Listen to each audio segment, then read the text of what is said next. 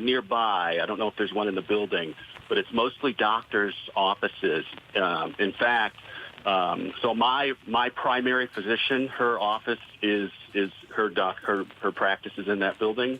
And there used to be, for example, I got my eyeglasses done. There was an eye care facility on a different floor.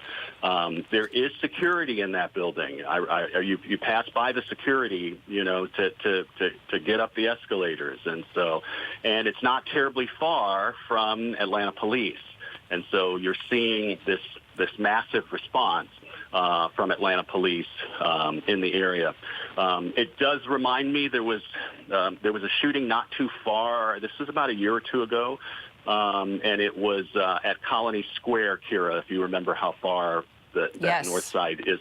Yeah, it was at Colony Square, which is a sort of shopping center. It was a somewhat similar situation. It was a young woman who she shot two people, I believe, and there was this massive search for this person. They ended up finding that person at the airport in that incident, and that wasn't terribly too far from where this incident has happened.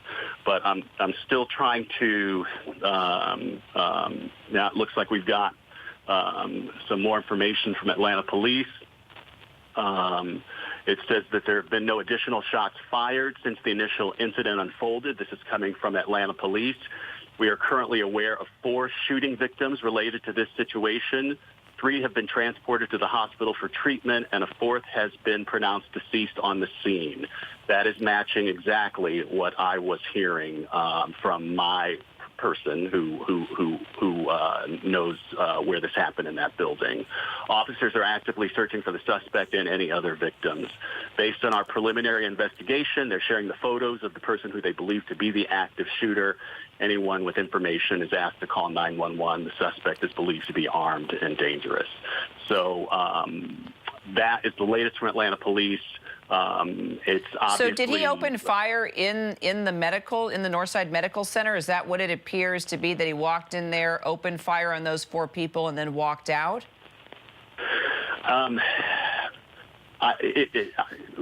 He opened fire. He walked in the building and opened fire. Where, I don't want to say at this point. But until police say, because, there are a lot of people there are a number of different practices in that building, and, I think it's, we would be best to let police say sort of which practice it happened at, especially if we're talking about people with life-threatening injuries and at least one person who was killed. And so, but so I would like, I'd like for police to sort of come out and sort of say which practice. But it's just an unfortunate, terrible situation, of course, frightening for everyone involved, and terrifying, frankly, that this is happening yet again. Yep, these have been they're becoming too common, Steve. And if indeed, now the question remains, and maybe we bring Brad in on this. And Steve, please let us know as you're getting more information. You are so well connected with the Atlanta Police there. Stay with us. Tell us when you have more information. This is where I want to bring in Brad. So Brad, now it looks like we're able to confirm that there were 4 people that were shot at the Northside Medical Center here in downtown Atlanta, the Midtown area. 1 person has been pronounced dead. 3 others were taken directly to the hospital. We have these pictures now of the man police believe to be the shooter, a shooter that is still on the loose, that they're trying to locate. Looks like he went into this medical facility where he opened fire. So that sort of narrows down a lot of details about this shooting. If indeed he purposely went to this medical center, Brad, and opened fire, it's possible that he was getting some type of care there and wasn't satisfied, or was getting some type of, who knows, maybe it would have been therapy, some type of counseling. We don't know. But it looks like he went in there for a reason, Brad. Well, I think it's fair to say he has some connection to this medical facility, whether he worked there, was a patient there, or he's angry about a friend, a relative that got treated there.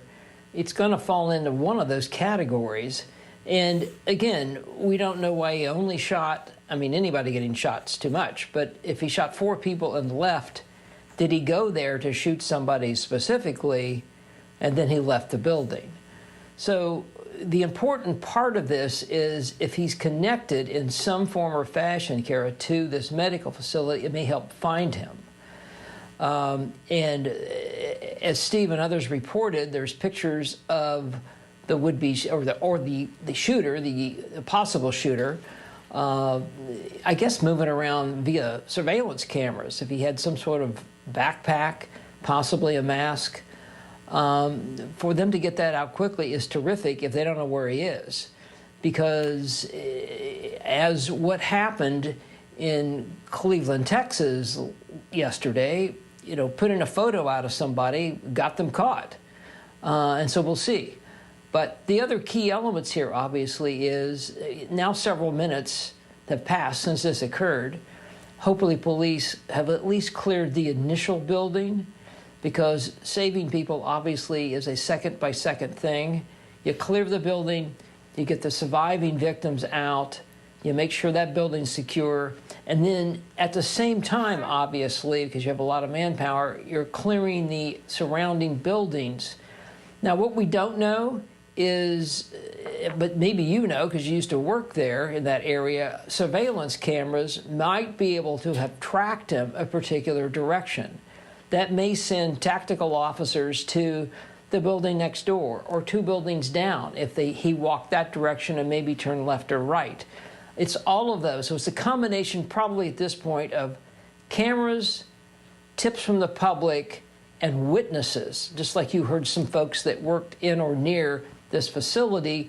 All that information goes into basically a command center where they decide what to do and when to do it. But clearly you have to do a lot of these things simultaneously. Right. Yeah, I will tell you from what I know by living there in the area is, you know, depending on the time of day, you know, is how you kind of gauge the safety. For the most part, this area is safe. It's Midtown. There's lots of restaurants, activities going on, a lot of shops. It's not far from the main part of downtown Atlanta where there's a lot of museums. There's the Human Rights Museum. There's CNN. There's the World of Coca-Cola. I mean, a lot of people gather down in this area and go back and forth, especially if you're a tourist. But it's also a very popular place to live, and it's convenient for medical center and doctor's appointments and all of that. That location is, you know, it's a lot of it's a residential area, lots of high-rise apartments, condos. It's a vibrant area. It's not considered a dangerous area by any means. Now, sometimes at night you want to be a little more careful, and there's been instances sometimes in certain parts. But overall, Brad, you know, this is a safe area. And just looking at the live pictures here, you can see the mobile command center that's been set up there. The Atlanta police have brought it in. Clearly, they've got. Maybe we should explain to people, Brad. Let's talk about the fact when something like this goes down in a certain area, they create a perimeter, they block off the streets, they start to clear buildings. They brought in so many assets. I mean, just looking at all the departments that are there, from the MARTA police, Atlanta Fire, Atlanta Police. You've got the Atlanta SWAT team, as you see. Georgia Tech Police are there, because it's not far from that area. Georgia State Patrol is also there on the scene. But just that mobile command center that you can see right there, looks like a big rig. They're in there putting up the boards and communicating all the various officers, including the SWAT team, on how to clear the area and look for this man that we are seeing down below there in the corner that was captured coming in and out of the Northside Medical Center. So let's talk about how this works. I mean, comms is everything, right? And it's making sure nobody else gets shot, securing the area, finding that suspect, and taking him into custody. So let's just kind of talk about what we're looking at with regard to SWAT's mobile command and communicating with all the various agencies so this can go down safely as they try and track this man. So this is where prior training together pays off. Because, as you mentioned, you have all of these city, county, state, and I'm sure the ATF and FBI and maybe other federal agents that work and the proximity of that location are also there to help. The key is the command bus or truck that you're talking about will be directing traffic, law enforcement traffic, to where to go, how to react, where to move. And because hopefully they're divided up into teams, you have people that you can immediately send to a tip as to where he might be, or to a relative or someone who knows him. Immediately get those leads out, send detective agents, even uniformed people, to gather that information, have it come back to the command post. How does it fit with other pieces of information they have? These things, I've been to them before a number of times. They're chaotic at best, but you do what you can do based on what you were trained to do, and each agency sort of staying in their lane.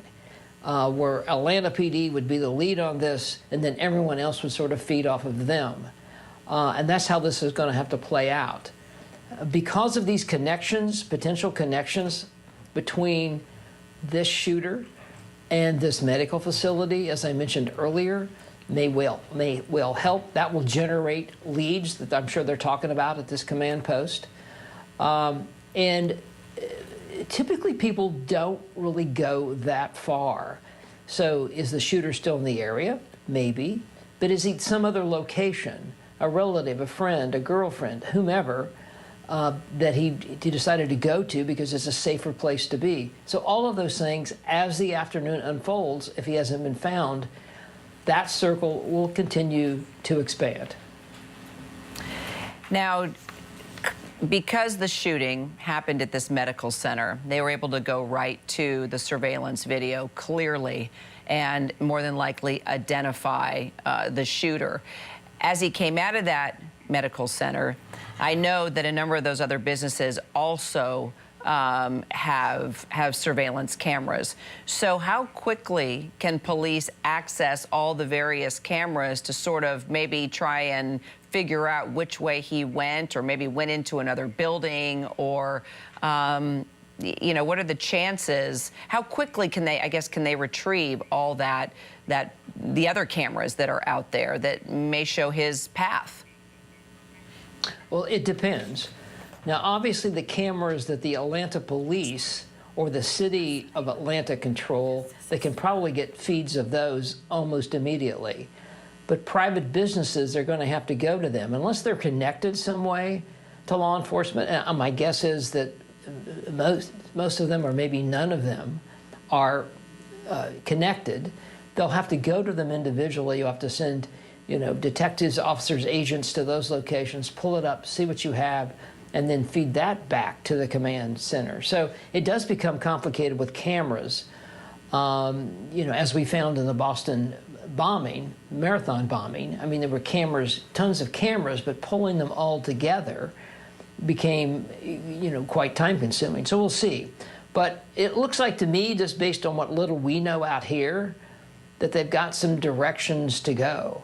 And I'm sure they're going as fast as they can to cover those, you know, to make sure that this shooter obviously is caught, but that there's no other plans to do another shooting. Because you just never know with these folks what's in their head. If they're desperate enough to pull this off, will they move on to some other location? And that's why you want to stop them as soon as you can. All right, so we're getting some more information here, and I'm trying to get more. It may not be Northside Medical Center because I'm looking now. We actually got Atlanta Police dispatch and how the call went down, Brad. So hang with me here for a second. 1609, they get the call. It says they're now advising an active shooter, person shot. Then the time moves to 1802. They're advising room 35. Now it's getting pretty specific. At 1811, it's going to be Laureate Medical Group. And I'm trying to figure out, maybe my producers can help me out. I do not think that is Northside Medical Center, if I remember correctly. If we could look up the Laureate Medical Group. Okay, great. Appreciate it, Matt. Thank you. Advising room 35, 23-year-old female, front doors barricaded. It's going to be West Peachtree and 13th. I'm going to just read through the dispatch here with Atlanta Police. Between 13th and West Peachtree, be advised, female shot. She's seriously bleeding. Shot in the side and in the back. Locking the elevators down now. Elderly female, gunshot wound to her left arm. Be advised, black male, about 6 foot.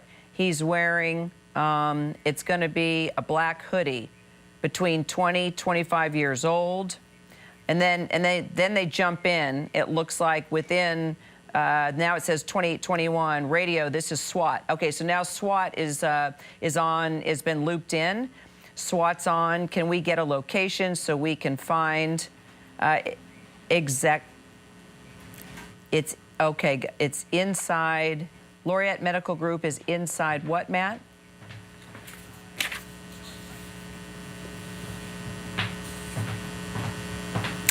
Got it. All right. So Laureate Medical Group is located inside the North Side Hospital facility there. Thank you very much, guys. Now we have an exact name, so if anybody knows anything about the Laureate Medical Group there that's based inside the North Side Hospital facility, that is where the shooting went down. So, Brad, it looks like we have got, and this is straight from Atlanta Police Dispatch, that we definitely know a 23-year-old female had been, actually, let me look back at this again. Front doors barricaded. Yes, so that female was shot. We will follow up, of course, now that we are getting more details. But coming from the Atlanta Police Department, 1 person has been killed, 3 others injured. SWAT is on the scene. Multiple agencies there in downtown Atlanta still looking for an active shooter they believe to be that man you see on the screen in the lower box, in the hoodie, wearing the mask, who had entered, opened fire, according to police, and then left that medical center, the Laureate Medical Group there that's attached to Northside Hospital facility in Midtown Atlanta. Please stay with us. We're going to continue to follow this breaking news story of this deadly shooting in Atlanta and the search for that suspect who is still on the loose. More details to come. Stay with us. Live pictures out of Atlanta, Georgia. We'll be right back on the other side.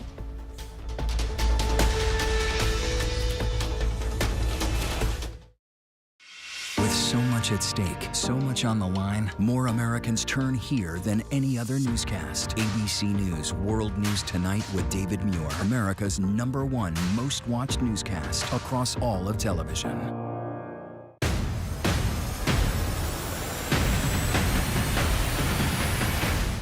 Right now in America, with so much at stake, thank you for making ABC's This Week America's #1 news and politics show on Sunday mornings. You never know what you're going to get on this show. That's all I'm going to tell you. Yes, Whoopi! Is this mic on? Can you hear me out there? Behind the scenes is always a better show. Absolutely, absolutely. That's what people don't see during the commercial break. Right, they don't. What happened? I had no idea really what I was getting myself into. That day that we walked out, I treasure that day. I couldn't sit there. You're doing good, Joy. You're doing good. Oh, yeah, baby. It was crazy. Behind the Table. Listen wherever you get your podcasts. From America's #1 news source comes the all-new ABC News app. Breaking news, incredible video, faster, smarter, and it can customize to you and your interests. If you love being in the know, you're gonna love this. Experience what all the buzz is about. Experience the all-new ABC News app. Download it now. We're honored ABC's 2020 winner of 3 Emmy Awards for excellence. Thank you for making 2020 Friday night's most watched and most honored news magazine. All right, here we go. You ready? Let's do it. Yes, it's the show America wants and America needs right now. This is What Would You Do? Let's go. How are you? Yes. So what will you be watching Saturdays on ABC News Live? What would you do? Hey, I guess I just found out. The What Would You Do Marathon, 2 to 6 Eastern, every Saturday on ABC News Live. My favorite show. 13 women opened their doors to the man who would end their lives. Another body in Boston. A killer held Boston in a state of fear. It was a crime spree that stumped police for years. Now, journey deep behind the deadly details. They had hundreds and hundreds of suspects. And into Truth and Lies, The Boston Strangler, the new true crime podcast series. Listen now wherever you get your podcasts. And watch Boston Strangler, starring Keira Knightley, streaming on Hulu. With so much happening these days, it's hard to keep up. Things change hour by hour, minute by minute. The historic weather that's now unfolding. The worries on Wall Street. We're bringing you the Right Now. Been a nationwide teacher shortage. The Right Now look at the day ahead. An alert this morning for dog owners and the key takeaways from the biggest stories. World News Now and America This Morning, America's #1 early morning news. Today does feel a little different. Early mornings on ABC News Live. This is where the newsmakers come first in the morning to be heard.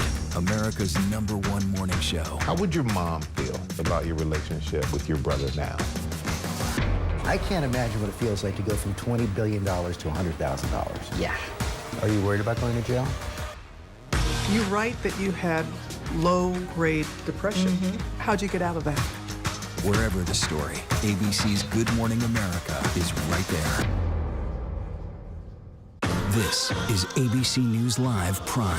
Hey there, I'm Lindsay Davis. Thanks so much for streaming with us. Live reporting, breaking news, exclusives, award-winning, powerful, eye-opening. How lucky are we? ABC News Live Prime with Lindsay Davis. All new, streaming weeknights.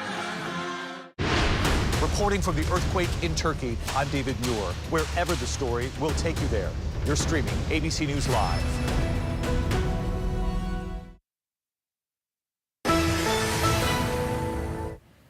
Hello, everyone. I'm Kira Phillips. We've got continued details in our breaking news coverage here on ABC News Live. One person is now confirmed dead, 3 others injured after a shooting within a medical center there in downtown Atlanta. It's a Northside Hospital Medical Center. Police saying the suspect is still at large and is armed and dangerous, have asked everyone in the area to shelter in place. The police have now released the photos you're seeing there at the bottom of your screen. They believe that is the suspect. Anyone with any information is asked to call 911. Police saying that this man walked into the medical center, the Laureate Medical Center, there in downtown Atlanta in the Midtown area, opened fire, killed at least 1 person, police say, injuring 3 others. So 4 injured and 1 person killed, is that right? So we're talking 5 people now as we get this information as this breaking news story continues. 4 people injured, 1 person pronounced dead on the scene. Within minutes, this area not far from an Atlanta police station, so the response happened pretty darn quickly, and you can see all the agencies there on the scene. You've got Atlanta Police, Atlanta Fire, MARTA Police, Georgia Tech Police, also Georgia State Patrol, all responding to the situation now. And of course, Atlanta SWAT was on there. Within minutes, they arrived at the scene, actually jumped on the dispatch call of what was happening within that medical center and found out exactly where they needed to go. There were a number of details within that medical group that we got by just coming in from the dispatch transcript that we got, and also our Steve Osunsami, one of our national correspondents. He's based there in Atlanta, Georgia, has lived there for decades. That's actually the medical center that he goes to when he sees various doctors, so he knows that area well. But the pictures you are looking there at the bottom of your screen, that's who police are looking for right now. If you recognize him, if you know him, if you know anything about him, you are asked to call 911. Right now, police are looking to find him. They've cordoned off the whole area, set up a perimeter. You're looking at live pictures there in the bigger part of your screen. Also at the top corner, you can see police have cordoned off every corner. You will see armed officers trying to safely get people out of all the buildings there in the area, hoping that no other injuries will have taken place. But it looks like, according to police, that this man went into this building, opened fire, did what he wanted to do, and left. And so far, No other reports of shots fired, just police desperately trying to find this man that they believe is the shooter, where one person has now died, 4 other people are injured. Our contributor, Brad Garrett, also former FBI, with me right now as we're following this story. Got a lot of details from Atlanta Police Dispatch there. I mean, they knew exactly where to go. Reports coming in from what room that shooter apparently went right into. Brad, it's pretty remarkable how quickly they were able to get pictures out of who they believe conducted this shooting. But there's a lot going on right now. If indeed this was a patient at this medical facility, they've got his picture and more than likely know who he is. And you can rest assured that Atlanta police within that mobile unit there and across all agencies know his name and know information about him and are probably trying to get in touch with any family member tied to this man. I mean, it happens quickly. If you're able to identify him and if he is a patient there, it's a tremendous lead for police, yes?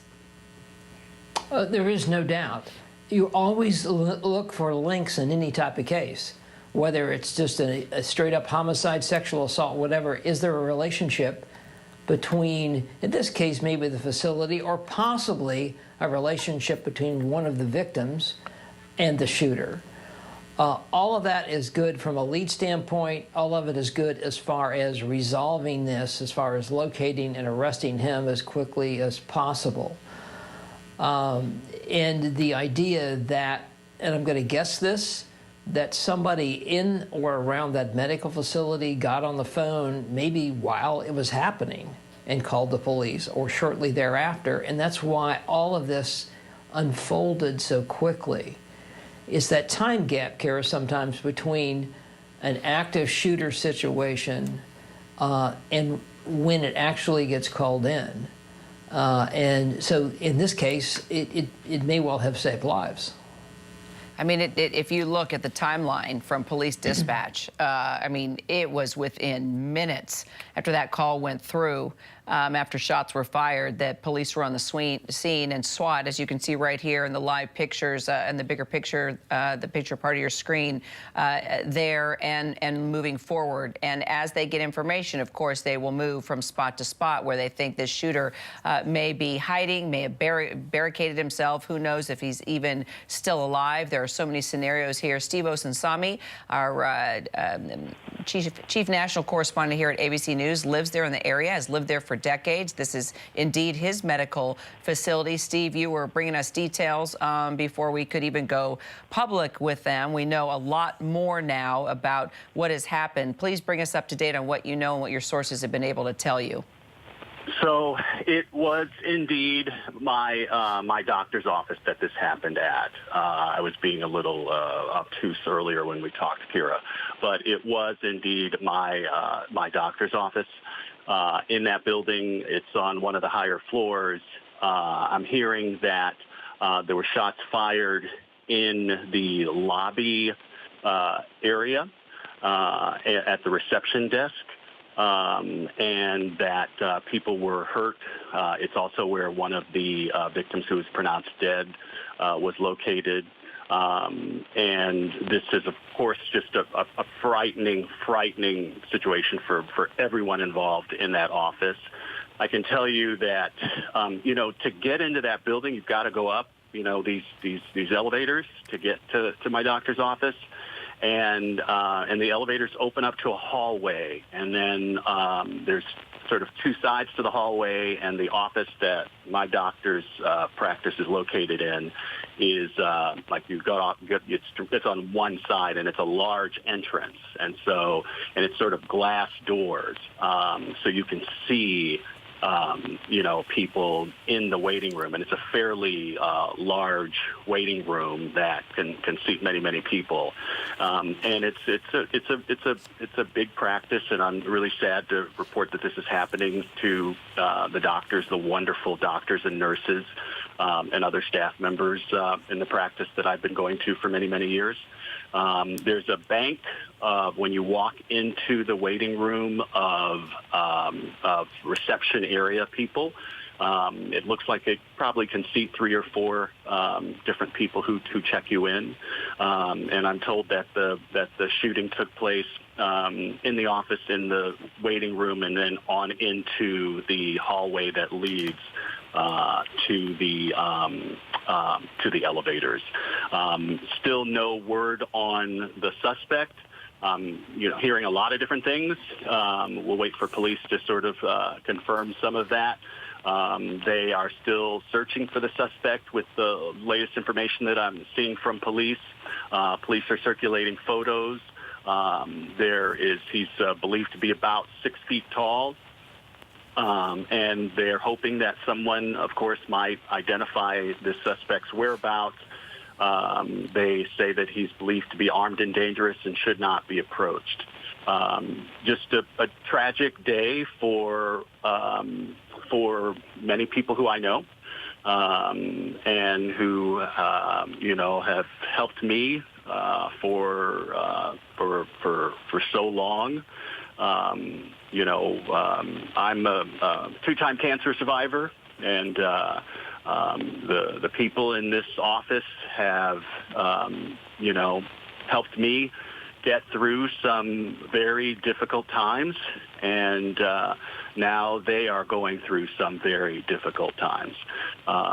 We know that some of the people who work in this office have been hurt. And we know one person who was in the practice at the time was killed. And so, very, very difficult day for the people in this building and in this particular practice. And I can tell you that, there's security in the building.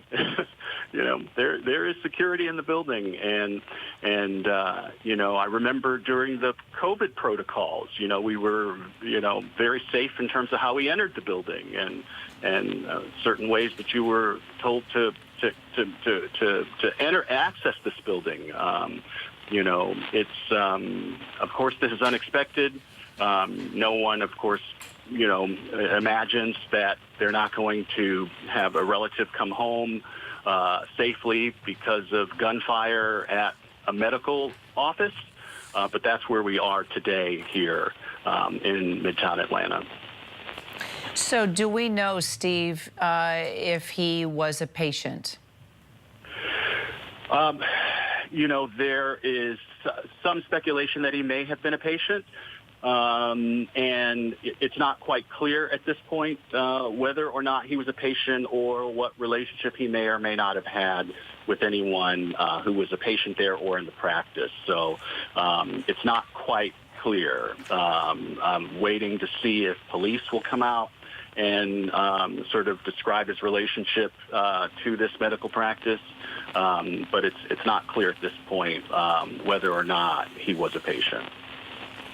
Got it. All right, Steve Osunsami, I hope you will stay with us, and as you get more information, please bring it to us, Steve. I just want to sort of reset for a moment for those that are just tuning in. We are following this breaking news story out of Atlanta, Georgia. 1 person reported dead. 4 others have been injured after a shooting inside this medical center, the Laureate Medical Center, which is tied to Northside Hospital there in downtown Atlanta. Police say the suspect is still at large. He's considered armed and dangerous. As you can see there at the bottom of your screen, police have released photos of this suspect, so take a close look. The police say no additional shots have been fired since this initial shooting, but they're asking for anyone in the area to still shelter in place, secure your building, and if you have any information, if you think you might recognize this suspect, you are asked to call 911. Also joining me now as we follow this story, ABC News contributor, former San Bernardino Police Chief Jared Bergwan. Jared, glad to have you in on the mix here. We've been talking about a number of things. First of all, maybe we just concentrate on police trying to find this man. We're seeing pictures of, they were captured on surveillance video there inside the medical center. On the opposite side, you do see the SWAT team coordinating, moving forward in part of the area there around this medical center. So there's a lot of questions to be asked. Considering this alleged shooter went into inside this medical facility, opened fire and left, and we haven't heard any shots since then. You know, as former police chief, does that pretty much tell us that he knew where he was going and what he wanted to do? Well, I think it would be accurate to say that there's a good chance that this was a targeted attack, and maybe he was going after, you know, a particular individual. But I will also say that that's not the important point right now that the police and the responders are dealing with. You have that magic word go out that this was an active shooter. You can see the size of the response in a very, very busy downtown Atlanta area with a lot of resources. The initial response by the police on something like this is well known. You go to the scene, you go to the victims, you go to the sound of gunfire, you go to where the threat is, you identify if the threat is there, you engage. If not, then the priority is, now you've got a split priority, I should say. And one part of that priority is, where is the suspect? Where do we need to go to find them? And the second priority is, let's get medical help to those victims. Let's get them out and get attention to them as quickly as possible. Then the next problem that you have on the police side is you have a massive response. And you can see it on the imagery there. You're going to have hundreds of officers that converge. And you've got to start to make sense out of that. You have to put the pieces together. Who do you have? What resources do you need? And how do you coordinate that information? The police are going to do that through what we refer to as an incident command system, where in a perfect world, leadership from the various agencies that respond are going to respond to a command post, and they're going to work together to coordinate what that response is and what the various agencies are going to do. You're also going to try to coordinate, you know, everybody that you actually have on scene and what their role is. There's probably a pretty good chance they knew who they're looking for. And I know we've talked about, they've got search teams going out and they're looking. Those searches need to be coordinated, but there's also probably a pretty significant investigative piece that's going on in the background. And that investigative piece has to be coordinated. Make sure you don't have multiple people from different disciplines doing the same work. You've got to coordinate it and make sure it's done on one, you know, by one particular group. And then you've got to take all of that information that is flooding into that command post. Undoubtedly, they are getting a ton of information as everybody's calling their contact. They're telling them what they know and what they've heard. And we know that early in these situations, there's a good chunk of that information that's not going to be accurate and not going to be reliable. That command post has to figure out a way to go through that sea and that tsunami of information and get the important stuff together so that you're not wasting time and energy and you're getting the right information out to the public. Yeah, Jared, it's pretty amazing to watch, and we did show pictures. At one moment, you could actually see the mobile command center that was set up in the big rig via Atlanta police that was brought in right there to the scene, and they look like little mini war rooms inside those mobile command centers where they're communicating with all the agencies on the scene, directing SWAT, trying to figure out, of course, how to either negotiate or many times they have to take down that suspect, depending on if they see that suspect to be a threat or not.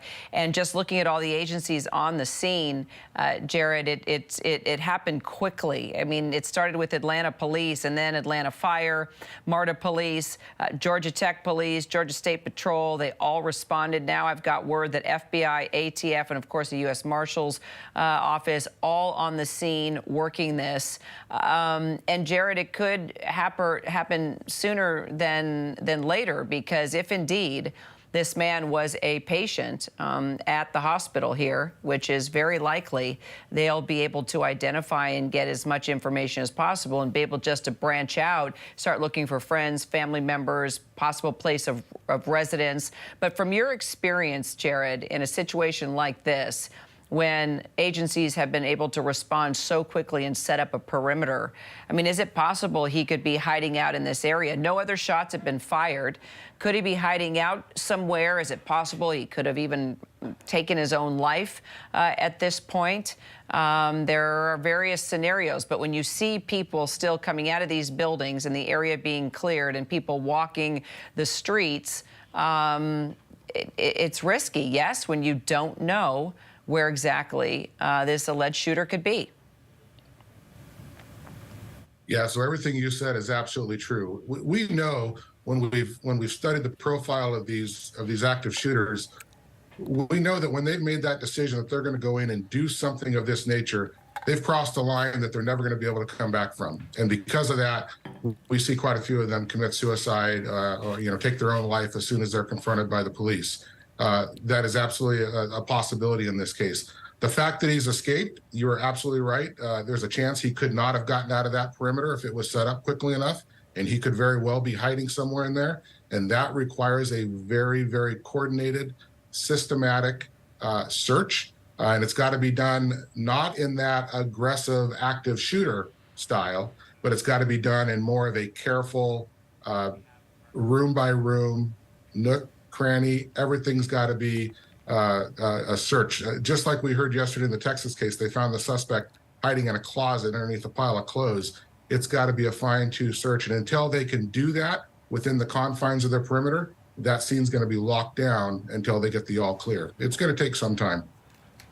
So, Brad, here's my next question. If indeed this was a patient at this medical facility and they are actually able to get real-life details and information on this man, is it possible, now that FBI, ATF, also U.S. Marshals are on the scene, the more information, the better, right? If they get his name and details, it's possible to see if he purchased a gun locally. I mean, we still don't know how he got the weapon or weapons, what exactly he did have when he opened fire. But if they get a name, that can possibly trace to a weapon if indeed it was purchased legally. Well, there is no doubt. And if he is the age that they're saying, perhaps early to mid-20s, he probably has a social media profile. My sense would be that that they're already at where he lived, maybe have interviewed relatives, if he lives with anyone, would have seized any equipment like laptops, iPads, whatever it might be, interviewed people, get a list of his friends and associates, because that's another place you may look for him. But there will be some sort of trail. There's going to be this trail, perhaps, a digital trail, a firearms trail, but there's also going to be some trail to this facility, as we talked earlier, of patient, angry at somebody there, angry at the facility in general, whatever it might be, there is a connection. And we'll see if he obviously was a patient or not. That's been mentioned. But really, it's the connection, and that connection will also help them, in particular, if he targeted one person at this location, as to what is that relationship and where does that take you as far as potential motivations and maybe even places he might be. So, Pierre Thomas, our Chief Justice Correspondent, on the line with us now.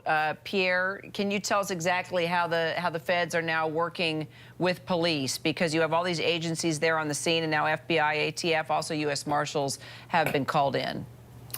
Well, Kara, sadly, they have a lot of practice at this kind of thing. Federal authorities are now at the scene. I spoke to a federal official a few moments ago who said, again, they had the very basic information in an initial alert that went out that said at least 4 people wounded, to include 1 fatality, which matches the information that the Atlanta PD has been putting out. So right now, what's happening is clearly they have a sense of who this person of interest is at this point. Efforts are being made to canvass that area to see where he might be and where he may have gone. Law enforcement officials obviously are super concerned that someone who would fire a gun in what appears to be some kind of medical office, that this person is potentially capable of more violence. So again, this is a very dangerous situation. Law enforcement officials, federal authorities, FBI, U.S. Marshals, they're available to offer whatever support that the local police may need. The Atlanta Police Department is a very large department. It has a lot of capabilities. So everything that can be brought to bear on the situation is being brought to bear. Pierre, thanks. Also, our Janice McDonald, ABC producer there based in Atlanta, on the phone with us now. Janice, it looks like you... You are at 13th and Spring. That's about a block away, right, from where this shooting occurred. Can you give us an idea or a feel what it looks like, if they're still clearing buildings, if there's still people in the area they're trying to get out? Okay, Janice is... Okay, got it. Okay, so Janice is not with us on the phone, but I can tell you what she just sent in to us.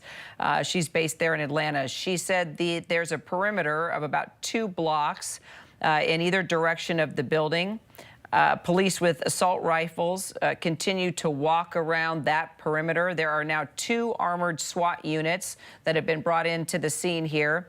Janice is apparently over at 13th and Spring, which is about 1 block, so she's very close to where this shooting occurred at the medical center, this Laureate Medical Group that is a part of Northside Hospital there in downtown Atlanta.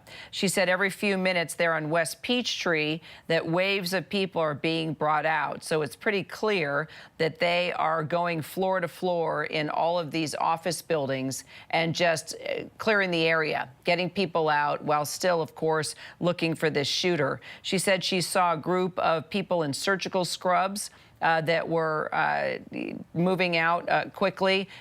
Also, now we're starting to get in video via witnesses here on Twitter and other forms of social media to kind of give you a different look of what the scene looks like here in downtown Atlanta. This is the Midtown area that you're looking at right now.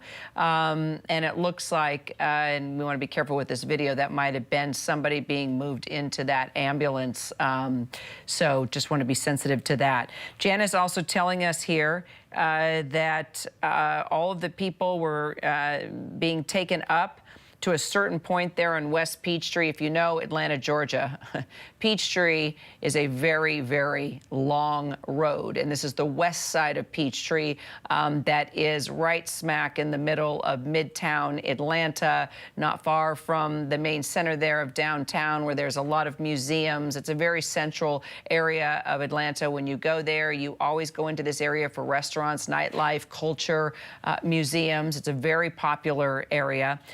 Apparently, the scene looks a lot less hectic now, Janice tells us, than it did before.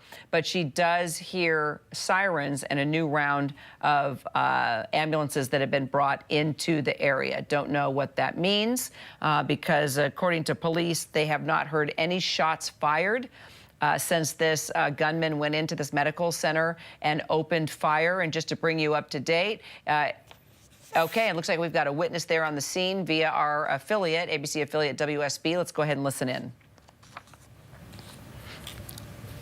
Ran out of there, and I saw the car with the window shattered.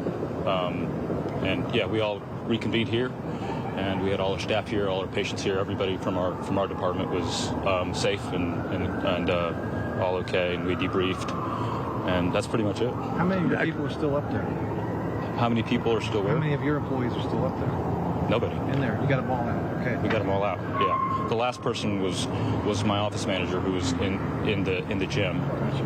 And hey, I'm sorry to interrupt. Mark Winning from Channel 2. Sure. Dr. Ahmed Ali. Sure. AHMED. That's right. ALI. Mm-hmm. Radiation oncologist. Yes. Your office is in the Northside Medical Building where the active shooting incident happened. Yes. And can you walk us through? I was on lunch break, so I was taking a walk around the building on a work call, and I noticed a bunch of just APD, Atlanta police officers, running into the front lobby of the building, and they were drawing their pistols. So I started walking towards that area to see what was going on, and as I was walking up, a whole slew of officers and police cars pulled up, and more officers started running in with pulled AR-51s. And I then was worried about what was happening in my building. So I walked into the lobby, and there's a building security was available, and I reached out to them and asked them what happened. They told me that they heard gunshots coming from the 11th floor, which is that tower. It's the top floor of the tower. And they said that there was a pool of blood they noticed when that elevator in one of the 3 shafts came down when the doors opened. And so that's what alarmed them to call an emergency, get the police out here. One of your employees had her car broken into in the parking deck? In the back, the loading dock. She had parked it temporarily there, because she was going to park. She had temporarily parked her right by the building, and so when she came back to the car, she noticed that the window had been bashed open, and I think there was a flashlight, like a metal flashlight. I saw it while I was walking by it on the ground. I don't know if the suspect was looking to get away, use that car as a getaway car, because that's right by a utility stairwell, and that door was open, and my staff member said, I've never seen that door open before. So that was a little suspicious. So I'm going to call the station. I'd like to do a live interview with you, okay? Sure. Okay, thank you. Question for you. What is your mind when you are hoping to say people this in the doctor's office? This is a way to He's not dialed in. He's about to get on the phone. All right, so that was actually a live interview that we're watching with one of the affiliates there on the scene. That is a doctor who works within that medical center where that shooting went down. He was on his lunch break, walking around the block, came back to his building where he is a doctor, and saw all the police cars and started moving closer to the scene to try to figure out what was going on. And then he realized that there had been a shooting. And he did just confirm that it happened on the 11th floor. That person that was killed was apparently sitting in the waiting room. 4 other people were injured. It looks like the gunman that you are seeing pictures of on the bottom right corner there, police released this video as soon as it happened. These images from surveillance video of the man they believe to be the shooter. You see him in the elevator with no mask on, and then you see him leaving, hoodie up, mask on, a big backpack in front. They're describing him as a black male, 6 foot, possibly 20 to 25 years old, asking that you call 911 if you see him or have any information. On the other side of the screen, you see one of 2 SWAT units that have now been moved into the area. You know, this is a delicate dance, right? SWAT is clearly communicating with the command center that's been set up, the mobile command center that's been set up there in the area. They've set up the perimeter. They realize they've got to get people out of those buildings or tell them to shelter in place as they try and clear the area, the streets, everything from the bushes to the streets to the buildings. I mean, who knows where this shooter is? Nobody knows at this point. So now 2 SWAT units in there coordinating with all the various police agencies on the scene. You've got Atlanta Police, Atlanta Fire, MARTA Police, they're the subways of police system there. Georgia Tech Police, which is not far, by the way, from this area in Midtown. Georgia State Patrol, they're all in the situation, and they're coordinating with federal agencies as well now, FBI, ATF, U.S. Marshals. And if indeed this man was a patient here in this medical facility, and there are people that recognize him and know who he is, because he went there for a reason. He knew where he was going. He entered in, opened fire, according to police, and left. And now they're on the lookout for him. They believe that he is armed and dangerous. Police right now in this moment trying to find that shooter that opened fire at the Laureate Medical Center, part of Northside Hospital there in Midtown, Atlanta, not far from the center of downtown there, where there's a lot of people coming in at springtime. A lot of tourists come and visit this area during the spring and in the summer. This is very much a residential area as well. A lot of apartment complexes, a lot of condos, a lot of restaurants, nightlife. This is a very busy area, and it includes a number of doctors' offices. And we just heard from a doctor who happened to leave moments before the shooting occurred for his lunch break, taking a walk around the corner, and now he's talking to reporters, telling him what fellow doctors that survived that shooting are telling him now. Clearly a lucky doctor that was not within that building when the shooting went down. We have a lot of our analysts, contributors, and of course correspondents that are following this for us. Our Chief Justice Correspondent Pierre Thomas is with us, also former FBI Brad Garrett, and also retired police chief from San Bernardino, California, Jared Bergwan, all with me trying to follow this story and get as much information as possible. Pierre, I'll take it to you. Any of your sources within the FBI, ATF, or U.S. Marshals telling you anything? And do we know if indeed this man has been identified and if they've been able to trace any recent purchase or former purchase of a firearm? Well, what they are telling me so far is that, look, they have people that they sent to the scene. Those people are trying to gather information. This situation is, as I should say, tenuous at best, in the sense that you have a heavily populated metropolitan center. shots fired, people injured, with a shooter on the loose. No one quite clear where he's gone. My sense from sources is they do have an idea of who this person is. They're making efforts to contact people that may know him, according to the source I spoke to. But again, the premium right now is to clear any adjacent areas to where that shooting took place, to make sure that no one else is in harm's way. Again, with the high potential that this person is capable of shooting at people again. No information yet, just on the suspect, that beyond what the images that the police are producing at this point.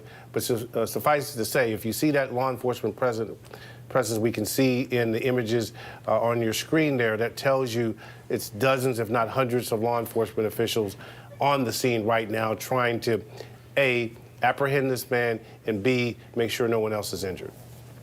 And Jared, you know, as a former police chief, it's a delicate dance here, because you have no idea where this shooter is. The good news is it's been quiet. So either he has taken his own life or he is just hiding out somewhere in the area. But it's a delicate dance when you're looking for an active shooter while trying to secure these buildings and also get people out of there so no one else is. Okay, I'm being told we have another live witness on the scene, our affiliate there, WSB. Oh, could be another doctor from the facility. Let's listen in. Midtown has been.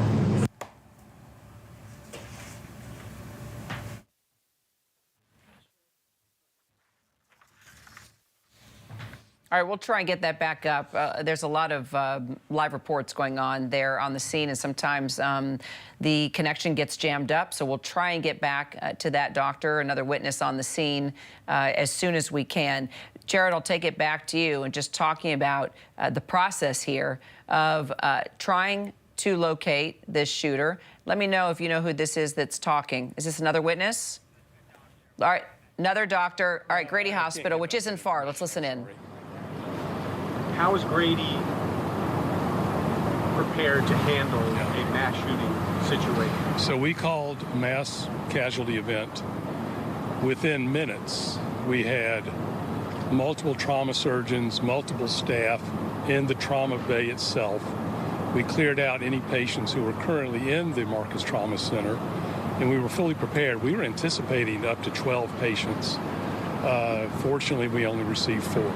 But we were completely prepared for it. We had all the staff that we needed. We had all the ancillary staff that we needed. We had chaplains there. We had security there. Everyone that was needed was in the place. And are you guys prepared just in case there are more? Yes. Yes. We have stopped our mass casualty call now, but we are prepared. I understand at this point, no visitors are being allowed into the building. Is that correct? We initially stopped visitors because we weren't sure where the shooter is. We are confident now that we can let visitors back in. We never locked the hospital down. We just wanted to stop visitors just in case there was anything going on. Can you tell me what the mass protocol is? I'm sorry, I couldn't. The protocol you said that you guys. So when we activate our mass casualty event, that immediately starts our command center.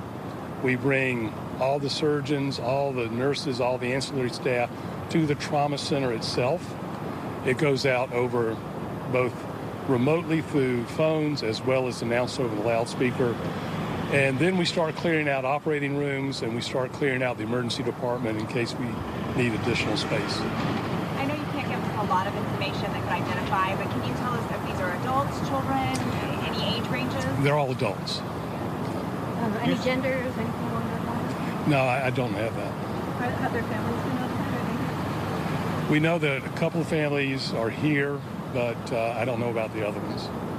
You said originally you were preparing for 12. Yes. The original call come in that there might be 12 coming? That's what we heard initially, but I think in any of these situations there's a lot of confusion, as you know. All right. Thank God. Thank God. Thank you. We'll keep you guys updated. 3 critical, 1 in the yard. So the 4 people total, but 2 in the operating room. Okay, 2 out of 4. Oh, so I'm Robert Jansen, I'm the chief medical officer. Critical or? Thank you, guys. All right, you were just listening to Robert Jansen. He's the chief medical officer and chief of staff there at Grady Health System after living in Atlanta for 2 decades. When there is a trauma situation, when there is a mass shooting, they go to Grady Hospital. They are known for their execution, quick execution of bringing in trauma docs and handling situations like a mass shooting. So he did confirm for us there, Dr. Jansen, that those that were injured were brought there to the hospital. They were ready to go. They had chaplain security. They had the mass casualty call out. They were actually expecting 12 patients to be brought in. He said, but they got 4. So they were prepared and ready to go and have treated those 4 individuals. And we'll continue, of course, to bring you updates there from Grady Hospital there in downtown Atlanta, Georgia. Now, for those of you just tuning in, what you're looking at a number of things on your screen. Most importantly, you'll see there at the bottom of the screen, just underneath the picture, the live picture here of me, you'll see the man that police believe is the suspect in this shooting in Atlanta, Georgia. This is the man police are looking for. They believe that he may be 20, 25 years old, black male, 6 foot. He was wearing this hoodie. That's a picture of him there in the elevator. You got a close-up. This is the man police are looking for right now. This is when he was coming in and out of the reception area there at the Laureate Medical Center, which is connected to Northside Hospital. Do not know if indeed he was a patient, but he clearly went there looking for someone or others, a group of individuals, because he walked in, opened fire in the reception area, and then left. 1 person was pronounced dead at the scene. 4 others, as you know, we just saw, were taken to Grady Medical Center, where they are being now treated for their injuries. So since this happened, since this shooting happened, police say they have not heard of any shots fired in the area. So now they're just looking for the suspect. They believe that's the man that opened fire in the medical center, and they are looking for him now. So you see all the other agencies here on the other side of the screen, multiple agencies there in Atlanta, Georgia, from Atlanta Police to Atlanta Fire to MARTA Police, Georgia Tech Police, Georgia State Patrol, also the FBI, ATF, and U.S. Marshals all there on the scene as we take sort of a wide shot there of where the Northside Medical Midtown facility is, where the Laureate Medical Group was, and where that shooter entered, opened fire, killing 1 person, injuring 4 others. And now police want to know where he is, and they're looking for him. We've got Jared Bergwan. He is the retired police chief in San Bernardino. He's one of our contributors. We also have Brad Garrett, former FBI, another ABC News contributor, our Pierre Thomas, chief justice correspondent. Of course, our Steve Osunsami, one of our chief national correspondents. He's based there in Atlanta. He's lived there for more than 2 decades, and that's his medical center. He knows it well. He knows the doctors. And just moments ago, we heard from one of the doctors that had just left that medical center for a lunch break, and he was walking around the block and heard all the commotion, worked his way back to the medical center and saw the active scene here, and was able to bring us a lot of information in an interview with one of our affiliates, saying he could confirm that shooting happened up on the 11th floor. We have a witness now, I'm told, on the phone. Go ahead, and Michael Palco, I appreciate you calling in. Can you tell me where you were at the time of the shooting, and what exactly did you see, Michael? Well, basically, I was just waiting around for my appointment, and all of a sudden, the nurses started shoving everybody into the same room. And I've been into a similar situation before, so I knew what was going on. I'm sitting there next to a 7-year-old girl that's literally just got a cast on her arm, and try and just help her not freak out, you know. But nobody knew what was going on. One of the nurses actually heard shots fired beforehand, but just obviously just didn't believe it, just out of disbelief, and turned around and all of a sudden they'd shut down the whole building. We sat there and waited till Atlanta's Finest actually came and took care of business. But we were looking out through the windows. Go ahead. What floor were you on? I was on the 11th floor. Okay, so that's where the shooting took place. Apparently,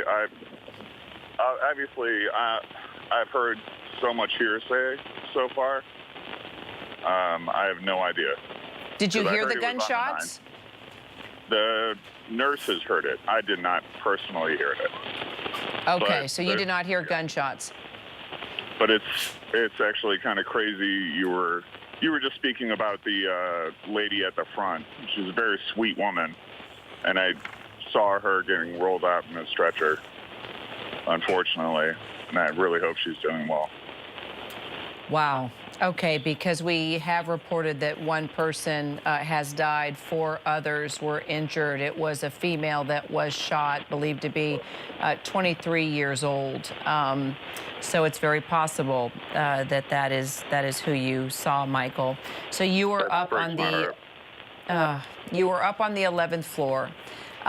Can you tell us what type of doctors are in this building? Is it all different kinds? Do you have any idea? It is definitely all different kinds. I personally was just doing a after surgery checkup, and that was pretty much most of the people that were in the office that I was in. Okay, so if you were on the 11th floor and you did not hear gunshots, it was nurses that heard gunshots, it is possible that didn't happen where you were, because we have been getting a couple different reports of exactly what floor this happened on. But let me ask you, when the nurses, where did the nurses start putting patients, like into separate rooms, locking the doors? Kind of describe what happened as you were there waiting. All right, so I was basically in the waiting room, and we started to see commotion go outside. You know, there was way too many blue lights flashing for just anything ordinary. And then all of a sudden, everybody was asked to get away from the windows and go ahead into this end room, which was like on the other side where everything was apparently going on. Was the furthest office from the elevator as well, or the stairwell. So they obviously had a good execution and knew what to do in a time of crisis. And we are now being told we have a name of the suspect, Michael. Stay with me. Maybe we can bring up those pictures once again of the photographs we have of this man that walked into the medical center. Police saying his name is Dion Patterson, birth date October 1998.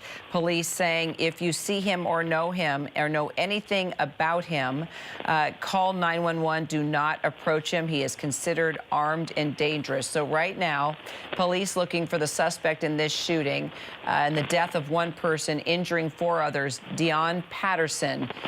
This is his picture, and now we have confirmed his name. Dion Patterson, police asking if you know him or anything about him to call 911 and give as much information as possible. And Michael, I'll just throw it out there. Do you by chance know this man or know if he was a patient there, if you've ever seen him before? No, once again, like all I've heard is hearsay. I heard that he was going there for something psychological, and his mother made him go, and then that's one of the people that was shot. That's all I've heard. As in his mother was one of the individuals? Correct. Okay, and like noted, hearsay. Yeah. Right, yeah, of course. Hearsay. That's total hearsay, of course. But that gives us a little information to pursue, and we can fact check it. So I appreciate that. How many people were in the room with you, Michael?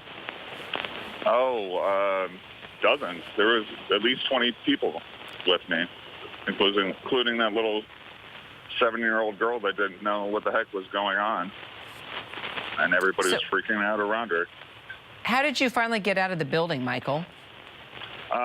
Well, finally, the SWAT team came through the building and asked us to all put our hands up and walk down the stairwell. But it was a very slow process because they had to check everybody's baggage, and, you know, obviously half of us are in slings and in casts and stuff like that, so it took a little bit longer. But now they're actually questioning all of us at a local hotel and going from there and trying to do what they do. Michael, are you seeing or have you seen the pictures that police released of the man they believed opened fire inside that building? Yes, I just saw the elevator picture. Okay. Did you see that man at any point in time when you were in the building? No, I can't say I did. Can't say I did. I'm glad I didn't. So once again, Michael, we are getting information now that the suspect police are looking for in this shooting is 24-year-old Dion Patterson, black male, about 6 foot. They have his picture. They have identified him, and police are asking you not to approach him, of course, but to call 911. He is considered armed and dangerous. Michael, how about that 7-year-old girl in the cast that was sitting next to you? Was she able to connect with her parents and get out safely along with you? Well, she was definitely, yeah, she was with her mother, and I was trying to, like, stay with them as much as I could because I wanted them to get out and get home because there's nothing that she doesn't need to see all that. She just went to a Taylor Swift concert this weekend. She's a happy little kid. Keep her happy. I have a 4-year-old myself, so I understand.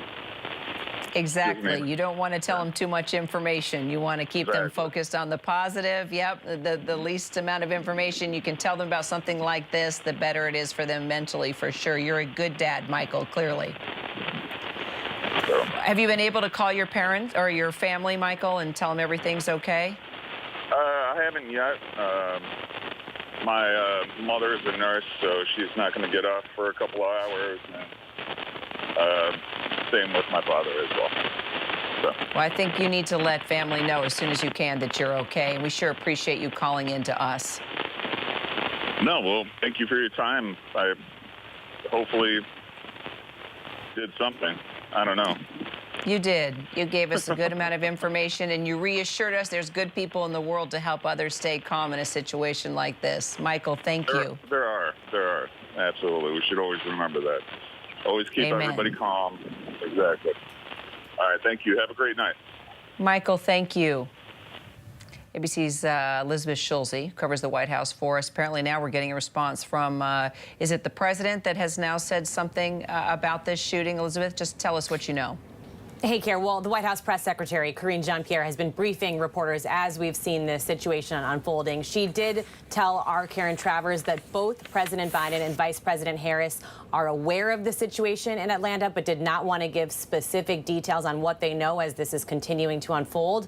The press secretary, Karine Jean-Pierre, was also asked if the president is frustrated by recent gun violence. Here was her answer to that.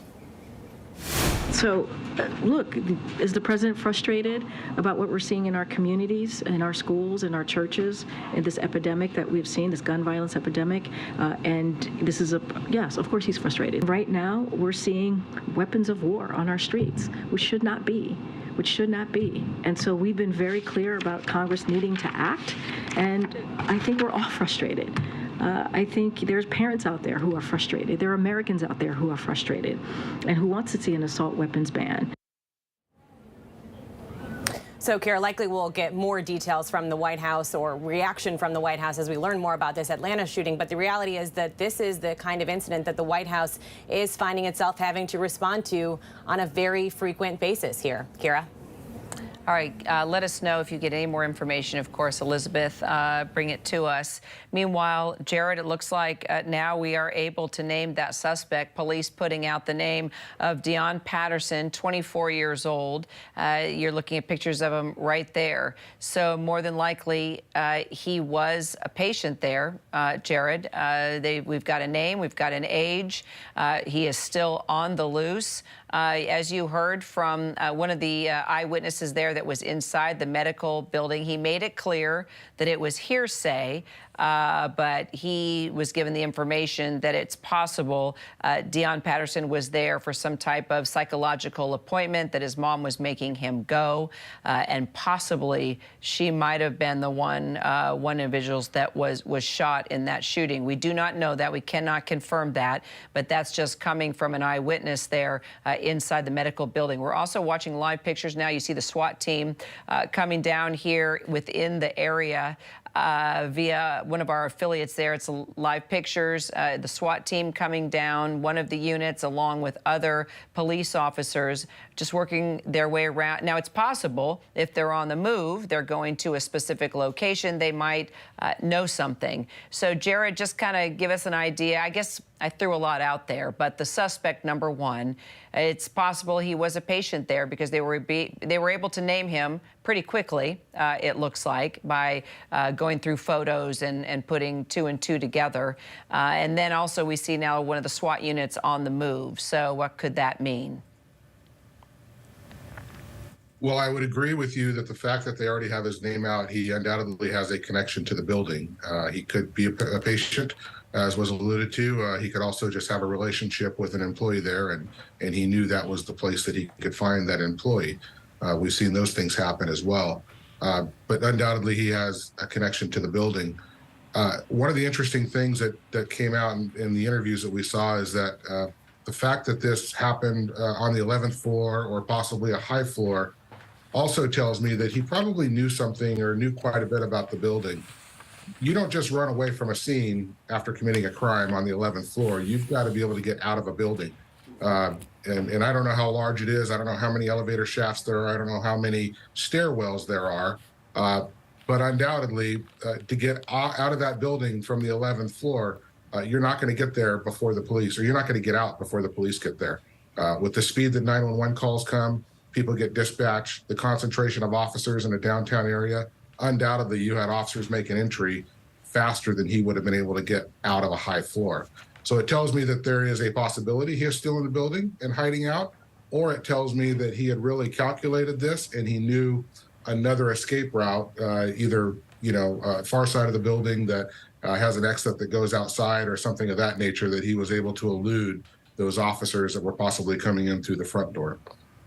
Now, I don't know how big this building is, this medical facility, but wouldn't you think by now that they would have cleared that building?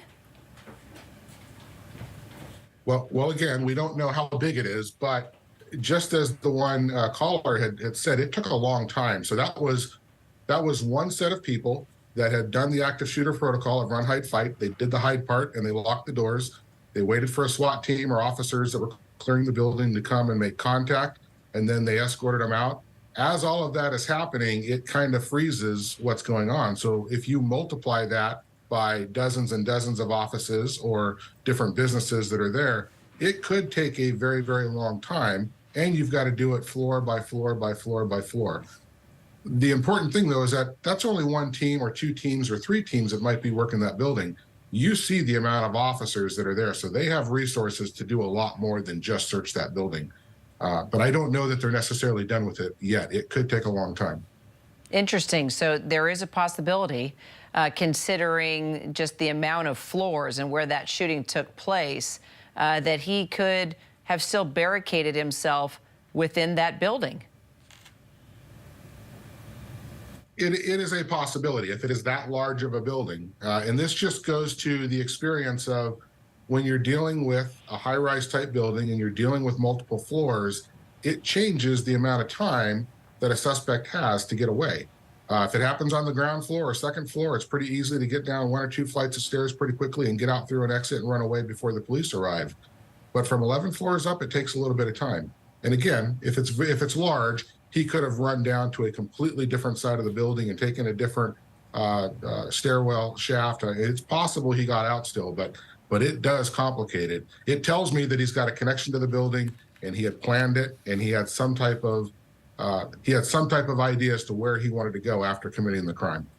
Well, it's interesting, too, Jared. One of the doctors who was interviewed there on the scene, he had just left the building to take a lunch break. He was taking a walk around the block and getting ready to come back into the building, and then he saw that there was clearly something going on within his building, and he said he actually went down into where the cars are parked, and there was a car that had been broken into. A flashlight was on the ground. Also, he noticed a side door had been opened that usually isn't open. So those were just a few details that we got from one of the doctors that works within that building, who had just returned after taking a walk around the block. So it is interesting to bring that up, that this shooter may have known exactly how to go in and how to leave in a quick amount of time after he did what he wanted to do.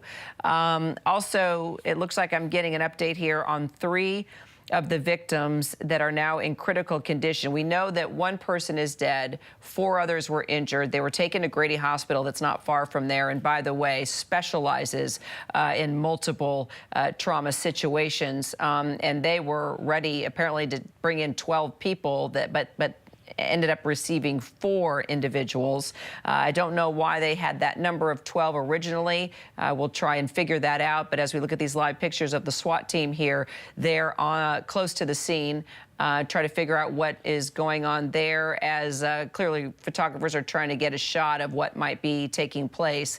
But there is some sort of conversation going on among the SWAT commander on what the next move may be and where this shooter could be hiding out, possibly even has taken his own life at this point. But the condition of the 3 victims, we are told, and I'm reading this, are Steve Osunsami, who works for ABC there, based in Atlanta, Georgia, saying that 3 of the 4 surviving victims of the Atlanta shooting are in critical condition. 2 of the 3 critical patients are in the operating room right now. The other is in intensive radiology. That is coming from Dr. Robert Jansen, who is Chief Executive Officer there at Grady Hospital, by the way, and they are treating all 4 of those shooting victims right now. All victims are adults, and of course, as we mentioned, he was just reiterating that everybody that was needed for this massive trauma incident was in place at the time of arrival when they were brought in. All right, so let me just bring you up to date on everything that we know. We've got 3 victims in critical condition. Not sure about the 4th person that is injured. 3 of those patients in the operating room. Oh, here we go. 3 of those patients in the operating room. The other one is in intensive radiology. Not sure what intensive radiology means, but I will try to figure that out through our experts.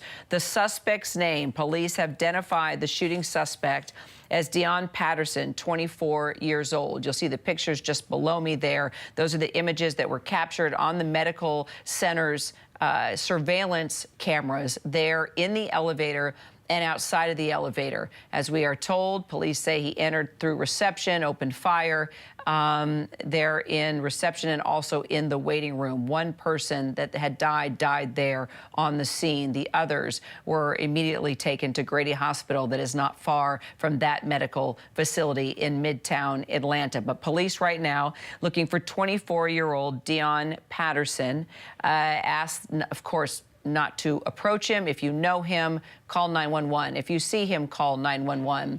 But Brad Garrett, your former FBI, as we look at these pictures now and just see sheriff's deputies, police, SWAT, there's not a lot of running around. There's not a lot of craziness. The perimeter apparently has been secured. They still are securing buildings, bringing people out. The fact that we see some areas here that look like it's calmed down a bit, I mean, what does that tell us? That they may well believe he's not in the area, and that they may well have figured that out, Kara, through cameras. either in, again, don't know this building, if it has a parking garage, all the way down to the parking garage cameras. Did they see him come out of the building? I mean, as we've talked about these mass shootings in the past, people using AR-15s or some sort of long gun, it's difficult to secrete that. It appears, without knowing more, that he had a weapon in a backpack, which is probably going to be a handgun, that he stuck it back into the backpack, and maybe well have stepped on the elevator, because the police at that point, even if they showed up in 3 or 4 minutes, don't know who they're looking for, typically. Maybe a general description. So I guess what I'm saying is they'll continue to clear the building, but they may be looking for him elsewhere. And it looks like we have a close-up picture of Deon Patterson, age 24. There it is. This is who police are looking for. Previously, we only had images from the elevator and from coming in and out of the medical facility, but now Atlanta Police Department are putting out a very clear, looks like it's a driver's license picture of 24-year-old Deon Patterson. As of right now, and we are pushing close to 3 p.m. Eastern time, he is still at large. Police are looking for him. Pierre Thomas, and we can keep this photo up because if people have seen him, know him, may be looking for him, this is the clearest picture that we have now after just showing those surveillance images from the video that was rolling inside that medical center.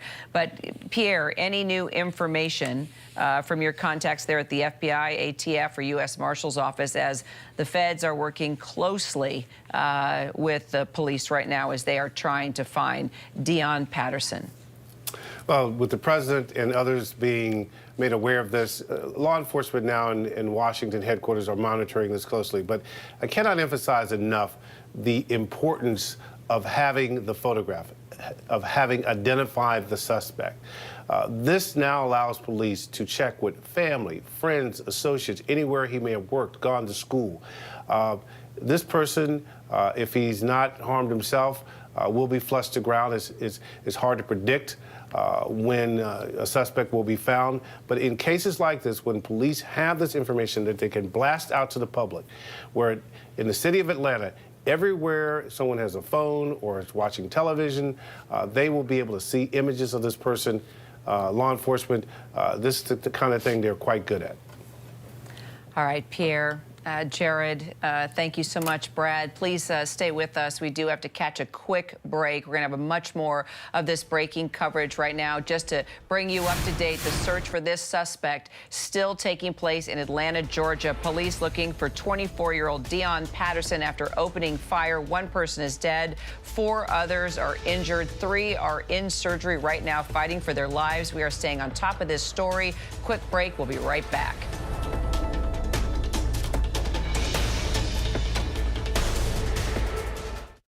Almond Mom is a little bit bought into diet culture, but it tends to veer on the side of overdoing it. Had to hit spin class, I had to earn this food. To be in a restrictive mode with food is almost like the worst joke ever. Food should not be good or bad. Every soul's body is important, no matter what size it is. Where body positivity has the potential to become detrimental is the nah girl, you're good. Impact by Nightline, now streaming on Hulu. Good evening, everyone. I'm Lindsay Davis. We begin tonight here in Buffalo, London, in Alaska, Uvalde, Kentucky, reporting in from Poland, Ukrainian refugees here in Warsaw. Do you think you'll ever be able to go back home? Did you ever have a conversation about an abortion? Is she lying? Yes, she's lying. Arguably the most controversial Supreme Court ruling in history. What's the impact on you now? Do you have future political aspirations? Absolutely. You ready for this? Go! You ran for Senate, President, now running for governor. I take it you like to run. This is the calling card. ABC News Live! You're going to deliver a show that will be remembered forever. The pressure on me. Finish this sentence. I want young girls to know. I mean, you are just a tough, bad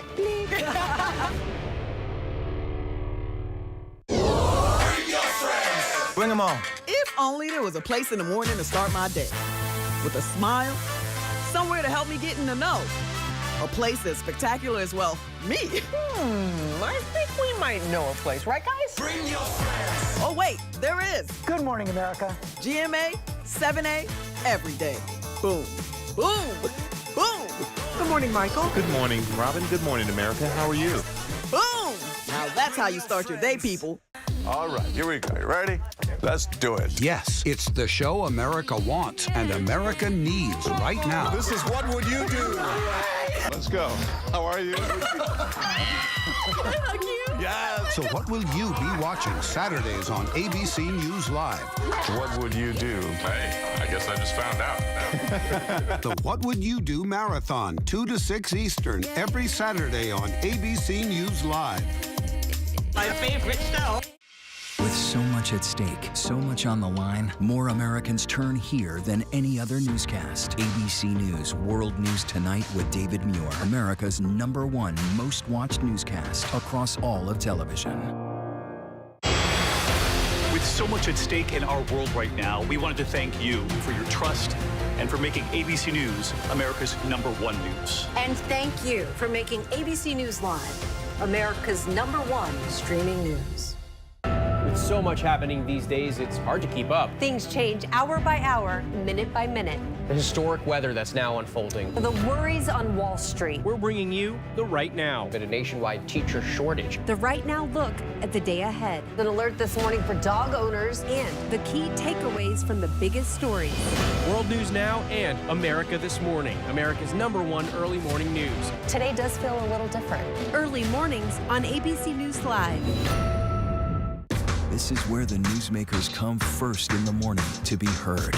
America's #1 morning show. How would your mom feel about your relationship with your brother now? I can't imagine what it feels like to go from $20 billion to $100,000. Yeah. Are you worried about going to jail? You write that you had low-grade depression. How'd you get out of that? Wherever the story, ABC's Good Morning America is right there. Whenever news breaks. Reporting from the earthquake in Turkey. Here in Kentucky, no match for the tornado. From Monterey Park, California, on the ground in Ukraine. From the scene of that deadly missile strike. ABC News Live everywhere. Reporting from Jerusalem, from Uvalde, Texas. On the 2024 campaign trail. Here at 10 Downing Street in London. Wherever the story is, we're going to take you there. You're streaming ABC News Live. ABC News Live. You're streaming ABC News Live. ABC News Live, streaming free everywhere.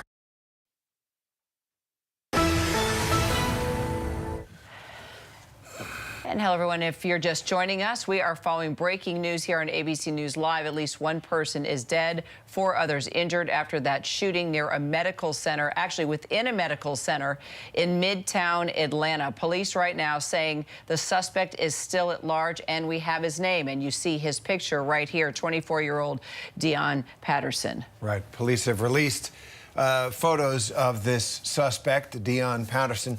Take a close look. They say, police say, no additional shots have been fired since the initial shooting. They're asking anyone in the area to secure their building and shelter in place. Anyone with information about this suspect is asked to call 911. We've been getting a number of witnesses, as we know, on the scene, Terry, through our affiliate WSB, along with other correspondents we've been able to touch base with there. This is a witness that actually was there during the shooting and spoke to our affiliate in Atlanta. Let's listen in to what he had to say. I wasn't in the building where the shooter was at, but I was in the building directly across from the building. What happened in those first moments? Well, I was actually going on my lunch. I walked out, and it seemed like I heard a loud noise, sound like a gun, but I wasn't close enough to actually believe that I heard it. So when I walked outside of Whole Foods, because I go through from my building, the Icon, to Whole Foods, when I walked out of the building, all I seen was police cars and SWAT, and everybody's just pulling up, back to back. And my supervisor was right there at the time, and he was like, hey, make sure you stay close to the walls and stand back because we heard this active shooter. We just saw a lot of Atlanta police officers with long guns just jump into a car, and you were telling me this is very much active. You told me that they're looking for the shooter. I mean, to watch this play out in real time, what is this like for you? It's just, I can't describe it right now. I just really can't describe it. It's just crazy. It's really crazy. Are you nervous, scared? Do you? I mean, I called a couple of my family members like, hey, it's an active shooter in the city. If anything happened to me, I just want y'all to know that I can't get back into the building, and I'm out here. I have to keep moving and keep moving backwards and backwards from my actual original location. So it's just tough right now. I can't get back to work. Them pushing us back, how much does that suggest to you? Expanding their perimeter. It's really, that's dangerous. Let me know that the situation is not something that can be taken lightly. They're definitely taking all the precautions that they can by pushing us this far back. And it just makes me wonder, where is he? It could be any one of us, not any one of us, but it could be anybody out here right now, and we don't really know who's the shooter. Sir, or where his whereabouts. Sir, we were just obviously just talking off camera. You're live right now on Channel 2 Action News.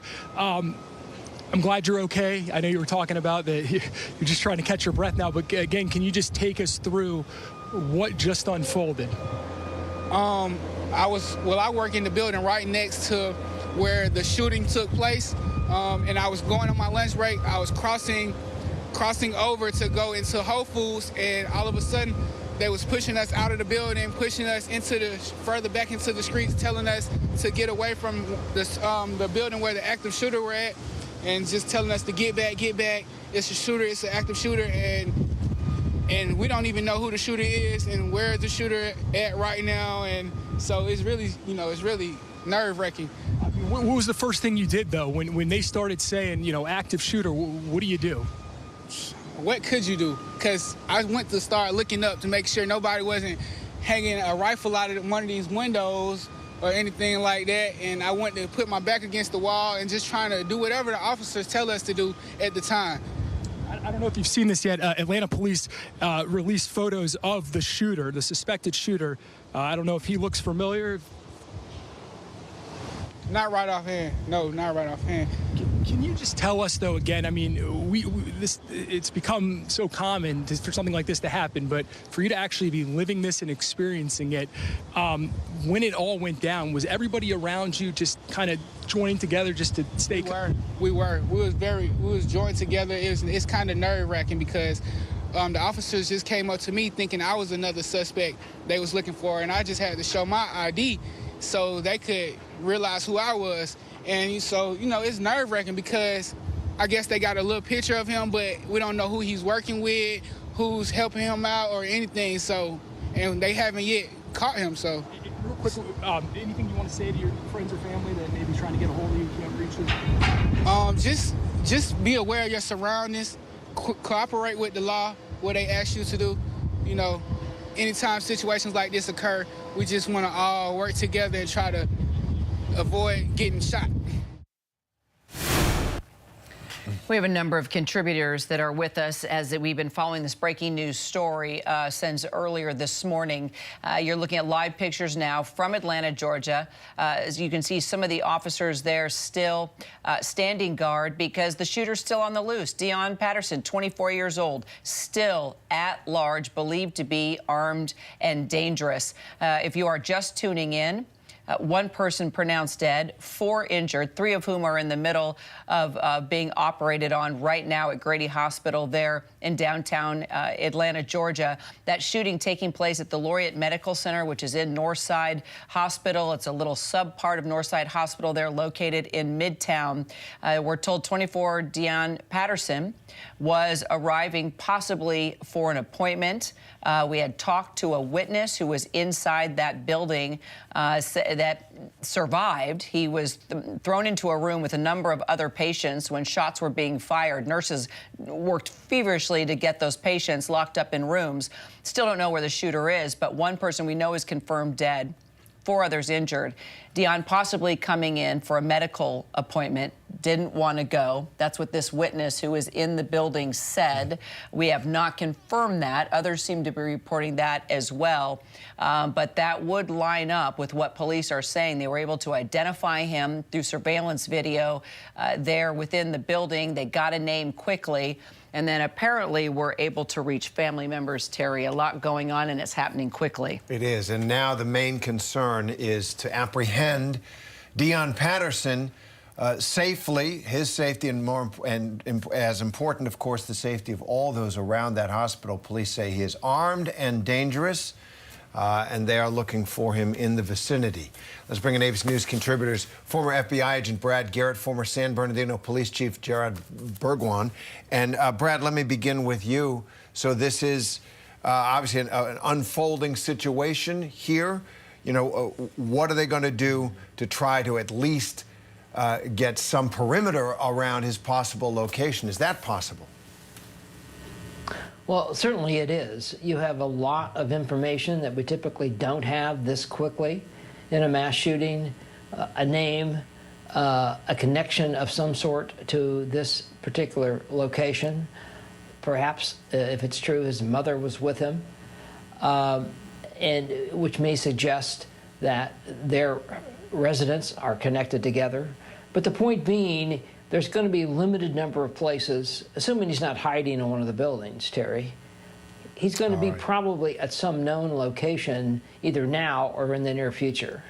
So a lot of information, as Brad says, to go on for the police. We're going to take you now to our station, our affiliate station in Atlanta, conducting a live interview right now with someone on the scene. What kind of surgeon are you? I'm a colorectal surgeon. Wow. And you went ahead with your procedure while all this was going on? I mean, you know, you get trained that if I mean, and I trained at Grady with trauma, and I was telling staff, and I was like, well, if we get a trauma that comes up, we just got to just take care of it, guys.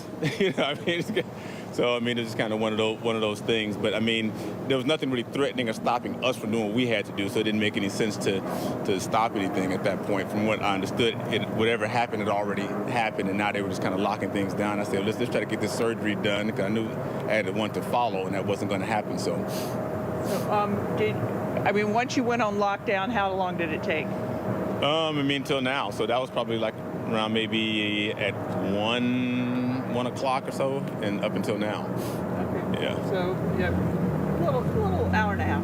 Yeah. Okay. Yeah. All right. Thank you very much. How did they bring you up? They basically, I was actually kind of in a room off to myself because I was trying to get some more work done, and then I heard some policemen outside saying, you know, come out with your hands up or hold your hands up, and I was like, that doesn't sound good. So then I kind of went to the back of the room where I was and stayed there for about a good 20, 30 minutes.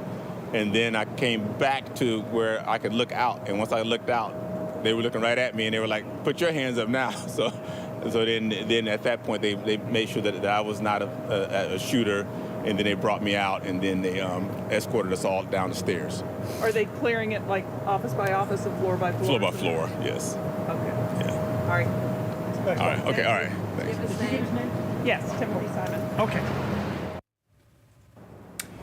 All right, our thanks to Janice McDonald of ABC News, our colleague, who obtained that interview by a surgeon still at work and tried to work through that shooting there. We appreciate that. We are told now that Atlanta police have lifted the shelter-in-place order for Midtown Manhattan, and yet this man, 24-year-old Dion Patterson, is still at loose, but they have, on the loose, they have lifted that shelter order, as you see there, shelter-in-place order in Midtown. Jared, from your experience as a police chief, when you lift a shelter-in-place order like that, when there has been a shooting of this kind with such a huge perimeter, more than likely, do you think they found his body, and do you think he took his own life? Well, I think it's too early to think that may have happened. It does tell me that they feel that the area is safe enough that there's no reason to ask people to shelter in place anymore, and people can go about at least moving about. They're not going to get into the crime scene. There's still going to be a tight area around where this building is. It's going to be locked down for quite some time. But they apparently feel that there's not a threat to people outside of that immediate area. And Jared, when we're talking about, you know, a city the size of Atlanta, locked down for a while, what the scale of the operation we're looking at to track down where this young man is? I mean, it must just be enormous, the resources devoted, you know, minute by minute, hour after hour now, to apprehending this man. Yeah, as we were talking earlier, one of the biggest challenges is you have that initial response and you say that word active shooter and you get a massive response of every single available law enforcement officer really in the region that's going to descend on that scene. And cops are really, really good at when they get there, they're going to go to where the threat is, to where people need help, to the sound of gunfire, whatever that might be. But it's the sea of officers that arrive, and then as things start to settle down, the challenge is in trying to manage those resources and then make sure that you're checking all the boxes and doing all of the small things that need to be done to make sure that you're doing a systematic search, that you're doing it appropriately, that you're not missing anything, that you're starting the investigation, you're gathering information from people, you're taking statements, and you've got a place for all of those statements to come into so you can make sense out of the information you're getting. It gets very, very complex when it gets this big. It is chaotic. All right, well, it looks like we are going to take a quick break. Jared, stay with us. We also have Brad Garrett, former FBI, with us, along with our Steve Osunsami, his producer, Jazz McDonald, who are there in Atlanta getting things for us there on the street. Right now, we can tell you 1 person is dead, 4 injuries reported. They are at Grady Hospital there in downtown Atlanta. The search for that shooter, 24-year-old, this is the picture of him right here, Dion Patterson. Police still saying they've lifted the shelter in place there in the Midtown area, but still no word on where this shooter is. Atlanta police asking for your help. We're going to be right back after a quick break.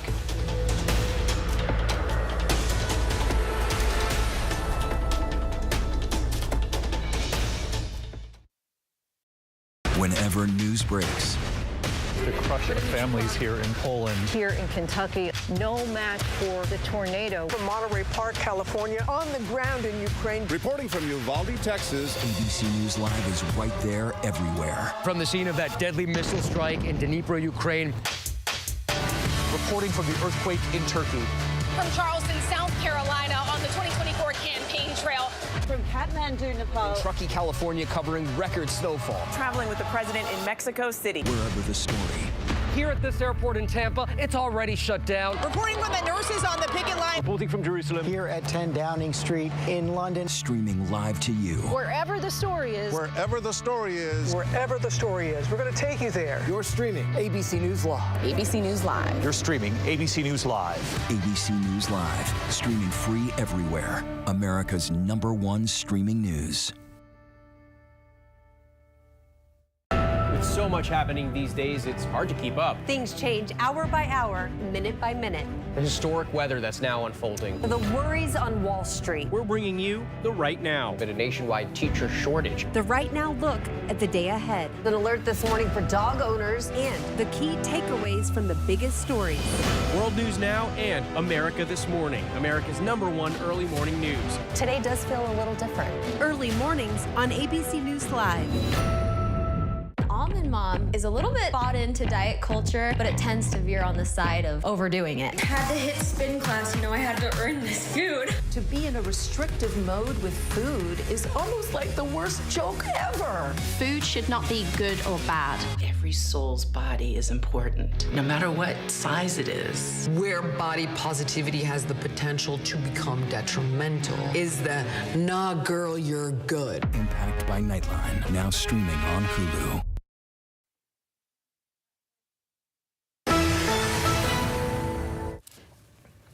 Well, if you're just joining us, you are following breaking news out of Atlanta, Georgia right now, where the police are still looking for the man you see there on their screen just below Terry and me. That is 24-year-old Dion Patterson, who police believe is the man that came in to the Laureate Medical Center. That's a part of Northside Hospital there in Midtown, Atlanta, Georgia, opening fire, killing 1 person, injuring 4 others. And Dion Patterson, considered armed and dangerous. They've released several images of him. This shot, of course, as well as a security camera from inside the hospital. And they are now on the lookout. They have, however, in recent minutes, just a few minutes ago, they've lifted that shelter-in-place order that was in place for Midtown Atlanta. So that seems to be an indication either that they know that he is somewhere else or that the situation has been resolved, because they're telling the people of Midtown Atlanta the danger is past. They are also telling us, we hear, that there will be some kind of news conference in the near future from Atlanta police. Once again, an indication perhaps that the situation is being resolved. And we know those that were injured were taken to Grady Hospital after living and working in Atlanta, Georgia for so many years. I mean, this is where big trauma situations, they always took in the patients in shootings like this. It's not far from where this shooting took place. And the chief medical officer there at Grady Health actually came out, talked to reporters. Robert Jansen speaking on those 4 individuals that were brought in that they were treating when they had all trauma docs on deck, said they were prepared, expecting 12 people. They got 4. This is what he told us. I think everybody's aware that we had a mass shooting down the street. 4 injured people were brought here. No other injuries occurred that we know of, and nobody was taken to the other facility. The 4 that were brought here, 3 are critical. 1 is still in the emergency department. The others are upstairs being treated. 2 in the operating room and 1 in what's called interventional radiology. Are you able to describe, I know there aren't HIPAA laws, are you able to describe where they shot? No, I can't give out that information, I'm sorry. How is Grady prepared to handle a mass shooting situation? So we called mass casualty event. Within minutes, we had multiple trauma surgeons, multiple staff in the trauma bay itself. We cleared out any patients who were currently in the Marcus Trauma Center, and we were fully prepared. We were anticipating up to 12 patients. Fortunately, we only received 4, but we were completely prepared for it. We had all the staff that we needed. We had all the ancillary staff that we needed. We had chaplains there. We had security there. Everyone that was needed was in the place. And are you guys prepared just in case there are more? Yes. Yes. We have stopped our mass casualty call now, but we are prepared. At this point, visitors are being allowed into the building. Is that correct? We initially stopped visitors because we weren't sure where the shooter is. We are confident now that we can let visitors back in. We never locked the hospital down. We just wanted to stop visitors just in case there was anything going on.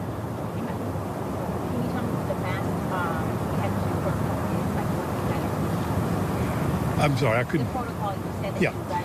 So when we activate our mass casualty event, that immediately starts our command center. We bring all the surgeons, all the nurses, all the ancillary staff to the trauma center itself. It goes out over both remotely through phones as well as announced over the loudspeaker.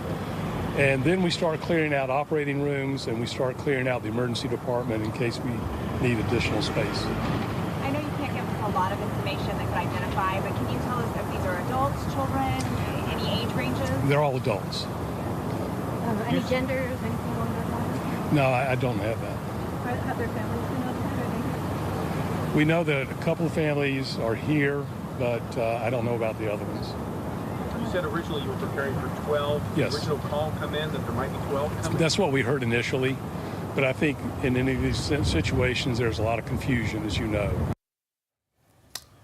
All right, that's Dr. Robert Jansen, Chief Medical Officer at Grady Hospital in Atlanta, talking about the condition of the surviving victims, and it is an urgent situation there. Let's bring in Abe's News senior national correspondent, Steve Osunsami, there on the scene. And Steve, you've been talking about that you are deeply familiar with the scene of this shooting. What do you hear now? The alert that had gone out, the secure stay-in-place alert has been lifted, and now what are you hearing? Why did that happen? You got any sense of that? We're still waiting to hear from police. We are expecting an update shortly. I will tell you that just about 30 seconds ago, this street, you still see a police officer behind me. This was filled with police cars. They ran from here very quickly. So I would expect some sort of possible development in this case because they were very quick to leave this area. This is the building I'm standing right beside, the building where this happened. As we've been sharing, this also happens to be my doctor's office. This happened inside my doctor's office and my husband's doctor. Both of our doctors are in this office. So yes, I'm intimately familiar with the location where this shooting happened. It's on one of the upper floors. Normally when you enter this building, you enter it from one of the two main streets that are this direction and that direction to get inside. And I can't remember what floor it is. It's one of the higher floors. And what I'm told from people who were there is that this accused gunman walked in and shot at the reception desk and into the waiting room. And then I'm told that some of this activity continued into the hallway right in front of the elevators that take you down to the lower levels. You see some of the pictures that Atlanta police were sharing. They were from inside one of those elevators. We still don't know what the status is of this particular suspect, if police have captured him or not. I will say, though, that they were out of here in a real big hurry. There were some pictures that were being shared on social media earlier of someone on top of a building. We've been told by Atlanta police that that is not the suspect and has nothing to do with this case. There was a carjacking that happened just below here, just a few feet from where I'm standing right now. Authorities aren't sure whether that was related to the suspect or not. They're still investigating it. There was also another reported carjacking about a block or two away in the middle of all of this mayhem. But I will tell you that this doctor's office where this happened is a large doctor's office. It's a large practice. It's a large room. I've waited in that waiting room many times. It's a large waiting room that can seat anywhere from 30 to 40 people quite easily. There are usually a row of people at the reception desk checking you in. We even check in electronically. They give you the orange little box where you check in electronically. You take your seat, you wait, and then you wait to see your doctor. The practice itself is fairly large. So of course the idea of someone coming and shooting up the place and being caught in that situation is fresh on the minds of mine and my family today as this is happening.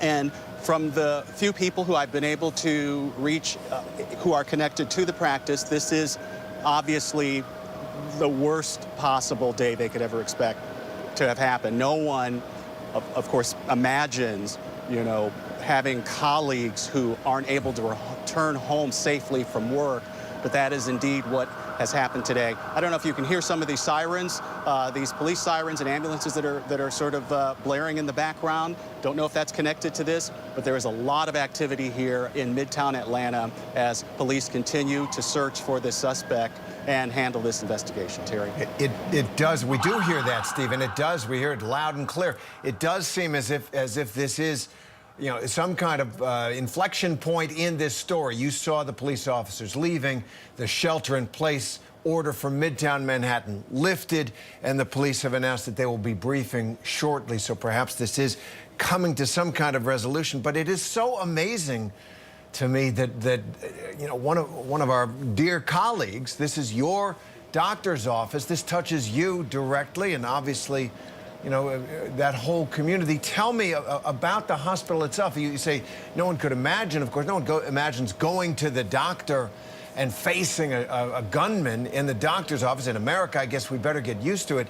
But what is that area like? Is that a place where crime happens, or is this like so many places where shootings have happened in America, just like every other ordinary place? I think it's like every other ordinary place. So this is Midtown Atlanta. It's a section of town that's directly north of the downtown main business district. This is actually a medical center run by Northside Hospital, and there are a number of different medical offices in this medical center. So my doctor's office, for example, which is a large practice, is in this building. At one point, I had an optometrist that was also in this building. There are a number of different offices and different medical services in this building. It's not really a hospital, it's more a hospital adjacent with a lot of different offices. But I'll tell you that my office where this happened, it's a big practice.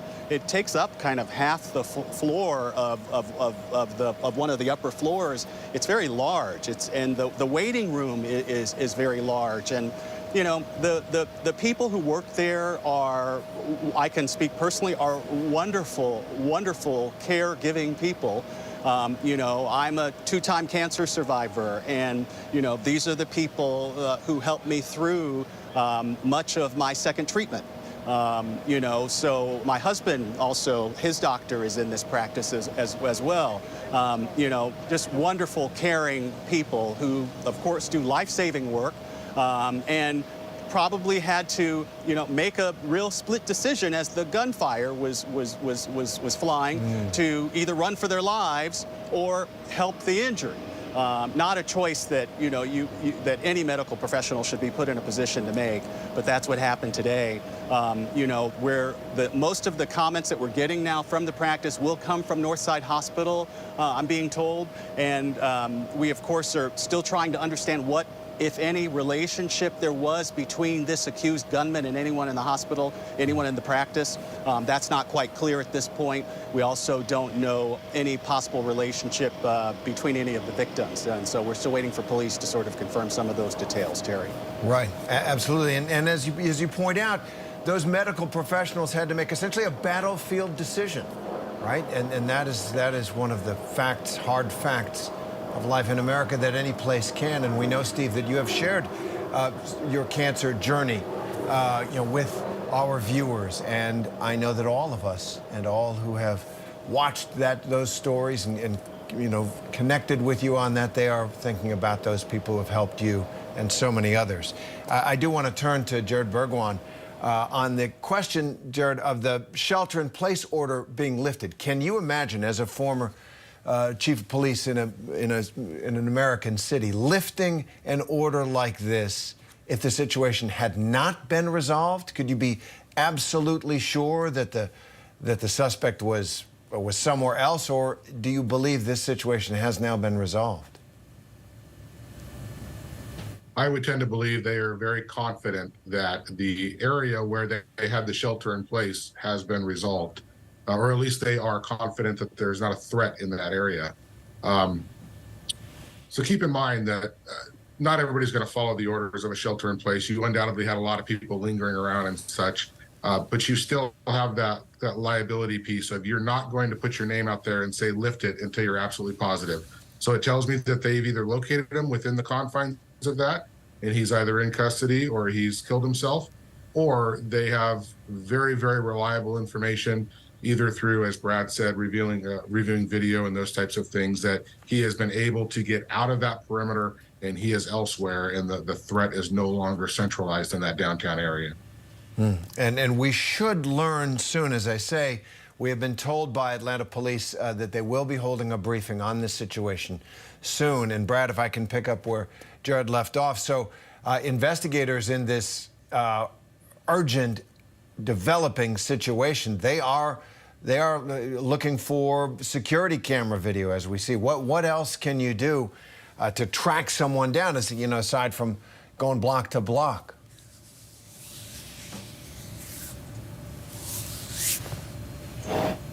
His office, they would have information on him. If you have a name, you go from name to driver's license to residence.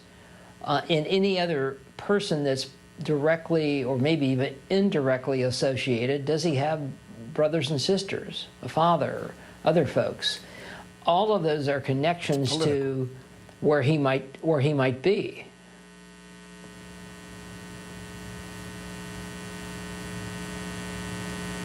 All right, I guess we can go to the Senate floor. This is a national story right now, given that a major American city, the Midtown, was shut down. This is Senator Raphael Warnock of Georgia talking about the situation unfolding in his home state. Let's listen in for a little bit. In a country where everybody says we're divided, and there are deep divisions, to be sure. There's disagreement on this issue, to be sure. But in a country where there is 87% agreement on something, there's no movement on it in Congress. Which means that that's a problem with our democracy. The people's voices have been squeezed out of their democracy, and there's a growing chasm between what the people actually want and what they can get from their government. And we saw it in a stark and ugly way a few weeks ago when we had two brave young legislators stand up in Tennessee, three in fact. And the same legislature that refused to do anything on gun violence came down on them with all of their might and expelled them from the legislature. We have to stand up against these anti-democratic forces at work in our country. We have to give the people their voices back. And if we refuse to act while our children are dying, and in a moment when no one is safe, then shame on us. Shame on us if we allow this to happen and we do absolutely nothing.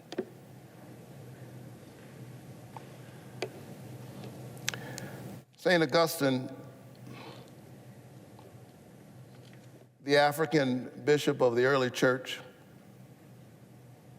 said that hope has two beautiful daughters. He said they are both beautiful: anger and courage. Anger with the way things are, and courage to see that they do not remain as they are. I'm pleading, I'm begging all of my colleagues on both sides of the aisle to remember the covenant that we have with one another as an American people. Stand up in this defining moment and do everything we can to protect all of us and certainly all of our children. We owe it to the people who have sent us here. I know that there are those who will look at this moment and say, politically, do you really think we can get anything done here? They will ask if this is the time, given the state of politics in our country right now. I respond with the words of Dr. King. All right, well, there is Senator Raphael Warnock, a Democrat senator of Georgia, pleading on the Senate floor for his colleagues and for the country to take up the cause of gun reform, gun safety issues, a call that often, always is raised after a shooting like the one we are covering in Atlanta, Raphael Warnock's home city there. And I want to go back to Atlanta. Steve Osunsami on the scene for us. These calls, Steve, are always raised. And although there was significant gun legislation passed last year after the Uvalde massacre, the massacre of children there in Uvalde, Texas, this is something that the Republicans have already said is not going to happen. It's just they feel they've done enough and they aren't going to do any more. And I just wonder, you know, here one of the other issues obviously could be, you know, mental health. We have seen it in so many issues, in so many shootings. People who are struggling in their lives, broken inside, need help, and find a gun. I think that there are a lot of people here who would tell you that if very little changed after school children in Connecticut were executed, you know, it's unlikely that what happened here today will move the needle much more. You'll probably hear a lot of that today. And I think that's where a lot of the frustrations that you heard from that senator are coming from. You know, coming back to what's happening here, there was a flurry of activity outside this building. It's kind of quieted down. There's still a police officer that is sort of standing with a patrol car in front of one of the entrances to this building. We're waiting for Atlanta police to give us an update. They were planning one, and then it appears to be delayed, so it's possible there may be some development in this case. The lockdown that was in place here in Midtown Atlanta has been lifted. Traffic is now flowing. It is, of course, a parking lot, which is normal for any day here in Atlanta, but especially on a day like this where so many of the streets remain blocked off. And so, you know, traffic, the 5 o'clock rush hour is approaching. It's still unclear, this particular accused gunman, what his relationship may have been with anyone in that doctor's office. And we also don't sort of know exactly who it was, who was hurt. We know that a number of people are being treated at Grady Hospital, which is only a few miles down the road from where I'm standing right now, not far from this medical center. And, you know, I want to give you a sense of what kind of building this was. This is a North Side Medical Center. It's an office building that has a number of different medical offices in it. And so, for example, my doctor's office is on one of the top floors. It's my doctor's office, my husband's doctor's office. We go here regularly. I am intimately familiar with this location. I come here quite often, and I know many of the people who were inside where it happened. This also happened in the reception area, I'm told, of my doctor's office, which leads into an elevator area. And those pictures that you're seeing of the suspect are from that elevator. You can see him inside one of those elevators. So we're not quite sure what the relationship is. We're still waiting for police to give us an update on that. We're also trying to get an update on the status of the people who were hurt. We do know one person was killed. One person was killed. One person is absolutely not going to go home to their loved ones today, who was inside a doctor's office. You know, we're not quite sure at this point whether it was one of the people at the reception desk or whether it was a patient inside the doctor's office or inside the waiting room. We're still waiting to get some sort of clarification on that. But a sad day, of course, here in Atlanta, in downtown Atlanta, and a very difficult one for the fine, hardworking nurses, doctors, and other staff members of this medical office who came to work today to help people, to help improve lives, to help to bring people good health. And here we are dealing with the death and wounds that are going to require quite a bit of recovery in most likely for many of these people. Absolutely. It is a story repeated in schools and other medical centers. Shootings no boundary in this country. Obviously, we are told that we are very close to the briefing that the Atlanta Police Department is going to be giving on developments in this shooting there at Laureate Medical Center inside North Side Hospital. And here we go, the Atlanta Police briefing. Atlanta Police Department and other law enforcement agencies for their engagement on this situation. I've spoken to the governor, to our congressional delegation of senators and congresspeople, as well as my office has been in touch with the White House. And as soon as possible, I'll be in touch with the families of the victims that are here. As you know, one is deceased and 4 are fighting for their lives at Grady Hospital, and we're prayerful that they pull through. And as soon as possible, I will reach out to them and to their families. All are women. And I am also making sure that you know that we are dealing with someone that is armed and dangerous. This is a deadly situation. This individual has just indeed conducted an act that we want to make sure that you know that if you see him, do not approach, but you are to call 911. We are also making sure that you know that law enforcement agencies across this region are working together. Law enforcement agencies of Fulton County, of the city of Atlanta, of Cobb County, of our college campuses, our Atlanta Public Schools PD. A number of agencies are working in a concerted effort to work and to bring this suspect in and to make sure that we are all safe in the process. And so I ask that, again, if you see the individual that you have seen his face, you've seen his photo and his clothing, please do not approach, but do call 911. So now I am very confident that the men and women of the Atlanta Police Department and the other local agencies are well trained to make sure that we bring this individual to justice for situations just like this. So now I'll turn it over to Chief Shearbaum to give you all the specific details about this incident and to let you know our pathway forward. Chief? Thank you, Mayor. Appreciate it. First of all, the Atlanta Police Department wants to extend its condolences for all members of the Atlanta Police Department, those that lost their lives today, and we are working digitally to bring this individual into custody. We are looking for Dion Patterson, age 24 years of age, which we have given you his photo, and this is a very active search. We are following up on credible leads that are currently active in Cobb County, as well as some that are right here in the city. We have been joined by multiple jurisdictions. We have the Sheriff of Fulton County that is here right now, that's been working alongside our department, Georgia Tech PD, Georgia State University PD, MARTA PD, the Georgia State Patrol, the GBI, the FBI, the Secret Service, as well as the Atlanta Public Schools Police are all actively involved searching as we speak for Mr. Patterson. And here's what we know.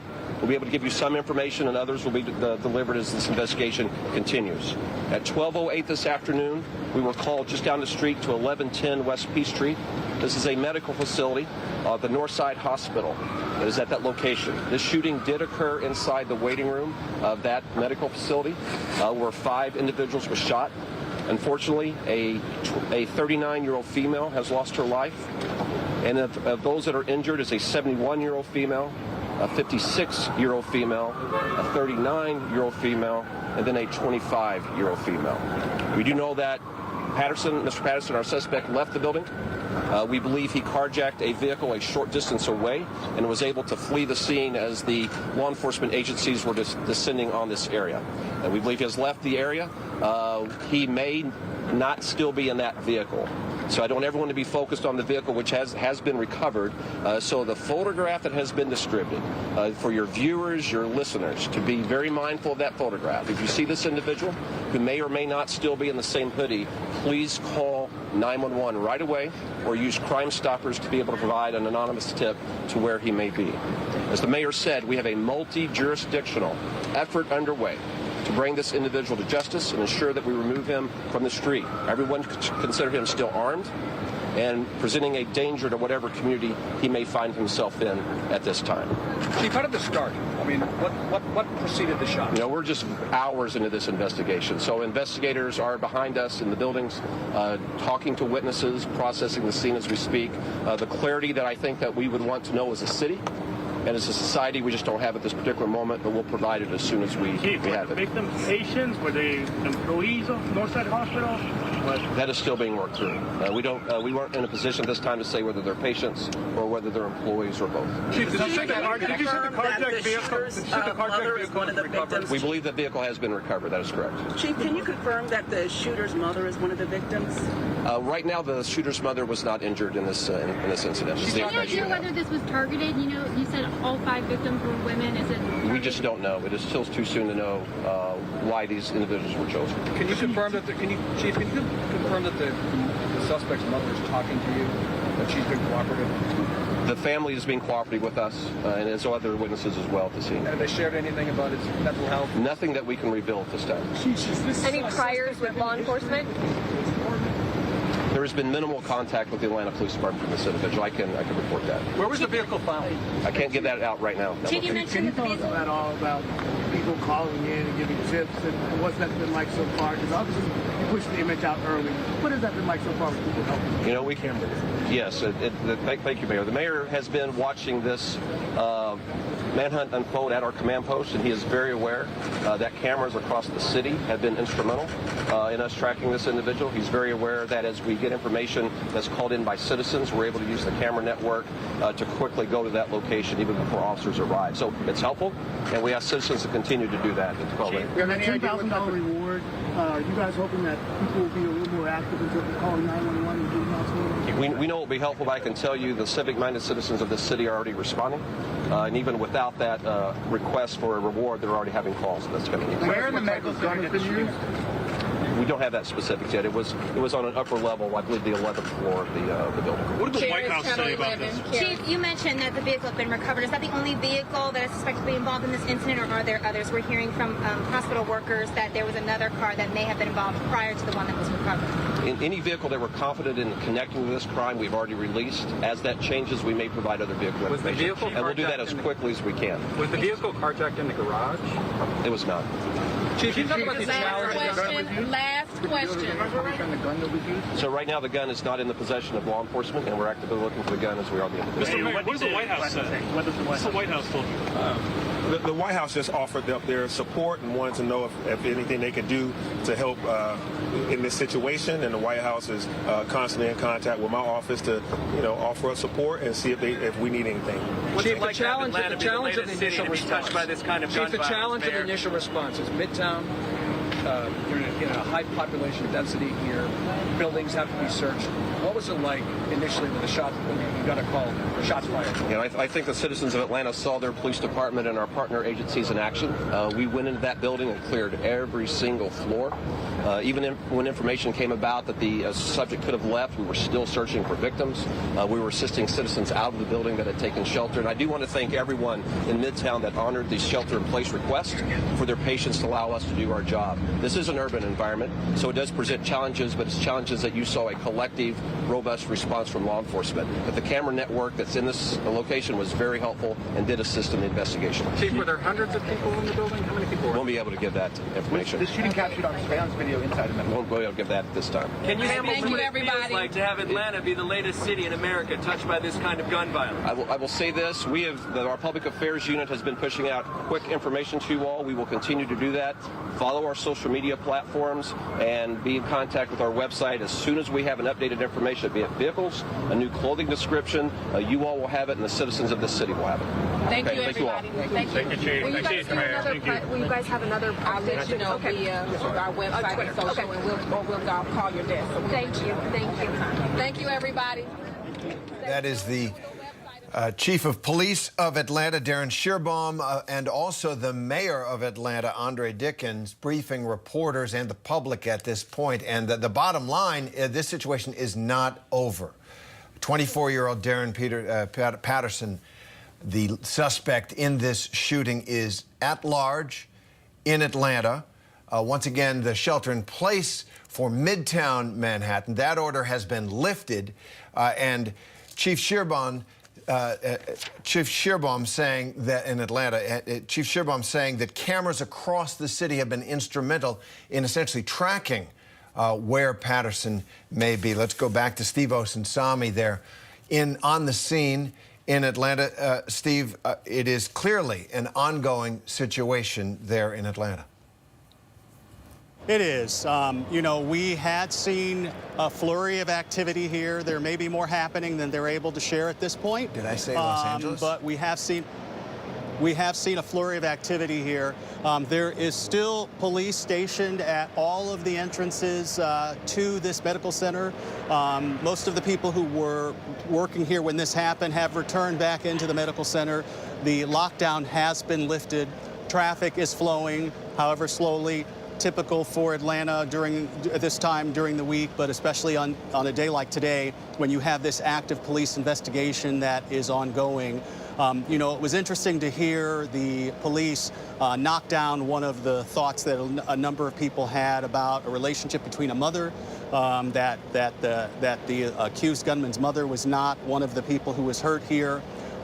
We do know that this happened in a doctor's office for people who are just sort of following along. This happened in a doctor's office in this building that I'm standing right next to, on one of the top floors of this building. It's a large practice where this happened. It happens to be the doctor's office that I go to and my husband goes to, that we've gone to for years. So I'm super familiar with the layout of this building. The pictures that you're seeing of this accused gunman look like they come from the elevator in that building. Authorities are sharing that photo with anyone and everyone to hopefully identify this accused gunman. I will say I've seen this a couple times before here in downtown Atlanta. One recently, there was a shooting at Atlantic Station, which is sort of a shopping district that is about maybe a quarter of a mile in this direction. In that case, they were also searching for a gunman, and they used those photos and those cameras to locate that gunman. She was found at the airport in that instance. She had taken the train all the way down to the airport. There was also another shooting in downtown Atlanta at the courthouse. I think it was Terry Nichols was the name. That was a number of years ago. I want to say about 10, 12 years ago, maybe even longer. Similar situation where the gunman was on the loose, ran and carjacked, in that instance, a car. That gunman was found much later. But again, the cameras that they had even back then were helpful. And of course, sharing the photo of this man also was helpful in police leading to his arrest. So we're still waiting to hear, though, if there may be some other update here soon, just based on the flurry of activity that we've seen here, because there was just such a large army, frankly, of police here who have since moved on to some other location. Again, for the people who worked into this office, this is heartbreaking. There's just no other way to describe it. People expect to go to work every day and be able to come home safely. That's not what happened here, and it didn't happen in a doctor's office, where you have trained medical professionals, nurses, doctors who save lives every day, including my own, who in this instance were running for their lives and having to choose between their own safety and meeting the medical needs of the people who were wounded in their very offices, in the very hallways. We're hearing stories of blood in the elevators here.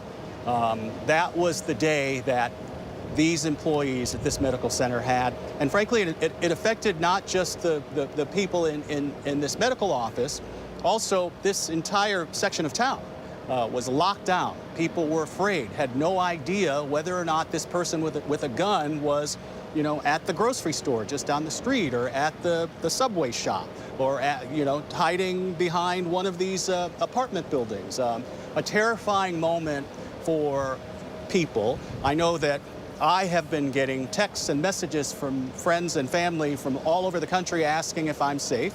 That's what happens in these type of instances, where it just shows no one is immune in this country from this gun violence, and we're reminded of it with these incidents almost every day. Terry?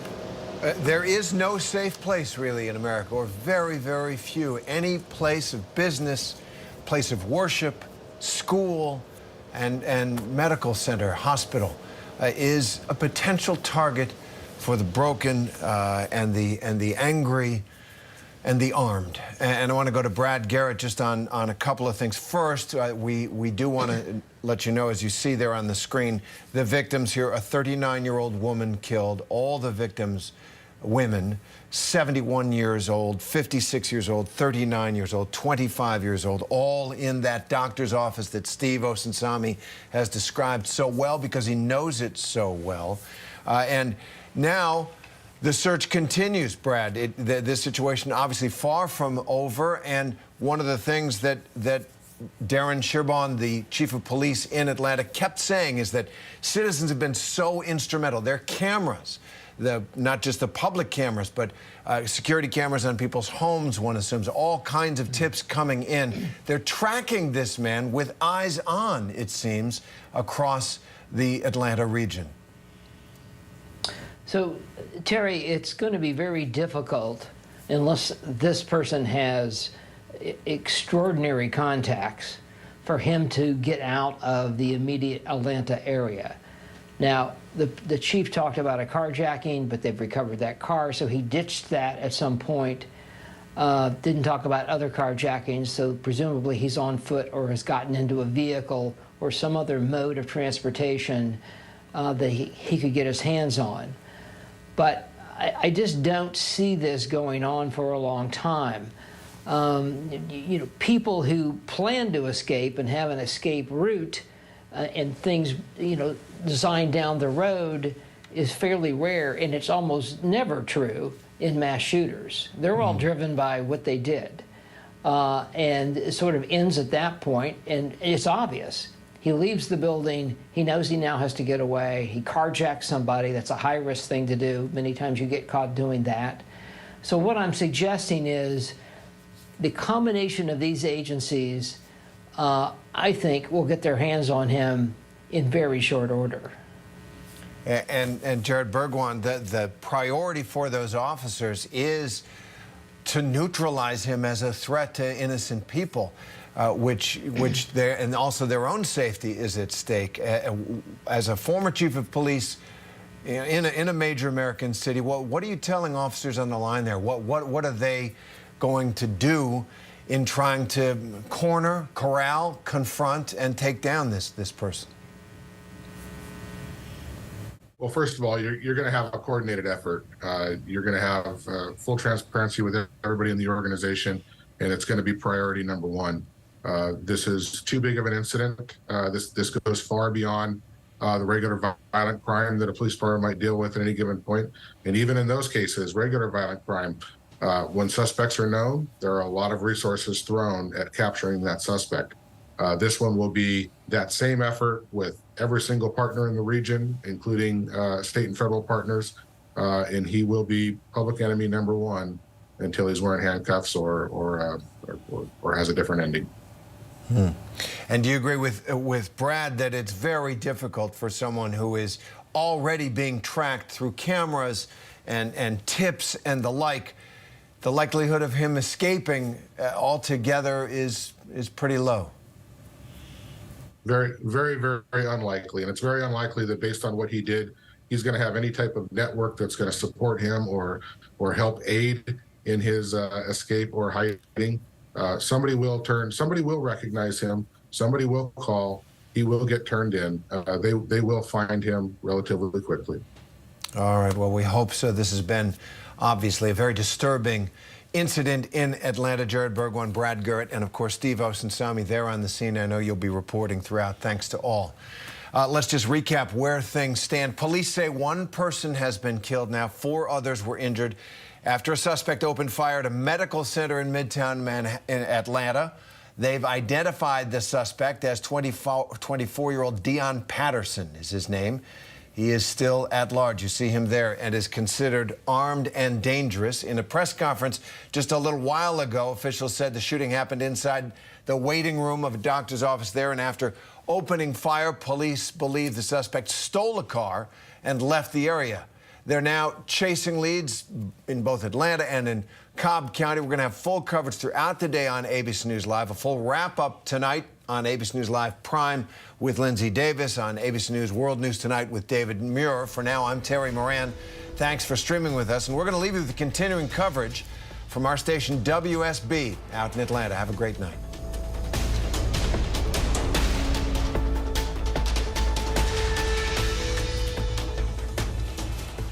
Into Midtown Atlanta. I've been covering news in this town for more than 40 years. I don't recall seeing a law enforcement response at one time any heavier than this ever. People rushing out of buildings as officers blocked roads. And it was very bizarre at this hour, the middle of lunch hour, to see traffic at a complete standstill. And the alleged shooter is still on the run. Police even checking nearby roofs. There could be anybody out here right now, and we don't really know who's the shooter. Our live Team 2 coverage continues now. Live, local, late-breaking. This is Channel 2 Action News at 4 p.m. Coverage you can count on.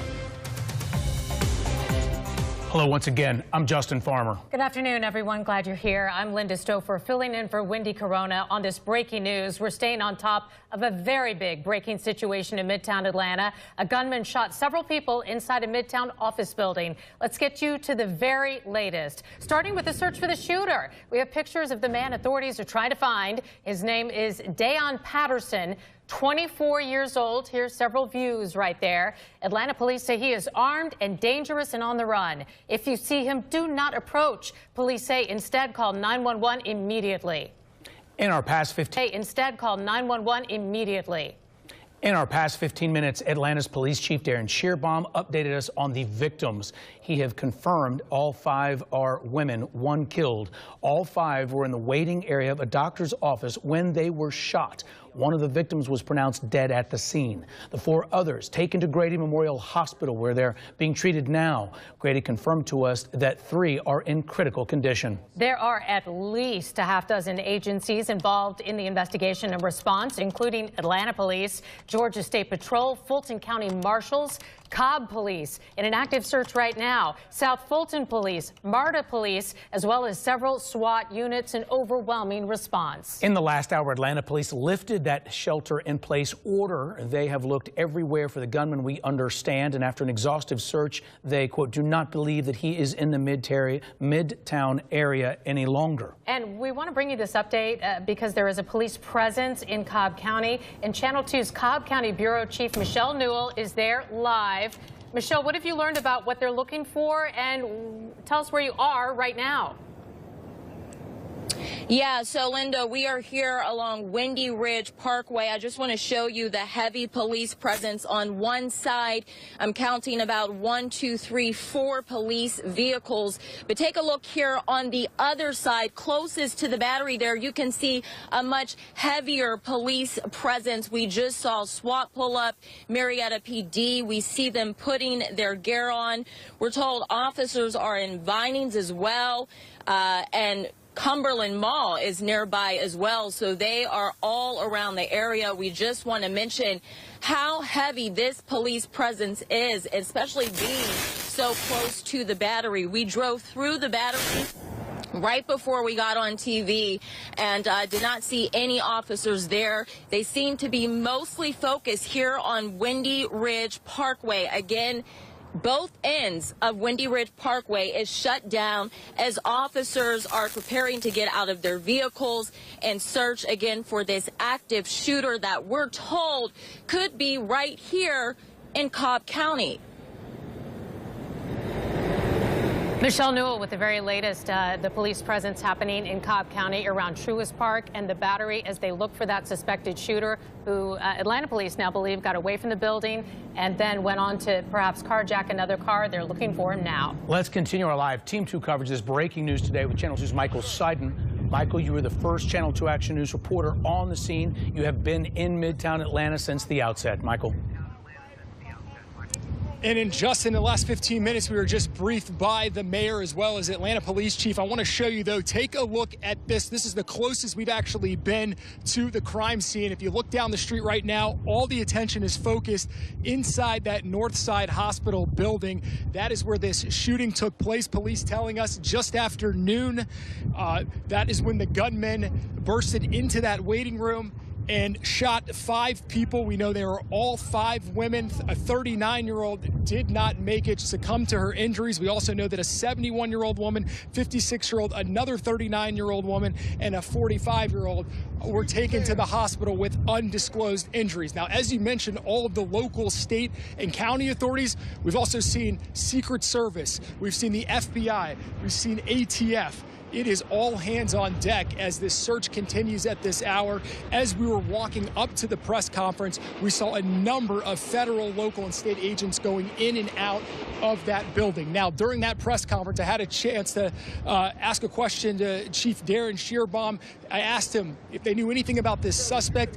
He told us that they had minimal contact, that he does not have much of a criminal history. We also learned there were reports that possibly his mother may be an employee here and may have been injured. They did not confirm that she's an employee, but they said she was not injured and that the suspect's family is cooperating at this hour with authorities. Now, we were also told that after he went into the waiting room and fired off those shots, he quickly ran out of the building, carjacked somebody, and then took off in the car. So when Michelle was reporting about the car recovered in Cobb, we believe that that was the car that was carjacked. Now, as far as his whereabouts, it remains a mystery at this hour. Hundreds of law enforcement agents have joined in this massive manhunt trying to find them. Again, police lifted the shelter in place down here in Midtown just after 3 o'clock. But at this point, they are still issuing a warning saying that this man is armed and dangerous. If you recognize him, you are asked to call 911. As far as a motive and all that, I'm sure will come in later hours. But for now, we are back in Midtown. It appears things are starting to get back to normal, but still so many unanswered questions, and we are working to get those answers. For now, we are live in Midtown Atlanta. Michael Seiden, Channel 2 Action News. All right, Michael Seiden in Midtown Atlanta. Michael, taking you away from that because there's been a flurry of activity. What we have is we're understanding that there's an awful lot of activity right now at Windy Ridge Parkway, where police have been moving very briskly towards one area in Cobb County on Windy Ridge Parkway. We're following all of this for you, and we'll continue to bring you that information. And that's the approach to the Truist Park area. We continue our live Team 2 coverage right now with Channel 2's Richard Elliott live at Grady Hospital in downtown Atlanta. Richard, 4 patients were rushed to Grady Hospital from the shooting. And you heard all of them women. Grady is, of course, the area's only level 1 trauma center. That is why they were brought here this afternoon. Grady's chief medical officer updated us not long ago on their conditions and his hospital's response to this mass casualty event. We were anticipating up to 12 patients. Fortunately, we only received 4. Just hours after those 4 mass shooting victims arrived via ambulance to his hospital, Grady's chief medical officer, Dr. Robert Jansen, stepped outside the emergency department to update us on their conditions. He says 3 were critical. 2 were in operating rooms. Doctors were still working on 1 in the emergency department. But we were completely prepared for it. We had all the staff that we needed. We had all the ancillary staff that we needed. We had chaplains there. We had security there. Everyone that was needed was in the place. Grady is Atlanta's only level 1 trauma center. Jansen says when they got the alert of a mass casualty event, they alerted their trauma teams and were ready for the 4 who arrived. So we called mass casualty event.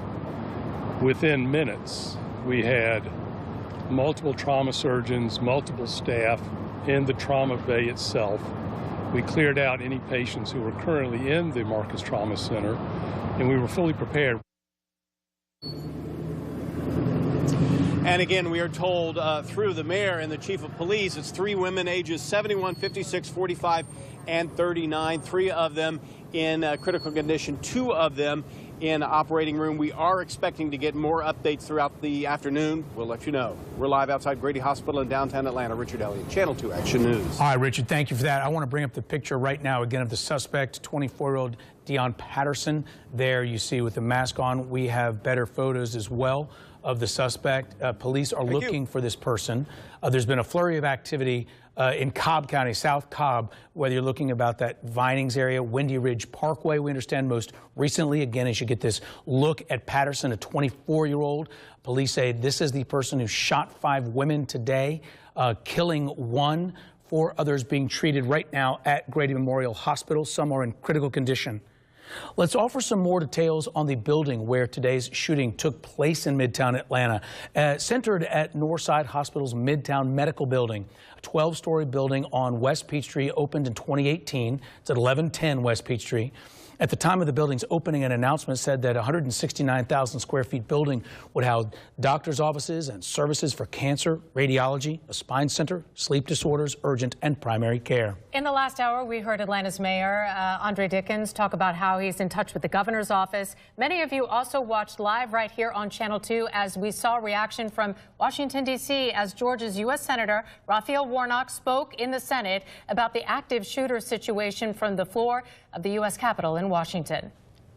And that's what makes this particular shooting ironic and deeply upsetting, because it underscores the fact that none of us is safe no matter where we are.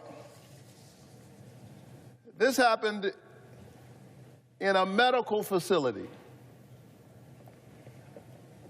where people are trying to find healing.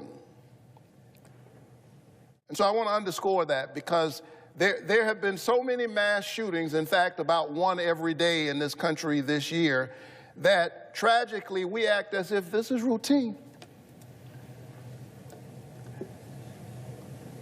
We behave as if this is normal. It is not normal. That has been Senator Raphael Warnock. Bringing in Channel 2 anchor Karen Greer with us now live in our newsroom this afternoon, where all this information has been pouring in. I mean, Karen, it's right at 4 hours now. What do you have? Yeah, well, Justin, the team here is in contact with police, school district leaders, transportation officials as this all unfolds. You can see behind me, that is our assignment desk. Everyone working diligently to get the latest information as it comes to us, live continuously since noon. Now, as we've mentioned, our content producers have confirmed Cobb County Police are assisting in this investigation. Atlanta Police saying their network of cameras, this was very important, was very helpful in this situation. As you see, we were able to get pictures almost immediately of this suspect, both in the elevator, in the building, and along the street. Atlanta's mayor in the last hour said he will, in fact, be talking to the families of the victims. He's going to do that in this next hour. So this is all still very fluid, moving very quickly as they try and capture the suspect. This is also getting a lot of national attention. People from all over the country, the world, looking at what's going on here in Atlanta, as we are an international city.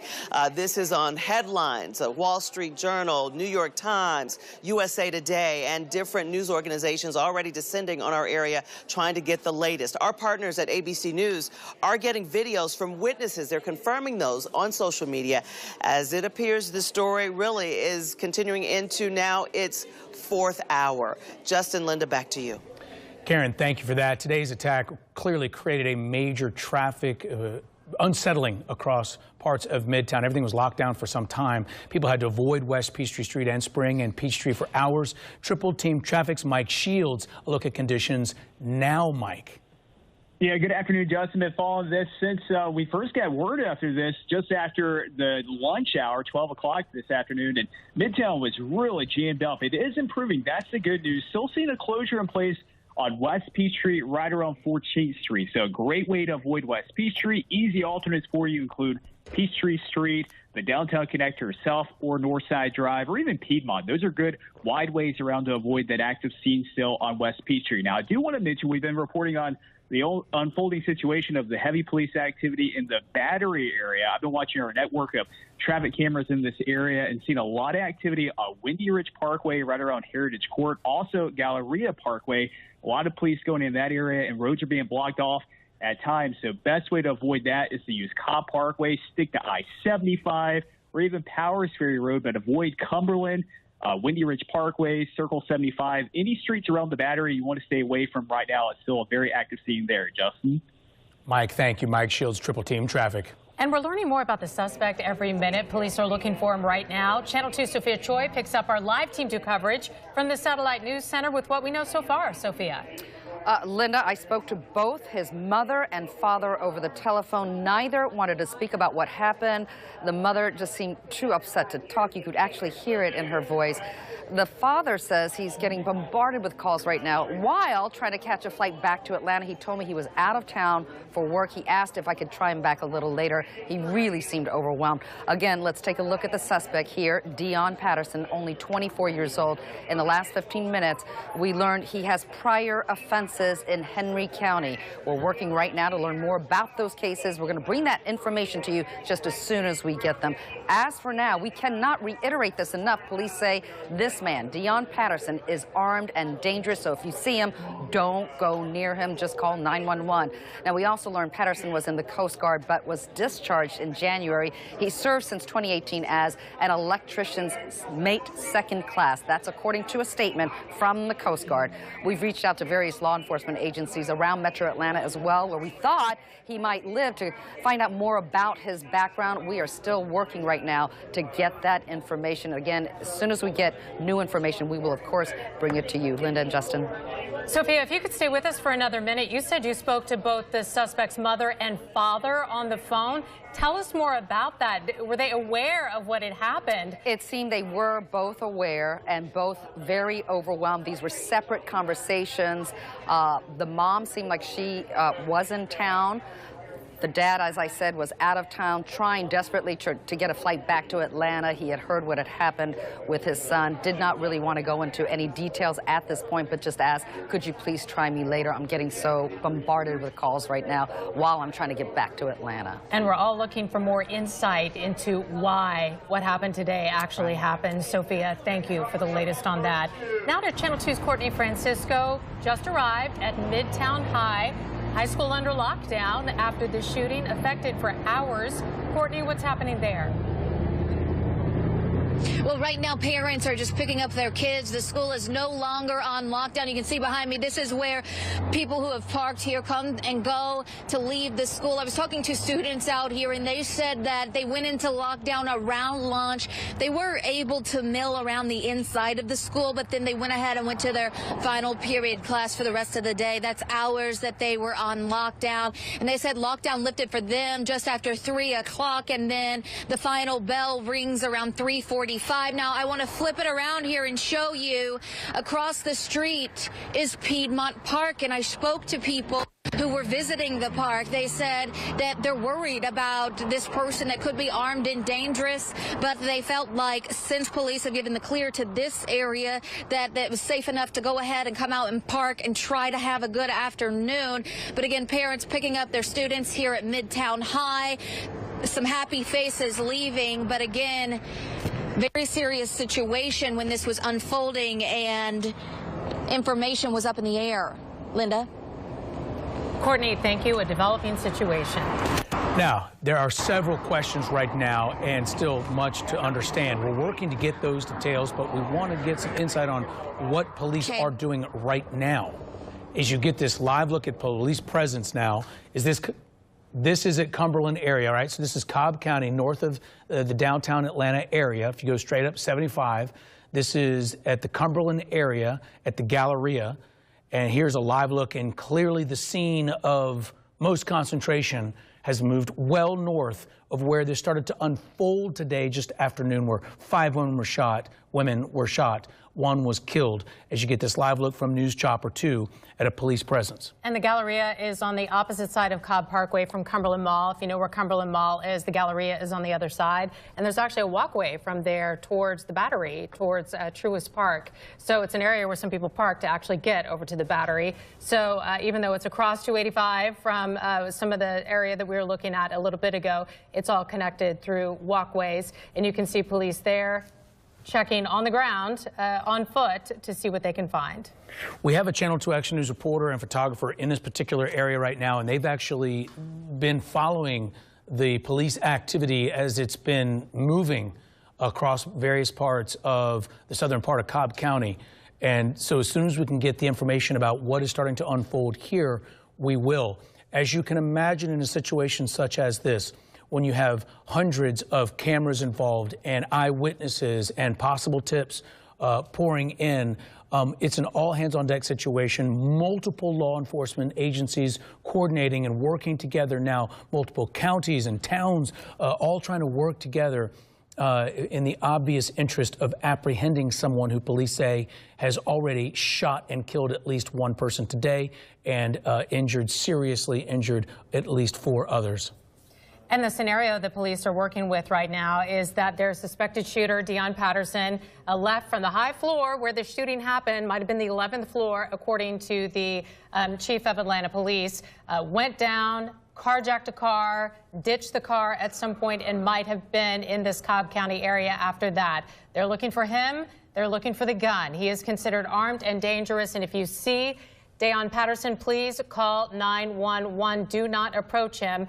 Several vehicles in several different departments within Cobb County are responding to the call to search this area around Truist Park and the Battery. This is the Galleria in Cobb County, which is just off 285 on the east side of Cobb Parkway, across from Cumberland Mall, if you know that area. We're going to continue to watch these live pictures as we get any word about what they found, or if they are cleared to go to another area. We will keep you up to date on that. But if you live or work in Cobb County, you may hear the helicopters, you may see the police vehicles. That's what they're doing. They're looking for the suspect in the Midtown Atlanta shootings. And be vigilant. I mean, this is alarming.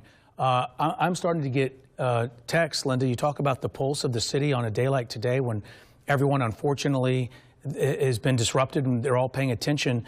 And I'm starting to get texts from friends and acquaintances and whatnot saying, we have our child, we're with our mother now, we were able to get to so-and-so, we were able to get to so-and-so, or out of this building or into that one, or whatever, because nothing is, I can't imagine anything more horrifying than trying to make sure that the people you care about most are safe in a situation where here, as you're watching us on Channel 2 Action News, we're bringing you live images of law enforcement now across 2 counties, hustling around, doing their incredibly brave work, trying to find the person who unloaded gunfire today in Midtown Atlanta shortly after noon and has already taken at least 1 person's life. Literally running towards the danger as you've been looking live. In these pictures, we're bringing you from News Chopper 2 of this scene in Cobb County, where they're checking out what could be an area where the suspected shooter arrived at after leaving Midtown Atlanta. The shooting happened just after noon. It's been 4 hours since then. The search is happening as we are watching live. I want to take you to Channel 2's Mark Winnie, who is live in Midtown Atlanta. You've been checking with all of your sources. Mark, what is the latest? Well, at this location, it is now a fraction of the law enforcement presence that we saw here. That's probably the Atlanta Police Mobile Command Post, but we got here very quickly. And I would say what we witnessed here was the greatest assemblage of law enforcement responding to a breaking situation that I have seen in more than 40 years of covering news in Atlanta and Metro Atlanta. We got a different perspective, what it was like inside that building when we talked to Dr. Ahmed Ali, a radiation oncologist. Let's hear some of what he told us earlier today.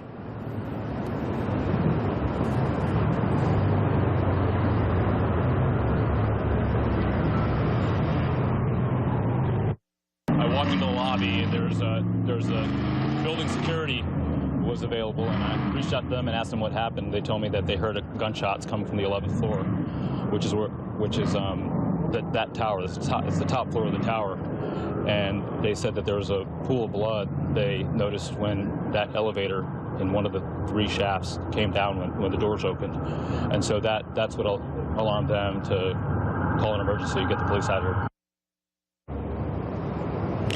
You know, we were downtown Atlanta when we first got wind something was going on. We began to see, even from down there, police vehicles responding under lights and siren. We quickly figured out through contacts and through our assignment desk what was going on. We got here very quickly and began working our phones. And now the efforts have led us to locations in Cobb County which appears to be right now sort of the epicenter of what is happening at this point. Reporting live in Midtown Atlanta, Mark Winnie, Channel 2 Action News. Mark, thank you. And we have some of that video we want to show you right now. Police racing from one scene in Cobb County off of Windy Ridge Parkway near Truist Park. That's where officers were assisting Atlanta police in the search for the shooter, because departments all over Metro Atlanta have been called into this, and there clearly is something happening in Cobb County right now. We can show you another live look from News Chopper 2 at the Cobb Galleria. So they left that scene off Windy Ridge Parkway and now are at the Cobb Galleria, which is right off of Cobb Parkway, just inside 285 on the other side of the Battery and Truist Park, where they have been searching. We've seen officers walking around, searching on foot, looking for any sign of the suspected shooter, Deon Patterson, said to be armed and dangerous. If you see him, please call 911. And I'm thinking, too, Justin, about how we were watching live as Atlanta police were giving that update. And Chief Darren Shearbaum also spoke about how the video integration unit had been so key to them in determining exactly where the shooter might have been headed.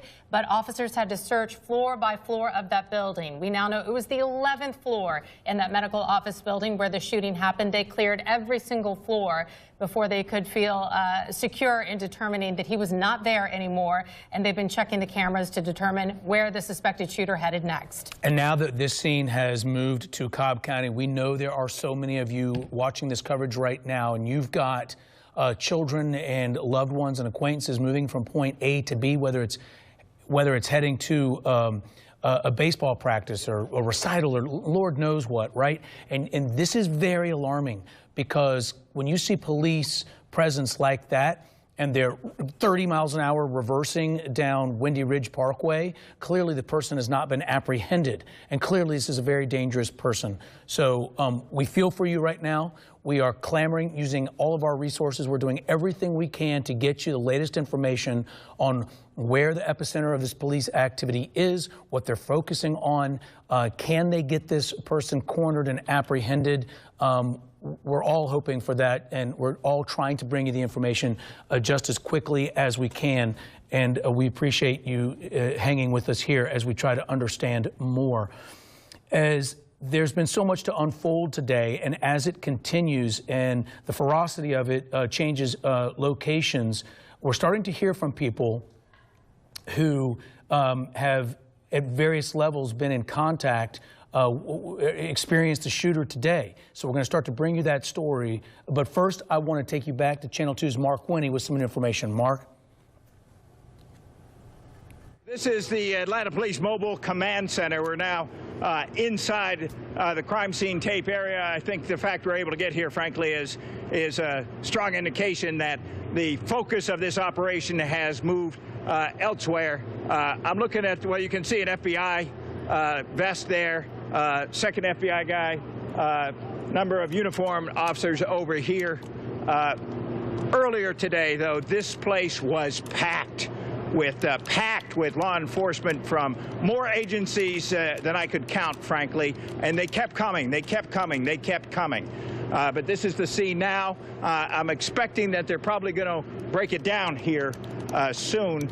This is a place where they've been for hours. We saw this vehicle arriving when we first got here. For now, this is Mark Winnie reporting live in Midtown Atlanta, Channel 2 Action News. Mark, thank you. And officers continue to recalibrate every second as they get new information. Taking you now live to Courtney Francisco, live in Midtown Atlanta. Courtney, you're very near a police helicopter. What happened? Well, as we were sitting here outside Midtown High School, this chopper began coming down closer to the ground until it landed here in the middle of Piedmont Park around families who are enjoying the park. So far, no one has gotten out of it. We do see a door open. We are going to take you closer as soon as we have a moment. But again, no answers out here at this time. This just happened in the past 2 minutes. A chopper was in the sky and then touched down here at Piedmont Park. Linda. Clear blue sky and a opening cleared in the grass there at Piedmont Park, and the Atlanta Police helicopter landed right there. Our reporter and photographer there live as it happened. We're going to keep an eye on this, just one of many events today in an unusual day that started with a terrible shooting. 12:08 in the Midtown office building. You can see people getting out of that chopper right now. They look to be okay, and that's great. And as you can see, the child playing with the ball right next to the APD helicopter. We'll continue to check on this one and how it relates to the overall search for the shooter. Getting you updated right now, the focus of the situation is happening in Cobb County. This is what we do understand. We've seen let's try to go see. Such a police presence there, multiple law enforcement agencies on Windy Ridge Parkway, which is not far from Cobb Galleria and Truist Park, and that whole particular area right around 2575, right there. That is where we understand that most of the law enforcement focus has moved from Midtown Atlanta, where the shootings occurred today shortly after noon, where one person killed, 4 others recovering right now at Grady Memorial Hospital. We have Channel 2 Action News reporters and photographers working to bring us the latest that we can from Cobb County. And we're starting to hear from people who may have engaged in one fashion or another. This shooter today, a person described as 24-year-old Dion Patterson. And one of our reporters, Sophia Choi, had contact with the alleged shooter's parents today. Mom and dad in separate phone calls, yes. Saying that they're just beside themselves naturally, and at a loss for words as to what has started to unfold today. Seemingly overwhelmed, as anyone in that situation would be. We know the 4 people who are injured were all women, and the shooting happened in a waiting area of one of the medical offices there. You're looking at a picture of the suspect. This is the clearest photo we have of the suspect, Dion Patterson, a man who, as police tell it, was up on the 11th floor of this medical office, opened fire. There has not been a report of gunshots since. Somehow got out of the building. They believe he carjacked a car, and now there's an active search that's been happening in the Cobb County area around the Battery in Truist Park and the Galleria in Cobb County, which we're continuing to follow for you. I can tell you that our assignment desk, our content center, we are constantly checking with the various police agencies. We have reporters and photographers throughout the area. And what we can do right now is take you live to Cobb County Channel 2's Cobb County Bureau Chief Michelle Newell is there live. Michelle. Linda, as my colleague Mark Winnie said just a time ago, this is now the epicenter of what's happening. And you can see it right behind me here at Cobb Galleria, right off of Cobb Parkway, right across the street from Cumberland Mall. Heavy police presence here, more than 100. Assisting APD as they try to find this active shooter. We've seen them walking around, looking, searching, trying to get clues, trying to figure out where this guy is. Now, we were actually not too far from here a time ago on Windy Ridge Parkway. Officers were there before they came over here. I was actually wrapping up my live report, and right after I wrapped up, police began to just leave the area and come right over here. Now, I did get some new information about why police officers were at Campbell Middle School earlier this afternoon. We're told that school was placed on lockdown because the suspect appears to have family members that live near that middle school. So clearly a lot of questions, a lot of concerns. People are frightened out here. You have to think about where we are in Cobb County, a very populated area. Cumberland Mall across the street, the Battery across the way, a number of shopping centers right in between, and right across the street here is Kinder Care Learning Center. We're trying to figure out if that place is on lockdown, figure out who's in that building. But as you can see, they've kept us so far away from where this scene is happening as Cobb police and multiple agencies assist APD to find this active shooter. Back to you guys. And Michelle, I just checked on my phone to check my memory of the area, but it's less than 10 miles from Midtown Atlanta. So for so many hours, the focus was on Midtown Atlanta. You can see where someone who lives in another part of Metro Atlanta maybe wasn't as concerned, but now people up I-75, a straight shot from the downtown connector to I-75 to that Cumberland area. Now the focus is there. Michelle, I know they're keeping you back, but I'm wondering, once you saw all those police cars get to that area, have you seen many leave, or does it seem like they're still in the area behind you? Linda, that's a good question, because as we were entering this area and we saw such a massive police presence, we saw a number of sheriff's vehicles leaving this area, and we heard that they were on their way to Pacey's Ferry, closer to Fulton County. Paces Ferry, like West Paces Ferry Road? Paces Ferry? West of 75? Yes, Paces Ferry, yeah. Okay, we'll definitely be checking on that as well. Channel 2's Cobb County Bureau Chief Michelle Newell with the very latest on the search for the suspect believed to be armed and dangerous after the shooting in Midtown Atlanta today. Michelle, thank you. Now, as police were racing to secure that scene and they enacted the lockdown, thousands of workers in Midtown Atlanta had to shelter in offices. Channel 2's Barron Peterson is also live in Midtown Atlanta. This is breaking news. And Barron, you had a chance to talk to people who were, after all, it was lunchtime at a local restaurant.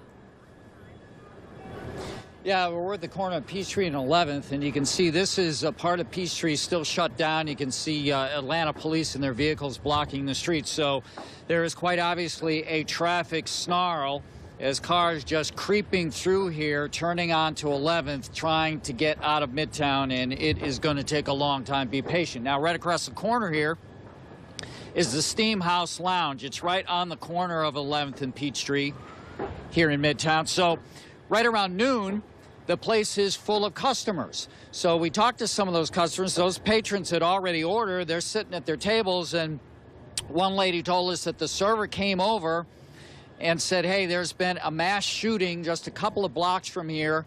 We are locking this place down, nobody in and out. She saw them lock the doors, and they continued to serve the customers. And then while they were waiting for their food to arrive, they're seeing all the Atlanta police officers arrive. And one of the patrons said that she saw them come in, heavy weapons, putting helmets on, and she said while it certainly startled by something like that, on the flip side of it, they actually felt kind of safe. They almost felt like they were in the safest spot they could be because they were locked inside this restaurant, surrounded by Atlanta police officers, but still a very, very stressful situation. And this played out all over Midtown with folks who were either stuck in restaurants, they might have been stuck in their offices, anywhere. The two ladies we talked to work over at Georgia Tech, and they were able to leave here about an hour ago, and then they went back to work. Reporting live Midtown, Barrett Peterson, Channel 2 Action News. Barrett Peterson live in Midtown Atlanta, explaining a day that people will not forget.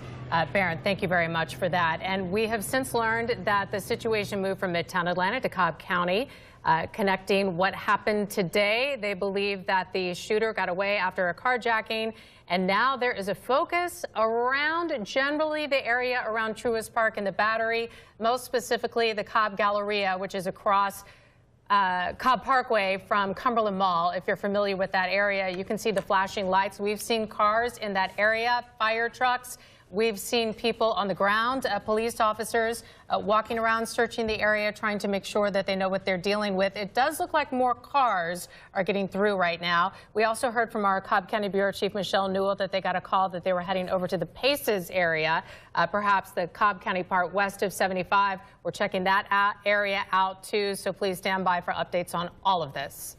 So Channel 2's Larry Spruill now has also been working in this particular area. And he is one of our several Channel 2 Action News reporters and photographers who have been working throughout this day from where it all started to unfold in Midtown Atlanta to Michelle Newell, as you just brought us there, to Cobb County, where things have been a flurry of... What we're seeing is a flurry of activity and then not so much, and then a flurry of activity and then not so much. And we're starting to ascertain that there are a lot of tips and potential areas of interest that are coming in, and clearly Cobb County, the south part of Cobb, is in focus. And the bottom line is that we do not have the shooter apprehended, and we can now take you to Channel 2 Action News reporter Larry Spruill, who's arrived at an apartment complex. Larry, we understand that it is being searched. What do you have? Yeah, so we just got here about 5 minutes ago. Let me just show you what's going on outside of this apartment complex, the Edison Apartments. And as trucks and vehicles are leaving, we have noticed that police are checking each vehicle that are leaving this area. You can see that police just got off that bus right there. As the officers are going onto each vehicle, they're popping up open the trunks and checking this area to make sure that that suspect is not here at this apartment complex. If I can have my photographer Booker go towards that BMW right there, you can see that officer walking up to that car, searching the inside. She's going to walk behind that trunk as well, pop open the trunk, as you can see right now, to make sure that suspect is not in this area. We can see about 1, 2, 3, 4, 5, 6, 7, about 8 cars right here. Booker, if I can have you show this officer, you see the officer right over there with the huge rifle in his hand, and they're just watching this area. They're blocking off this area, and they're making sure that this suspect is not here in this area. We will continue to stay out here and watch things as they develop as of right now. But once again, they are still looking for that suspect involved in that shooting that happened earlier in Midtown. They're focusing on this apartment complex, the Edison Apartments. They're checking cars as they are leaving this complex to make sure that that suspect is not inside one of these vehicles. We are live in Cobb County. Larry Spruill, Channel 2 Action News. And Larry, this is highly unusual that they're actually checking every car leaving. Tell us exactly where you are. You're in the Smyrna area in Cobb County. Tell us more about where you are. Yeah, so Linda, we're right down the street from the Galleria Center, maybe about a mile or so. We're also close by the Battery. As we were leaving the Battery, we saw several cars speeding past us, and then we saw them turn down this road right here. So we were trying to figure out what was going on. And then we saw the cop car stop right in front of the Edison Apartments, and that's where they started to get out the car and check each vehicle that were leaving this apartment complex. So that's when we were able to confirm and know that they are still looking for that suspect. They may have received some information that says that he may be in this area, around this area, so they want to make sure before they leave. Linda? Larry Spruill with the latest from Cobb County as police search each car leaving that apartment complex. I just hope they find him soon and that it ends peacefully as this search continues. Larry Spruill, thank you. And we have News Chopper 2 actually over this apartment area right now, so we were able to show you this scene from the ground. Now we can look from the air as you see the police cars there. Our reporter and photographer, Larry Sproul and Booker there as well, covering what is happening right there as police, Cobb County Police, searching every car because they have some indication or some suspicion that they might be able to get a lead on the suspect from the Midtown shootings here in Cobb County. So what happened in Midtown Atlanta more than 4 hours ago, affecting now Cobb County families as kids get home from school and as people start their evening together. They are dealing with this search by Cobb Police, assisting APD as the entire area is on the lookout for the shooter, suspected of shooting 5 people, killing 1, injuring 4 women at a medical office building in Midtown Atlanta. And Linda, we're getting information that's not as official as what we were getting in Atlanta because the situation is so fluid and areas of interest are shifting. So I'm purposely speaking in general terms right now, but there are situations in some locations in Cobb County where people are being asked to stay where they are. You are seeing this police presence right now. I mean, they're literally going from vehicle to vehicle and popping trunks. At one point, we even saw them clearing a school bus. And so that says it all, does it not, about the status of this manhunt underway with the focus on Cobb County. You've got an apartment complex that's being searched, vehicles being searched. We have seen live looks at various aspects of law enforcement rapidly moving their vehicles from point A to point B. At one point, reversing down a major thoroughfare going, I don't know, 30-some miles per hour. So it's a frenetic scene that has moved from the heart of Midtown Atlanta to now a rather wide swath of area in Cobb County. And here as we look at 442, this is precisely the time of day where children are getting dismissed, where if they're staying later at school for tutoring or band practices or sports activities, or they're trying to get from one place to another to athletic fields and whatnot, there's just an immense amount of activity right now through this part of Atlanta, just as there would be in any other part of the metro area. It's a massive city of great population. So there are just so many people right now very concerned about what is going on in a particular area as you see car by car officers going through vehicles looking for the person right there, Dion Patterson. I mean, Justin, it is stunning to be able to see this live as it happens. You saw 2 Cobb County officers come up to the back of that car. They asked the driver to pop the trunk. They did, and there were 2 officers ready to look inside at what was happening. We are showing you these live pictures from above this apartment complex. We can take you now to the ground. Channel 2's Larry Sproul is live. Larry, tell us what you can see from your position.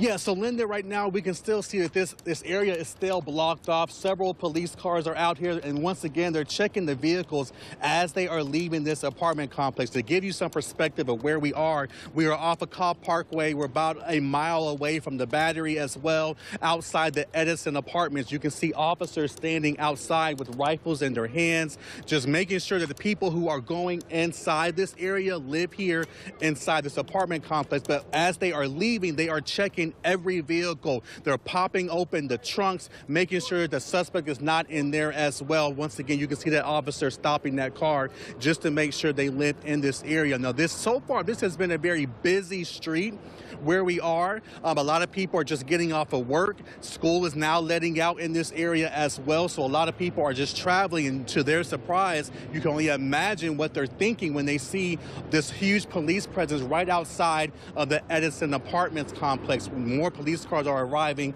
at this very moment. But once again, we're out here. We're continuing to monitor the situation just to make sure they're making sure that suspect is not in this area. And if he is, they are ready to arrest him at any point. Several police officers are out here again. And once again, we're outside of the Edison apartment complex right off of Cobb Parkway. Very active scene going on right now. Linda? Larry Sproul with the latest from Cobb County as they are searching cars coming in and out of an apartment complex not that far from the Battery in the area off Cobb Parkway. Police are looking for Dion Patterson. There's already a reward for information that leads to his arrest, $10,000, and could grow as the day goes on. Police say they're looking for him. They're looking for the weapon he had. They take this seriously because, according to police, he shot 5 people earlier today and killed one of them on the 11th floor of a medical office in Midtown Atlanta. As the day has affected so many people with the search for this person and in the effort to keep everyone safe, to make sure no one else is injured, no one else is killed, and that they can resolve this as peacefully as possible from here on out. Linda, we know that 5 people shot today, 1 killed, all of them women of varying ages from their 20s into their early 70s. And we know that 4 of those women were taken to to Grady Memorial Hospital in downtown Atlanta. And that is where we find Channel 2's Richard Elliott, who's been monitoring the situation there. Richard? And we just got an update from Grady. We do expect Dr. Robert Jansen, the chief medical officer, to come back out here on this corner in just about 15 minutes or so to give us an update on the condition of the 4 women who were brought here. He told us a little over an hour and a half ago that the 4 were brought in here. 3 of them were critical. 2 of them were in an operating room. 1 was still in the emergency department. 1 was in interventional radiology. Would not give us too much other information, would not confirm that all 4 of the victims had been shot. Federal HIPAA laws, of course, in place. He says when they got that mass casualty call from APD, they put out the call and immediately had multiple trauma surgeons, multiple staff. They were all standing by in the trauma bay. He said they even had chaplains here. They cleared the emergency department, the Marcus Trauma Center, in order to have plenty of room for this. So again, we're going to have a news conference in about 15 minutes. We'll bring it to you live. We are live in downtown Atlanta. Richard Elliott, Channel 2 Action News. All right, Richard, all of us, our thoughts with them, their families, anyone who cares about them as they have a day that no one could expect. Channel 2's Richard Elliott there. I want to take you back north of the city into Cobb County. Okay, this is in Smyrna, near Lincoln Trace Avenue, where Channel 2 Action News reporter Larry Spruill has been reporting, and several of our crews, including Channel 2 Action News reporter Michelle Newell and their crews. And what we're understanding is that the focus has clearly moved into Cobb County as they're trying to find this person, the shooter, Deon Patterson, a man police say shot 5 people, killed 1 today, and put several others in critical condition. We have seen from this live look from News Chopper 2, officers from various law enforcement agencies going vehicle to vehicle as they're trying to clear people and vehicles going just from point A to point B in a large section, Linda, of South Cobb. And I want to share some things that the Cobb County Police Department has been putting out on social media, because this is important too. Obviously, they have to take every report very seriously, super seriously, given the events of what has happened today. But they said some of the things they've been checking out have been false alarms so far. They're going to check out the next report, too. They said reports of shots fired on Galleria Parkway turned out to be a false alarm. And this is coming directly from the Cobb County Police Department, confirming that no shots were actually fired on Galleria Parkway, but they are checking it out. And as you said, Justin, they've moved to this apartment complex where they are checking the cars because of the situation where they don't know where this man is. They are checking out every credible tip that they get in or investigative development that they have where they think they might have a shot at finding him and bringing him in peacefully if it's possible. After 5 people were shot in Midtown Atlanta earlier today. We're going to keep showing you these live pictures so that you see what happens as we see what happens as we're following this unfolding security situation that started in Midtown Atlanta, now is playing out less than 10 miles away in Cobb County, past the Chattahoochee River on the Cobb side. And we have Channel 2's Courtney Francisco now with a live update for us. Courtney? Hey, Justin, I want to show you here. This is Fulton County Police Chopper. They had to come down and land here in Piedmont Park to the surprise of people that were enjoying the day after the lockdown. They came out to enjoy the weather a little bit. And then right across from Midtown High School, this police chopper just comes and lands in the middle of the park. So we found out why. They're conserving fuel. So Atlanta police had to go refuel their helicopter. And they had to come down, Fulton Police, to conserve fuel, and then once Atlanta police gets back up and away from the filling station, they can then return to the skies and go refuel and continue their search for this shooter. And you can hear it. Listen to that. They're starting back up in the middle of the park here. And you can see how close people are to this if you just take a look over. There's people out here enjoying the day, and then they see this and they walk up and they say, what's going on? We tell them. A lot of people taking video with their cell phones. Again, this crew was searching for the shooter along with Atlanta police. This is Fulton County Police Chopper. They had to come down to conserve fuel, and they are going to go up making the best decisions they can in the moment to try to make sure the crew is okay and that everyone on the ground is okay. You're watching live. We're going to keep monitoring this for you. This helicopter's about to take off. If you can hear me, it's getting quite loud out here. Reporting live from Piedmont Park, Courtney Francisco, Channel 2 Action News. That's the situation with the chopper here in Midtown Atlanta. The focus has moved to Cobb County, where News Chopper 2 also in the air and has been monitoring the situation at multiple locations. Here, a live look, thank you, from News Chopper 2, and you saw a school bus just move out of that picture there. We understand that this is in Smyrna. We've also seen areas where apartment buildings, the Channel 2's Larry Spruill was located, where they were going through and trying to clear an apartment building in an apartment complex. We've also seen officers going vehicle to vehicle where the focus, where they're trying to find this person who shot 5 people today and killed one, according to Atlanta police, has moved into somewhere in the South Cobb area, is what police seem to believe and law enforcement seem to believe, as evidenced by their activity. And as you're looking at this live picture from News Chopper 2, you could see police officers on the ground. Right now, we just see a car that is there, but we're going to keep an eye on what's happening in Cobb County as they search the cars and the trunks of cars for any sign of what could be the suspect. And Channel 2's Larry Spruill is also there on the ground to tell us what you're seeing in this search. Larry. Yeah, so Linda, right now we're focusing on, our camera is focusing on right across the street where you can see police officers, also those kids. They just got off of the school bus. Their parents were waiting for them. But we are outside the Edison apartment complex right off of Cobb Parkway. We're about a mile from the Battery area as well. We were just at the Battery, and then we saw police officers speeding by us, so we followed them to this area, and this is where they were stopping. They're also checking cars. If I can have my photographer, Joe Booker, zoom in on that truck, you can see police stopping each vehicle as they are leaving this apartment complex. What appears to be that they're looking and making sure that the suspect involved in that shooting earlier today, that he is not inside these cars that are leaving the area. Also, they're making sure that he's not involved or around this area here at the Edison apartment complex. I'm looking, probably counting maybe about 10 Cobb County police cars just stopping and posting right outside of this apartment complex. You can also see the officer with high rifles and guns around in this area as well, just to make sure that he's not in this area. I spoke with one parent. She was in tears. She told me off camera that she was waiting for her children to get off the bus. She did not know where they were.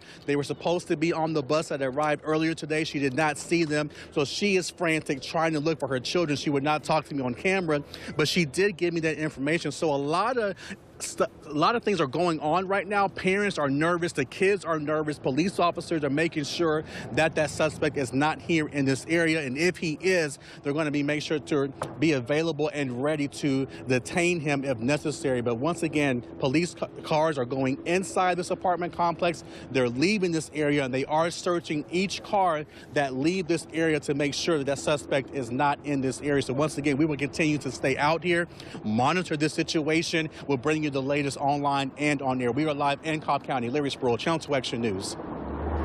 Well, Larry, he said it well. When you talk about the emotions, Larry, if you'll hang with me for just a second, and there's been such a drastic change, right, of scene today from Midtown Atlanta and now into Cobb County. So for the folks there, they're feeling this now.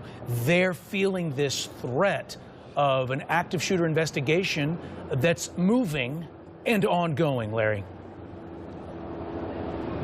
Yeah, and Justin, I spoke with a lot of people who live in this area, who live nearby, and they're saying that the fact that that shooter is still out here, he's still active, he's still on the loose, that's really the scary part, because they live in this apartment complex, or they live in this area not knowing where he is. That's really what is really causing people to frantic and to go into a panic mode, because they're not sure where that shooter is at this very moment. So once again, police are they're trying to make sure he's not in this area. That's why they are stopping the cars that are leaving this apartment complex. They're popping open the trunks just to make sure that they are checking off their X's and O's to make sure he's not around this area. Justin?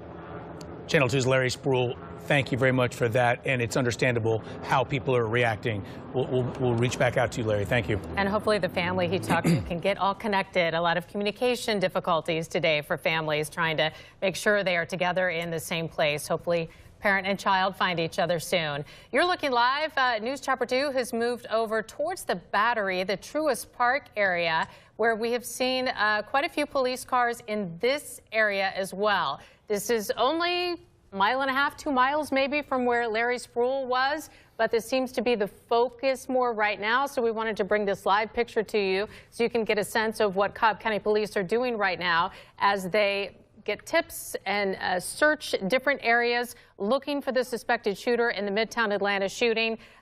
Dion Patterson, to see if he made it to Cobb County and if he's there and if they can find him and hopefully bring him in peacefully. We're going to continue to bring you these live pictures from Cobb County as we follow what happened in Midtown Atlanta today, where 5 people were shot in an office building, a medical office building, in the waiting room. 4 women injured, some of them seriously injured, 3 in critical condition at Grady Hospital. Grady Hospital, our level 1 trauma center, was prepared for a mass casualty event.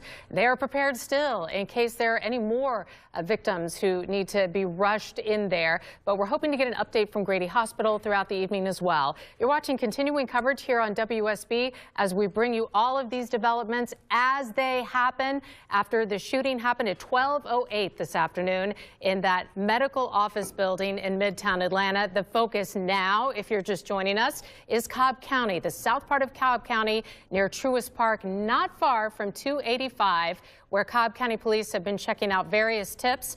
They have said that some of the things they've looked into have been false alarms.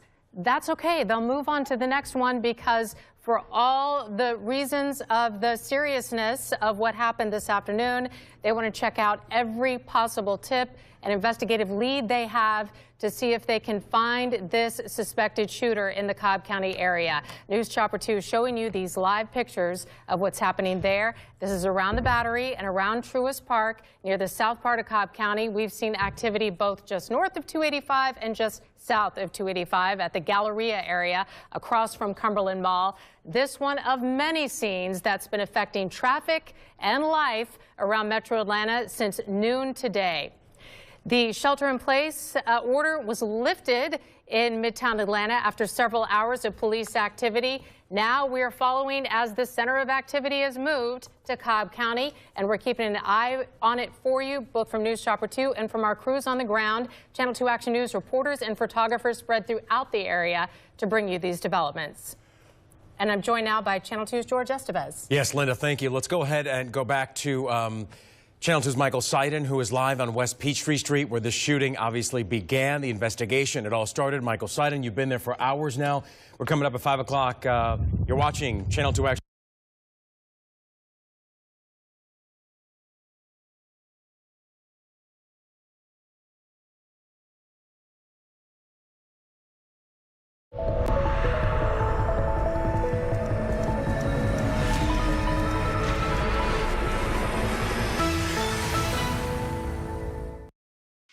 With so much at stake, so much on the line, more Americans turn here than any other newscast. ABC News World News Tonight with David Muir, America's #1 most watched newscast across all of television.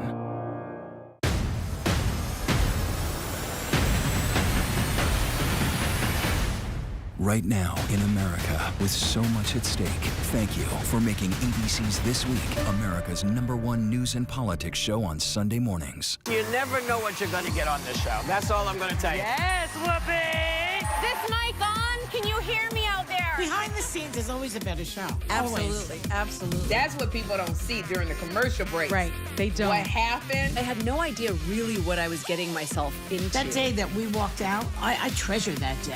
I couldn't sit there. You're doing good, Joy. You're doing good. Oh, yeah, baby. It was crazy. Behind the Table. Listen wherever you get your podcasts.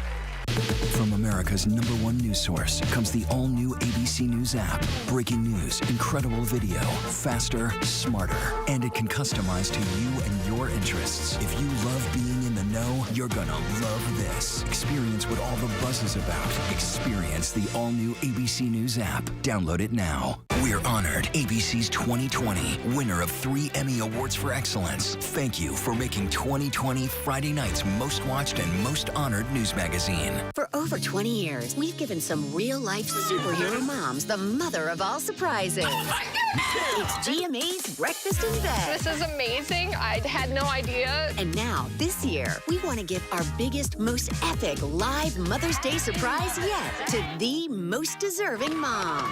Oh my goodness. So go now to goodmorningamerica.com or scan this QR code to find out how to enter to share your mom's story and honor her the GMA way. Grady Healthcare, let's listen in. Dr. Jansen. Procedure in interventional radiology, which was completed. They will have additional studies done, and 1 patient remains stable in the trauma center. Can you explain what interventional radiology means further? Sure. When you certainly have certain types of injuries, particularly vascular injuries, sometimes we're able to go to radiology rather than the operating room to repair that injury or take care of it. So it's still an invasive procedure. It's usually done under anesthesia, but it is in a different area of the hospital, not in the main operating room. Dr. Jansen, can you repeat the condition of the 4 people that were brought in? Sure. So we had 4 people brought in by EMS. Of those, 1 is still in the operating room, probably the most seriously injured. Another patient just got out of the operating room and is doing well. We had a 3rd patient who had a procedure in interventional radiology, and they will have to have additional procedures to follow up. And then the final patient is still in the trauma center, probably does not require surgery and is doing well. Were they shot multiple times? Can you talk about where and how they were shot? Well, I don't know how many times each one was shot. Really because of patient confidentiality. I don't want to get into the nature of the wounds. I think that would be a little unusual. Were any of these cases particularly challenging for the surgeons? Well, 2 of them were particularly serious, the ones that went to the operating room. And the one in the interventional radiology was in critical condition, too. So all 3 of those are very serious injuries. And can you once again describe what would make you go to the intervention radiology versus the regular trauma area? If it is primarily an injury to the blood vessels, we're frequently able to take care of that in interventional radiology as opposed to having to open the patient up in an operating room. Interventional radiology is where you go in through the blood vessels using special catheters and are able to take care of the injury that way. Can you talk about the flow of patients, maybe not specifically with this case, but the flow of patients coming into the ED and then moving throughout the hospital to ORs and other places? Right. So in this particular case, as I said, Grady EMS brought all 4 patients here. They arrived within 20, 30 minutes of each other. We were already prepared in the trauma center. We had trauma surgeons, nurses, all the staff ready. So as soon as they came into the trauma center, they were put into a trauma room and were treated immediately. 2 of those were taken immediately up to the operating room. We had the operating rooms open and ready, so they went directly from the emergency department to the operating room. The other one went straight from the emergency room to the interventional radiology suite. None of them were delayed by more than any time at all because we were ready for them immediately. For the patient that's still in the operating room, how long has that surgery been going? It's been going a number of hours. I don't know. It's probably about 3 or 4 hours. Were all 4 of them shot? Their injuries were all gunshot injuries? Yes, they were all gunshot wounds. And you mentioned earlier this afternoon that there were at least 2 families here. Have more families arrived? I haven't checked back to the emergency department to see. Hopefully they have arrived. So So it's fair to say 3 are still Pardon? 3 are still in critical. Yes. And the 3 are in critical, The fourth is stable. Can you talk about the next steps, what these next few hours look like for the medical teams taking care of them? So obviously we've got to finish the surgery on the one patient who's still in the operating room. They will go to the surgery intensive care unit. The other patient who finished surgery will go to the intensive care unit. The one who went to the interventional radiology suite is in the intensive care unit. So all 3 of those are either in the intensive care unit or will be going there afterwards because they are still critically ill. They will be treated by the trauma surgeons who staff the critical care units. And you said earlier that you were totally prepared for this. Did everything go smoothly from the hospital's end of things as far as responding? It went incredibly smoothly, and I cannot be more proud of the performance of all of the staff at Grady. From the surgeons, we had EVS ready, so we had everyone there. We had chaplains ready to deal with the patients and their families. So by the time they arrived, we were fully staffed. We had empty rooms waiting. It was absolutely seamless. I cannot be more proud of the way Grady handled this. Thank you, guys. That's it for now. We'll keep you updated. Thank you. Thank you, Dr. Jansen. Thank you. Thank you, sir. And we've been listening to Dr. Robert Jansen, Chief Medical Officer at Grady Memorial Hospital, with the latest on the patients taken to Grady. 4 people transported to Grady after what has transpired as just a horrible day. Starting with the search for the shooter right now, authorities are trying to find this man. He is 24-year-old Dion Patterson. Atlanta police say he's armed and dangerous, and in the last half hour, we confirmed that Patterson was a member of the Coast Guard. He was discharged from active duty back in January. Again, Patterson is considered armed and dangerous. If you see him, call 911. In the last hour, Atlanta Police Chief Darren Shearbaum updated us on the victims. He confirmed all 5 were women, and all 5 were in the waiting area of a doctor's office when they were shot.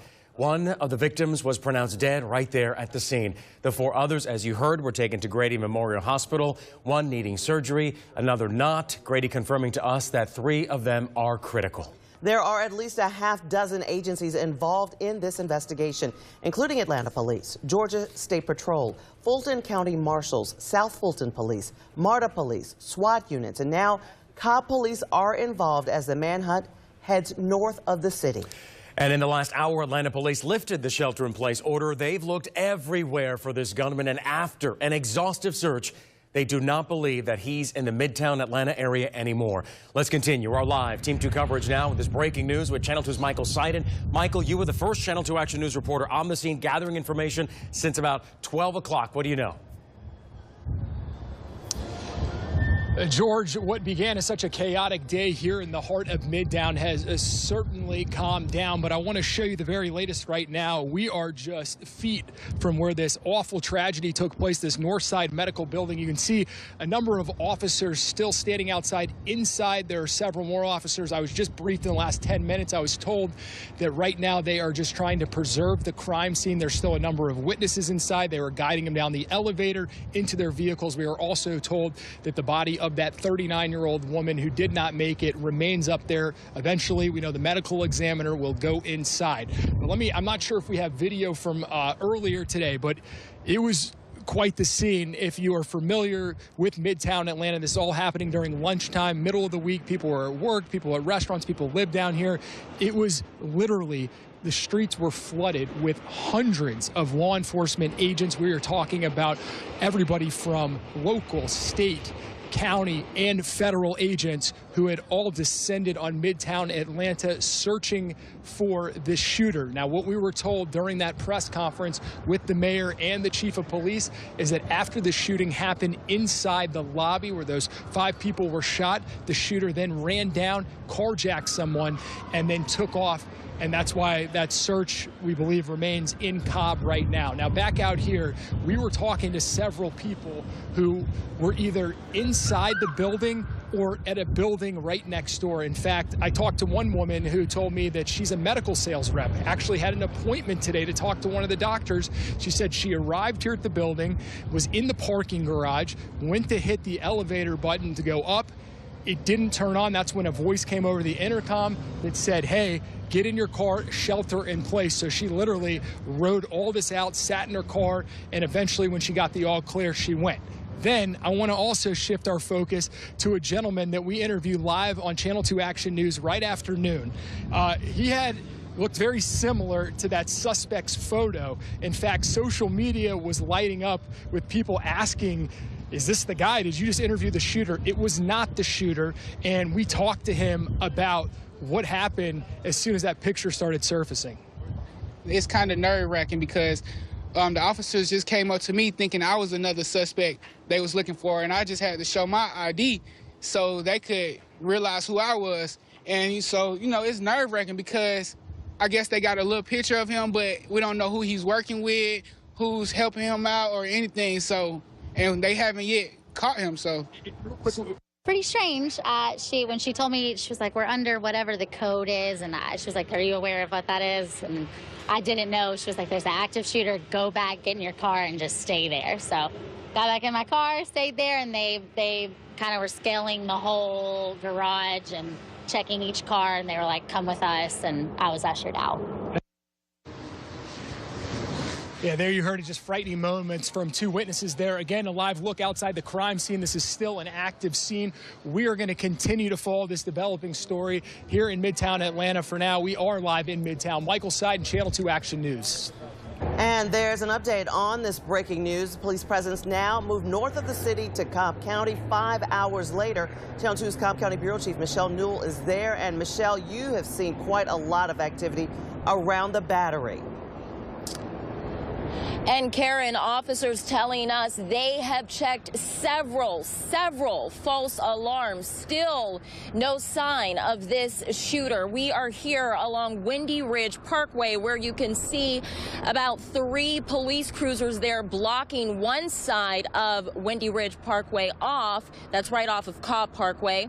And if I have my photographer Dana here panning over to the other side of Windy Ridge Parkway, you can see a much larger police presence. This happening right near the Battery. As we told you, police have had several false alarms. They were actually here on Windy Ridge Parkway a little more than an hour ago and fled.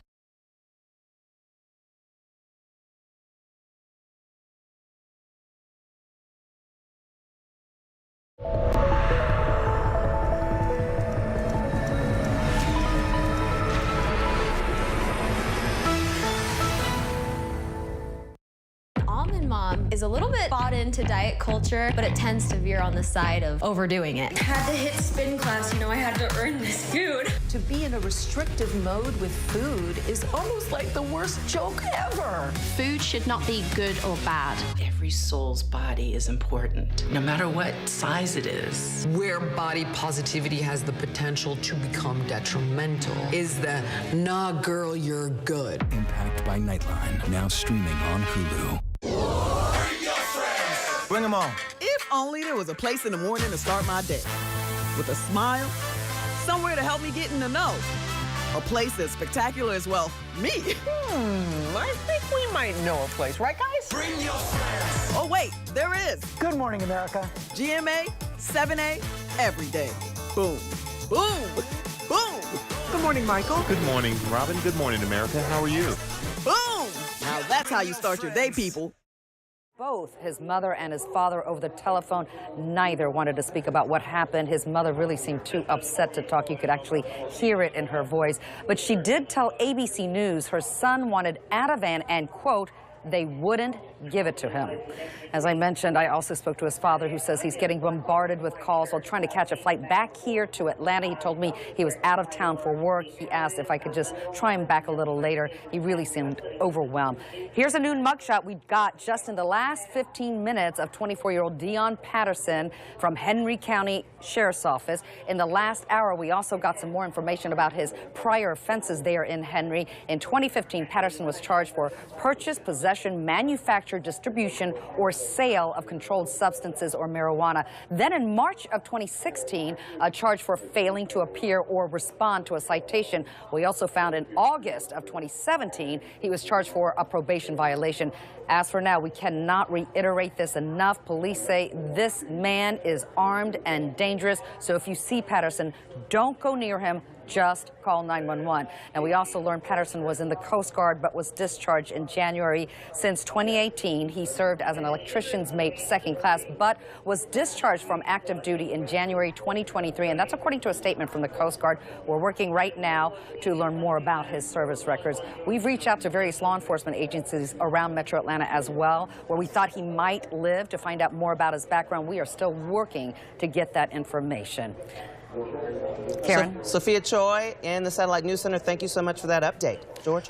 Our live Team 2 coverage continues right now with Channel 2's Larry Spruill live at an apartment complex where police are searching. This is in Cobb County, not far from where Channel 2's Cobb County Bureau Chief Michelle Newell is, Larry. And you were talking about this just a few minutes ago. This is what police are doing. They're trying to look everywhere for this guy.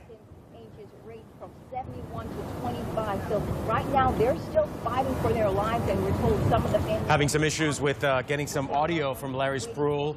I believe we're working on that right now. Go ahead, Larry. All right. Yeah, so George, I reached out to Cobb County Police. I'm still waiting to hear back from them. I asked them, why are they searching this area? I do want to step out of the way so you can see the magnitude of police presence here.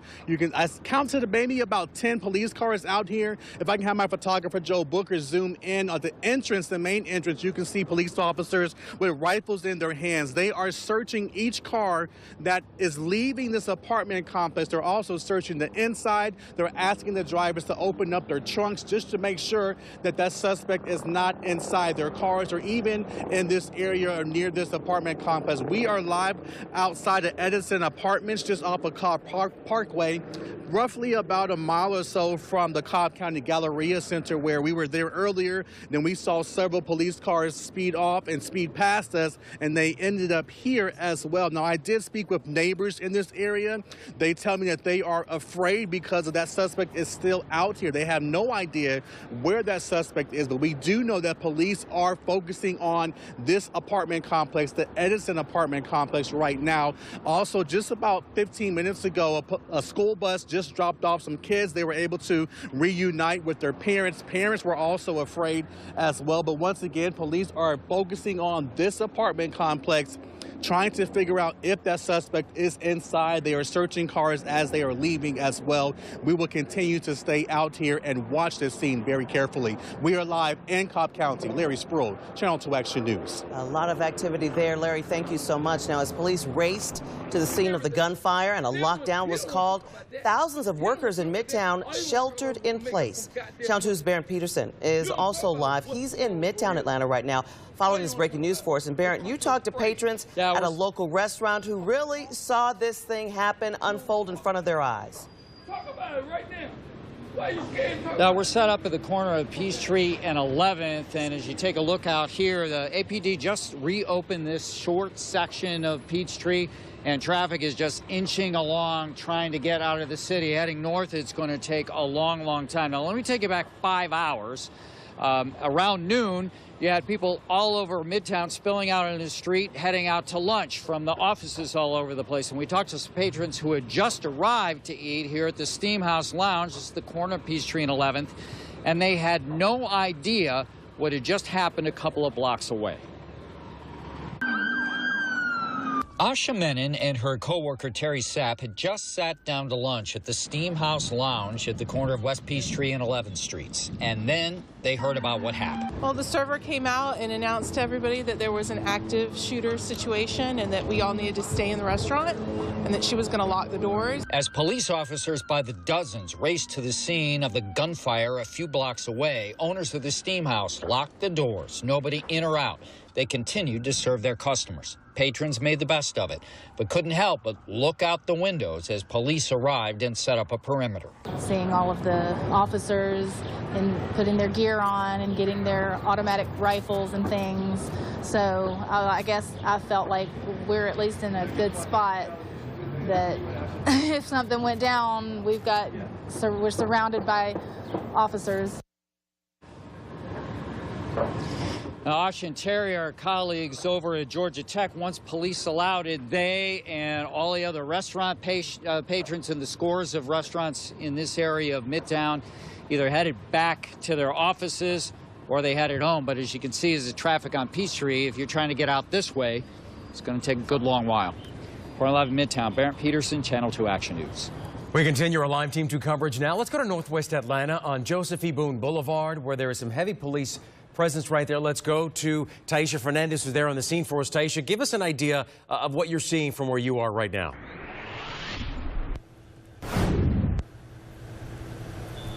In this neighborhood, and when we got here, George, to the 1100 block of Joseph E. Boone Boulevard, we saw several police cars around the corner, and then this Atlanta police car just pulled up here literally in the last probably 60 seconds. Now, I spoke to some neighbors who were outside when we got here, and they said they heard about everything. They saw police come here with their assault rifles in hand. They basically searched that home. And according to the neighbor, she has never seen the suspect before, and she's a retiree. She's home all the time. She's disabled. She said she sees everyone who comes and goes, and she always asks questions when she sees someone out of place. So she's not so sure that this suspect at least has lived here in the last 6 months to a year. But we saw a heavy police presence when we first got here. Right now, it's kind of dwindled down. You just see that one police car right there. But we also spoke to a teacher who was on lockdown at a KIPP school and just they were on lockdown and they know what was going on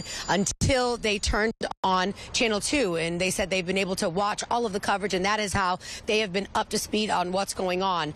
They are making sure that the suspect does not come back here. That's why you see that cop sitting in front of the house right now. We will stay out here to monitor the situation, and as soon as we get some new information, we'll pass it on to you, George.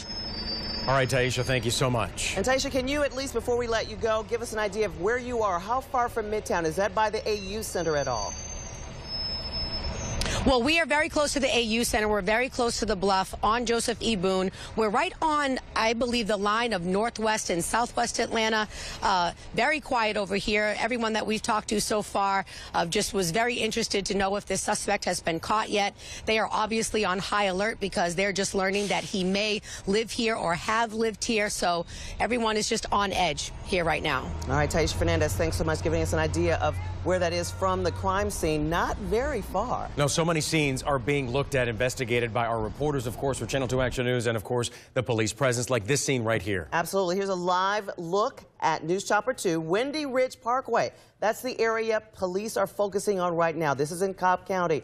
You can see large police presence. If you know anyone that lives in that area, maybe heading home, maybe leaving work, you might want to alert them. This is not the place to be right now. Yeah, we have our crews up there, Larry Spruill and Michelle Newell, Windy Ridge Parkway. Cruisers blocking both sides of the road, right off Cobb Parkway and the other side as well, because at this point, Karen, you know, we heard he headed up here. According to police, they went up there too. We video of them rushing to different things in Cobb County, so they are trying to figure out exactly where he isn't to then narrow down where he could be. And if you're trying to figure out where that area is, Windy Ridge Parkway, that is by the Battery. So just off 285, 75, that area of Cobb County.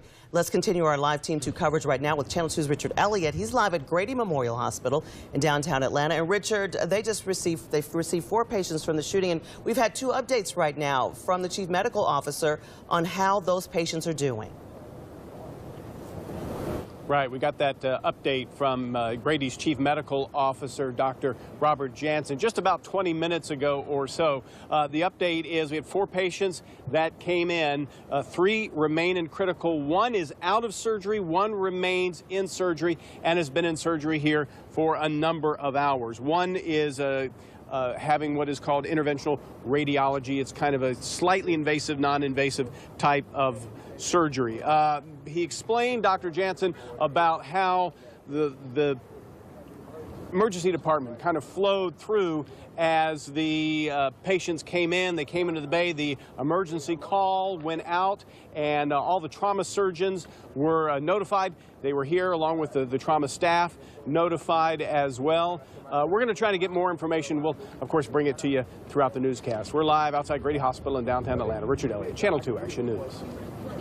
All right, Richard, thank you. Continuing our live Team 2 coverage from the ground and also from the air, News Chopper 2 live right here, Windy Ridge Parkway. This is the scene right now, the most police activity, the most active police activity on the ground right here. Police presence right near the Battery to give people an idea. Look at all those apartment complexes. So as you can imagine, as a police officer, as a team, regardless of what agency you're working with, you're working together to figure out where Deon Patterson could be, where he could be hiding, and that looks like an apartment complex being built. So you can imagine the access that someone would have to hide anywhere in any of those open buildings. There's a liner on the buildings to protect it from water damage, but the windows are open. There are no windows. The doorways don't exist yet. So you can imagine the task, Karen, on the ground. And let's just say that network of cameras has helped police thus far just get pictures of him outside that medical facility and along the way. So you've got to know police are watching this very closely. There's a reason they are here in this area of Cobb County right now. I wanted to speak to a retired police detective for Atlanta PD, more than 20 years, Vince Velasquez, and he was talking to me earlier, talking about the delicate nature of what's happening right now. Sure, we're seeing cop cars on the ground. Sure, we have News Chopper 2 in the sky. We're monitoring the situation. We're getting all the information here, but police right now are narrowing down where he is, and then once they find him, it is a whole different game for them to figure out if he's with anyone, if anyone else is in danger, because, Karen, he's proven he's already armed and dangerous. And they need to stay safe at this point because you don't know where he is or, as you said, who he may be with. Armed and dangerous. Please don't try to confront him. And so many people have seen his picture. So many people have been watching our coverage since 12 o'clock when we started this, and they may think, I may be able to do something. Don't. Hide somewhere if you find him, if you see him, and just call police. Make sure you are safe, and then dial 911. And interesting enough, our Sophia Choi talked to his parents, his father, telling ABC News perhaps that he wanted Ativan and was not able to get it. No one would give it to him. So that was an interesting point of this investigation as we've been digging into who Mr. Patterson is and what might have gone on here today. And that's one of the things that Vince Velasquez, a retired APD police officer for more than 20 years, was talking to me about. Not only do you physically have to control the situation, narrow the suspect down to a place where you can then surround him, but then there's the whole mental health aspect, which is, as we have seen the past recent years, even a decade and a half or two, we've seen how that plays a very delicate role in apprehending a suspect, making sure whoever that suspect is with is safe. Because we've seen these situations go down very differently. If the suspect is alone, that's a whole different set of circumstances and a whole different set of ways they operate. If he is with someone, if he is taken a hostage, again, we are just talking about what could be going through the minds of these negotiators, of these teams on the ground, as we take a look at a live picture here from News Chopper 2. Look, Karen, at all that police activity, all those cars, people who drove those cars there, they're somewhere in this area, which, as you pointed out, and as we see there on the bottom of your screen, is right near the Battery, and we know how busy it is. It's coming up on 5:30. This area would be bustling at this time. The city has been shut down by this shooting that happened at noon today. Now still no end in sight as police continue their search for this suspect. We've been talking to his family. There he is right now. Deon Patterson, 24 years old, and we just know a little bit about him, his background, where he served. He was in the Coast Guard, we're told, and had been discharged earlier this year. So we're going to stay on top of this and this scene for you. Yeah, because as we talked about, armed and dangerous, you know, Sophia Choi was finding out, our investigative reporter, about his prior offenses in Henry County. In 2015, Patterson was charged for purchase, possession, she was saying, manufacture, distribution, sale of controlled substances or marijuana. Then fast forward a year later, in March of 2016, a charge for failing to appear or even respond to a citation. We also found out in August of 2017, so a year after that, he was charged for a probation violation. So as we've talked about, and as police officers and experts will tell you, you know, a person in this situation is capable of a lot. They could be desperate. As we've already seen, desperate is one word. 5 people were shot, 1 person killed, 4 people in the hospital right now. So again, this person at this point is capable of anything. And as we talked about, 5 people were shot. 5 people were shot, according to police, at the hands of Deon Patterson. And we are still searching for him in this 5th hour, going on 6 hours now. Started in Midtown Atlanta. We got word from police that something was going on. We started calling and investigating in the newsroom and ended up finding out that Deon Patterson was on the Hunt. As we approach our 5:30 hour on Channel 2 Action News here at 5 o'clock, let's go back to Cobb County. The activity is right now up there. Channel 2's Cobb County Bureau Chief Michelle Newell. Michelle, this story headed north and headed right to you. George, such a fluid situation. We're talking about several police agencies out here in Cobb because this is where they think the shooter is. So far, they haven't found him. Lots of false alarms. I want to show you where we are right now, here along Windy Ridge Parkway. If you're not familiar with the area, this is right near the Battery, near Truist Park, not too far from Cumberland Mall. If we can zoom in, Dana, I want to show you how many police vehicles, cruisers from various agencies, a number of SWAT, they're armed, out, looking, trying to figure out where this guy is. We've been to a number of different locations. We were over at Cobb Galleria earlier, and another false alarm over there. They said they heard shots fired. That wasn't true. So now we're back here on Windy Ridge Parkway, just one of two locations where police are right now. My colleague, Larry Sproul, he's at a nearby apartment building not too far from me. If we could swing around, Dana, so I can show our viewers what's on the other side of Windy Ridge Parkway. You can see there an officer getting out of his vehicle, walking towards the intersection there. About 3 to 4 cruisers here focused on this area as well, as this is blocked off. I spoke with a woman who told me she works near the Battery, and she was just talking about how scary this is, right? You know, she's getting messages from her company saying that an active shooter could be in Cobb County. She's frightened. She's actually right out here just trying to figure out what's going on. So still a very fluid situation. Of course, we are in contact with police constantly to figure out what they've learned. Of course, we'll keep you guys updated. We're live from Cobb County. Michelle Newell, Channel 2 Action News. Michelle, thank you so much. We want to just kind of go over once again what has happened. Started at noon, a shooting in Midtown at a medical facility there, Northside Medical Office. We are told that a person was in there and opened fire inside that facility. We hear that one person is now dead.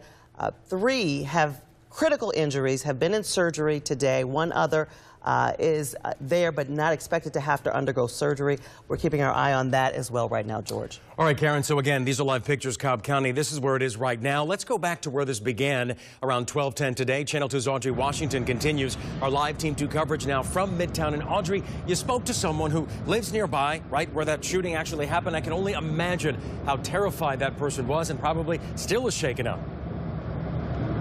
Right, it is very tense up right here. I just want to show you what's happening right now. I just got word that Atlanta police got another tip in this situation, and right now they are all heading out to go follow up on that tip, hopefully to try to find this 24-year-old shooting suspect. Now, this has been such a hectic scene out here. So many people on edge just trying to figure out what is going on and where this man is. We are live here along Peachtree Street. I just want to show you this neighborhood. If you can see, there are restaurants over here.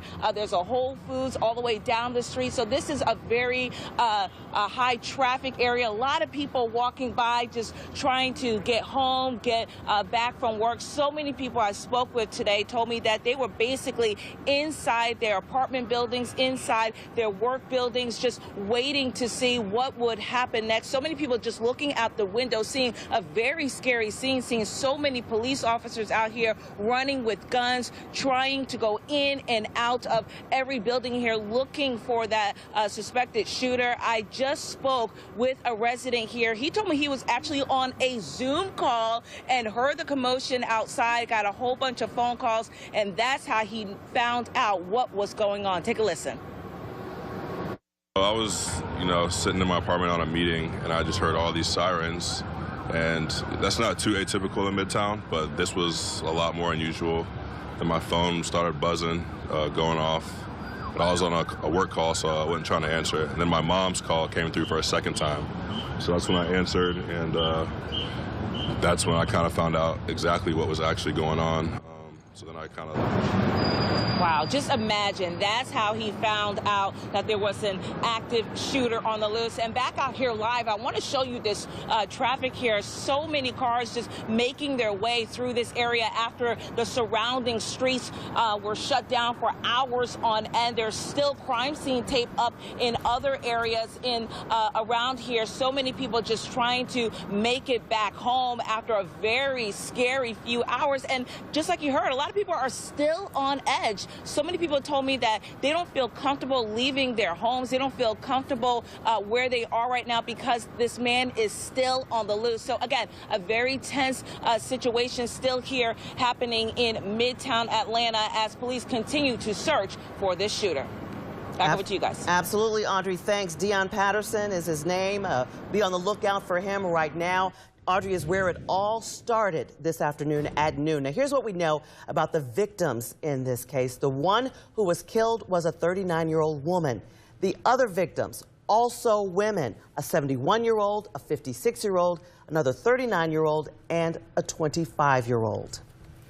Channel 2's Larry Spruill continues our live Team 2 coverage now. And Larry, we're waiting information from Cobb County to get exact details as to where they are in the hunt for Deon Patterson. But you're live now at an apartment complex. And what you've seen is really just what they're doing, whether it's where you are or where other people are. They are looking for Deon Patterson everywhere. And one of the things you pointed out earlier, Larry, was the fact that they're looking at cars as people leave those complexes. Why are they doing that? Well, George, they're really trying to make sure that he is not in this area at all. Or if he is in this area, they want to make sure that they're able to get him. Let me step out of the way so you can see what I am talking about. Several police cars from Cobb County Police are out here. Officers are out here. They have long rifles in their hands, and they are really monitoring and watching the Edison apartments. I can have my photographer, Joe Booker, pan to the front entrance of where those officers are. They are stopping cars as the cars are leaving this apartment complex. They're checking the inside of the cars. They're also asking the drivers to open up their trunks, and they're looking in their trunks as well. They want to make sure they don't leave any stone unturned. And meanwhile, I spoke with a lot of people who live in this area. Several people have texted me. They're saying that they're getting off work. They live here in Cobb County. Several areas are blocked off. Several roads are blocked off. We're about a mile up the road from the Battery. They're not allowed to go in that area as well. So people are really on edge. They're afraid because of that suspect is still on the loose, and now police are focusing on the Cobb County area. Once again, if I can have Booker just show this officer right here, he just turned his back to us, but he is now having a long rifle in his hand. Several officers have rifles in their hands as well. They're opening up the trunks at that front gate, as you just saw. They're making sure that the guy is not in this area, but if he is, they want to make sure that they're able to get him as soon as they can. I reached out to Cobb County Police to ask them why are they focusing on this area. I'm still waiting to hear back. We also reached out to Cobb County schools because we saw several school buses where we were able to drop off their kids. Parents were telling me that they were trying to figure out where their kids were, and when they dropped them off, they were able to reunite with their families. But once again, for about the last hour and a half or so, Cobb County Police have been focusing on this apartment complex, the Edison apartment complex right off of Cobb Parkway, looking for that suspect. We are live in Cobb County. Larry Spruill, Channel 2 Action News. Very interesting watching police talk to residents in that apartment complex. And let's really talk a little bit about, and George, you as well, how we got to Cobb County. We talked about the network of cameras, very important in this case. But we were also told by Atlanta police that a car was stolen in the area and found in Cobb County. So they have since gotten that car. Don't know if this suspect they are waiting for, Deon Patterson, has gotten another car or if he is on foot. We have another shot of him so you can see, identify this man. If you see him, call 911 immediately. He is armed and dangerous. But police telling us a car was stolen in the Midtown area, found in Cobb County. That is perhaps some of why we are in that area with this search. And that's what they're doing. So many people taking a good look at this image, maybe seeing it on their way home or seeing it where they are right now. I interviewed some woman, Trisha McCreed. She actually works here for the Channel 2 Action News in this building, and she said she was at lunch in Midtown and saw him. This man you're looking at right here, saw him in his hoodie with the bag in front of him and that mask on, running up Spring Street, which is the street where this all took place, as she was heading down in her car going to lunch. She then half an hour later said, this image, I've seen this image. And she remembered she saw him at lunch. Just goes to show you, you could run into someone anywhere. And again, the key is to remain safe, do not apprehend, call 911. Channel 2 investigative reporter Mark Winnie continues our live Team 2 coverage. Now, you're near the shooting scene, and Mark, you've been breaking details all day since you got down there. It is 5:40. What do you know so far? We've been on the air for 5.5 hours. Well, a short while ago, the Atlanta Police Mobile Command Post, which had been parked right down there, right behind me, left here. I think that signals very clearly what we now have grown to know, that this is now a fugitive investigation, and the focus is Dion Patterson. Now, photographer David Lavecchia and I were downtown. We saw a lot of activity seemed to be headed this way. We actually headed toward here before we even confirmed it was an active shooter situation. Here's an example of what we saw, starting with the 3 ambulances that we saw departing right after we arrived on the scene.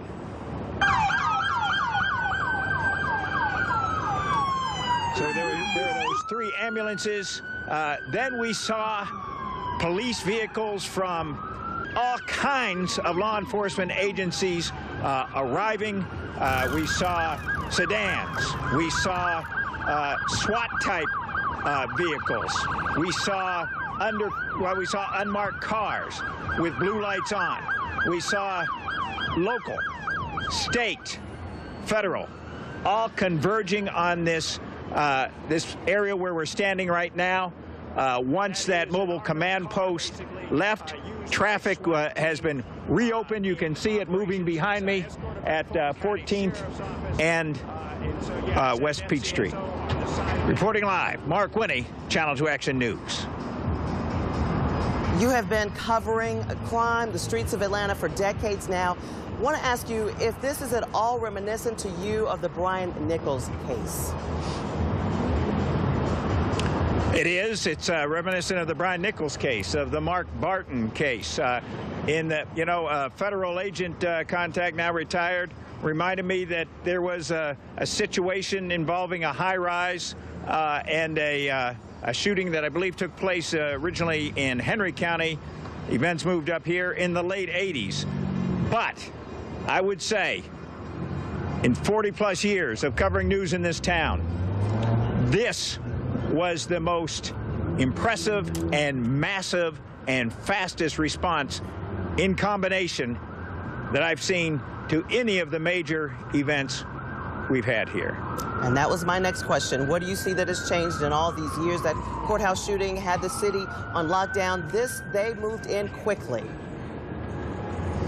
I think one thing that has changed is that police now train for active shooters. They have protocols in place. Now, for many years, police and state and federal counterparts have had protocols, how they're going to work together in certain types of situation. But those things, I think, have been refined, both in terms of the incidents that may have happened here, but also incidents that have happened elsewhere, and lessons learned not just about what to do, but about what not to do. So I think that's one thing that has changed. Active shooter now has a whole different significance to law enforcement than it did many years ago. All right, Mark Winnie reporting live for us, our investigative reporter on the scene there in Midtown Atlanta. Talk about things evolving and changing. The scene has evolved and changed now north up 75 to Cobb County. Here's News Chopper 2 over the scene. Windy Ridge Parkway in Cobb County, a large police presence. If you're just joining us at this point, we're waiting to see where Dion Patterson will show up. We are waiting at this point to find out exactly what is going to happen, because what's going to happen is they're going to find him, whether it's now, an hour from now, or later tonight, and then they have to make some tough decisions. How do they apprehend him? There are lots of questions right now and a lot of uncertainty at this 5 o'clock hour. We're working to get those details, but we want to get insight on what police are doing now. So I talked to a former APD detective about what the procedures are here. Vince Velasquez, more than 20 years with APD. You were an actual negotiator. So once they find this suspect, if he is somewhere, what takes place? What is the order of business here? So the first order of business is always safety, public safety. So this is a tactical situation. SWAT is always going to be in control. We know from what we've seen in reports that at least one person's dead, others have been injured. He is armed, he is dangerous, possibly mentally ill. It's always difficult. Now, once they have this person located, what's going to happen is they're going to try to make contact with him. And that's when negotiators come into play and try to understand what's going on with him and trying to get him to peacefully surrender, make sure he doesn't have anyone hostage, no one else is injured, he himself is not injured, and try to find a peaceful resolution for the whole thing. We're going to figure that out the more information we have, but let's say he's alone. Does that change if he's with someone? It absolutely does. He's already demonstrated that he has a propensity for violence. He's killed someone. He's injured other people. So it's no far stretch that he will do this again and injure somebody else. So if he is with someone, the first order of business is to make sure that that person is safe and try to get that person or persons out of the house or the apartment or wherever he may be safely, and then deal with having that suspect peacefully surrender and then arrest, and then the rest go through the judicial system. Quickly, last question, use of force. What's the parameter for that? You know, this is a dangerous situation. Again, this person has demonstrated violence, and SWAT is a tactical unit, and they are there to take control of the situation. If this person chooses to inflict violence toward police officers, they're going to respond. That's their job. Their job is to make sure that the general public is safe, and that means, you know, unfortunately, neutralizing the suspect using deadly force. They're prepared to do that. Vince Velasquez, a veteran with APD more than 20 years, and again, a negotiator yourself. Thank you for that perspective. Thank you. Here's a live look right now. News Chopper 2 over the scene, Windy Ridge Parkway in Cobb County. I want to point out, we've been saying his name a lot, showing his picture a lot. At this point, you know, he's not been charged with anything, Deion Patterson. Police have identified his name, sure, released his picture, sure. Police tell us they believe Deion Patterson did all this. But again, at this point, no charges have been filed because they haven't found him. They're still looking. There was an active manhunt going on right now at this 5 o'clock hour. And with that said, it would be a good idea, too. Why don't you take his picture off of our screen, off of our website, share it on your social media, because police are actively looking for this suspect to get him off the streets. They believe that he may have been involved in this fatal shooting now, active shooter situation, mass shooting right here in Midtown Atlanta. We do know that his family, his parents, are cooperating with authorities at this point. His mother talking to police. We know, we've heard she was on the scene when this happened, perhaps had gone with him to this medical appointment, to this facility.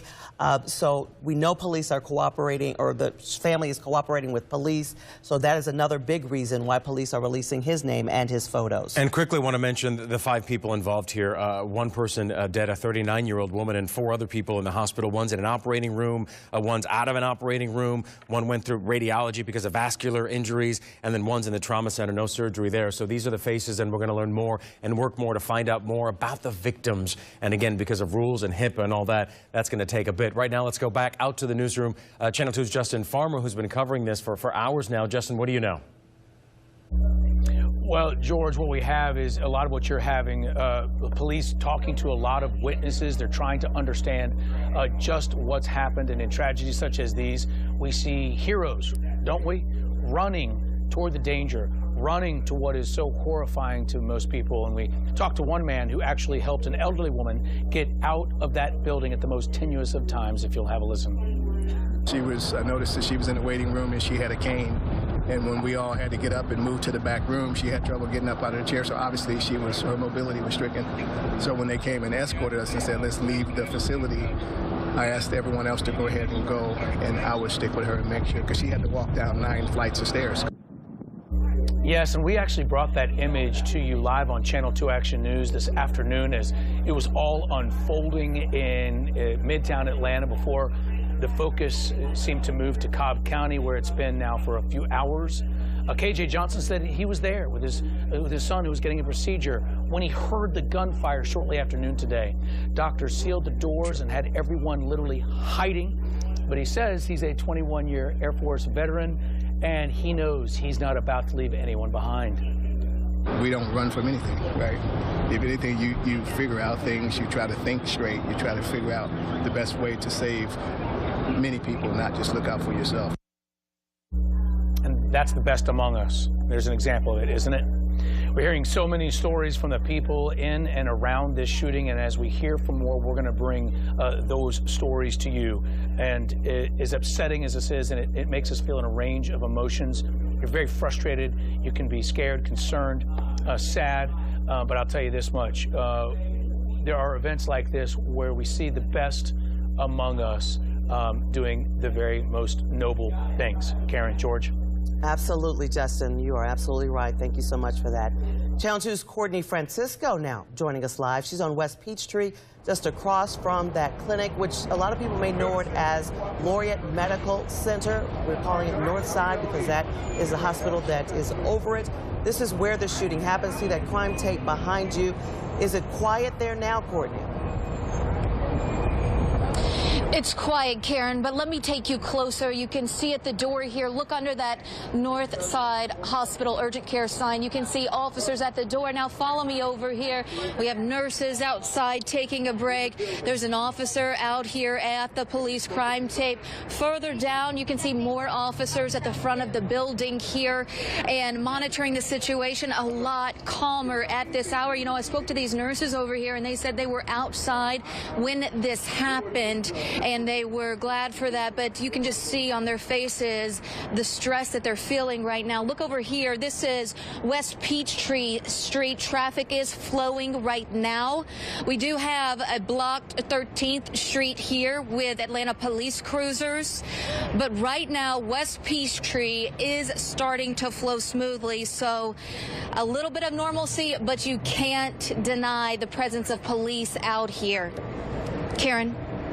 Absolutely cannot. Thank you so much, Courtney Francisco. See people sitting there on the stairs, probably still in disbelief of what happened now 6 hours earlier today, and still no suspect in custody. Thank you so much for that update. George? And as they're looking, Karen, for that suspect, let's go north now to Cobb County, and Cobb County Bureau Chief Michelle Newell is there now. Michelle, we were just talking about it. We're going up on 6 hours now since it happened, and the activity went north to where you are right now, and you have the activity behind you, and the search is going on all around you and in Cobb County.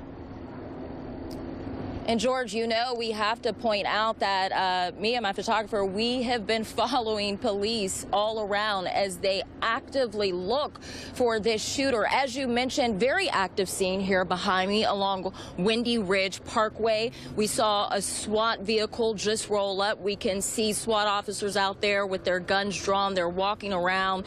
They're trying to figure out where this man is. And if we can focus on that parking deck, I want to show you guys. Just up above there, a number of people up there looking down at all of these police officers, just trying to figure out where is this guy. A lot of people are on edge. I want to show you what's happening from above. News Chopper 2.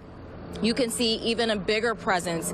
Police are at an apartment complex just one street over from where we are, searching, looking, just trying to find clues. I really want to point out how populated this area is here. So we have the Battery right here, Truist Park. We have Cumberland Mall not too far from here. We have Cobb Galleria right across from the mall. Police were over there searching that area, but again, that was a false alarm. Now you can see them here along Windy Ridge Parkway, where there are all kinds of businesses and shopping centers. So many people are afraid right now. They really just want police to find this guy. Take a listen to a woman I just spoke with earlier. She was working right near the Battery when she got the alert. Thinking. It's totally scary. I was at work. We got text messages that I actually got a few of them, that there was an active shooter in downtown, and then we got one for here. So it's time for me to leave work. So I left work, came through here, and saw all these cops and like with big Uzis and big guns, and I was like, whoa, what's happening? Like, he must be there. Totally scared. We don't get this much. I mean, this is not what we do here. Like big guns and scary, active shooters. So they had all the schools on lockdown, daycares on lockdown. It's very scary. Very scary and something that I've never seen since I've been covering Cobb. Again, very active scene here, very fluid. We are in contact with police. We know that the PIO for the Cobb County Police Department, he is set to speak at a presser at some point. That's happening not too far from here. We know we have a crew there as well. So hopefully we can get some more information about what's happening. We're live from Cobb County. Michelle Newell, Channel 2 Action News. And this situation getting national attention. It is on headlines all across the country. We know that, of course, the governor been briefed on this, knows what's going on, as well as Senator Raphael Warnock. Press secretary held a briefing, talked about this today. President knows about this. So, Michelle, thank you so much for that update. This is what things are looking like from the air. News Chopper 2, a scene of all of that activity that Michelle's still telling us about, has not slowed, still going on. And we know Grady's chief medical officer, Dr. Robert Jansen, says the Level 1 Trauma Center, which is the only one we have now in Atlanta, was prepared and activated its mass casualty event protocol. So we called mass casualty event. Within minutes, we had multiple trauma surgeons, multiple staff in the trauma bay itself.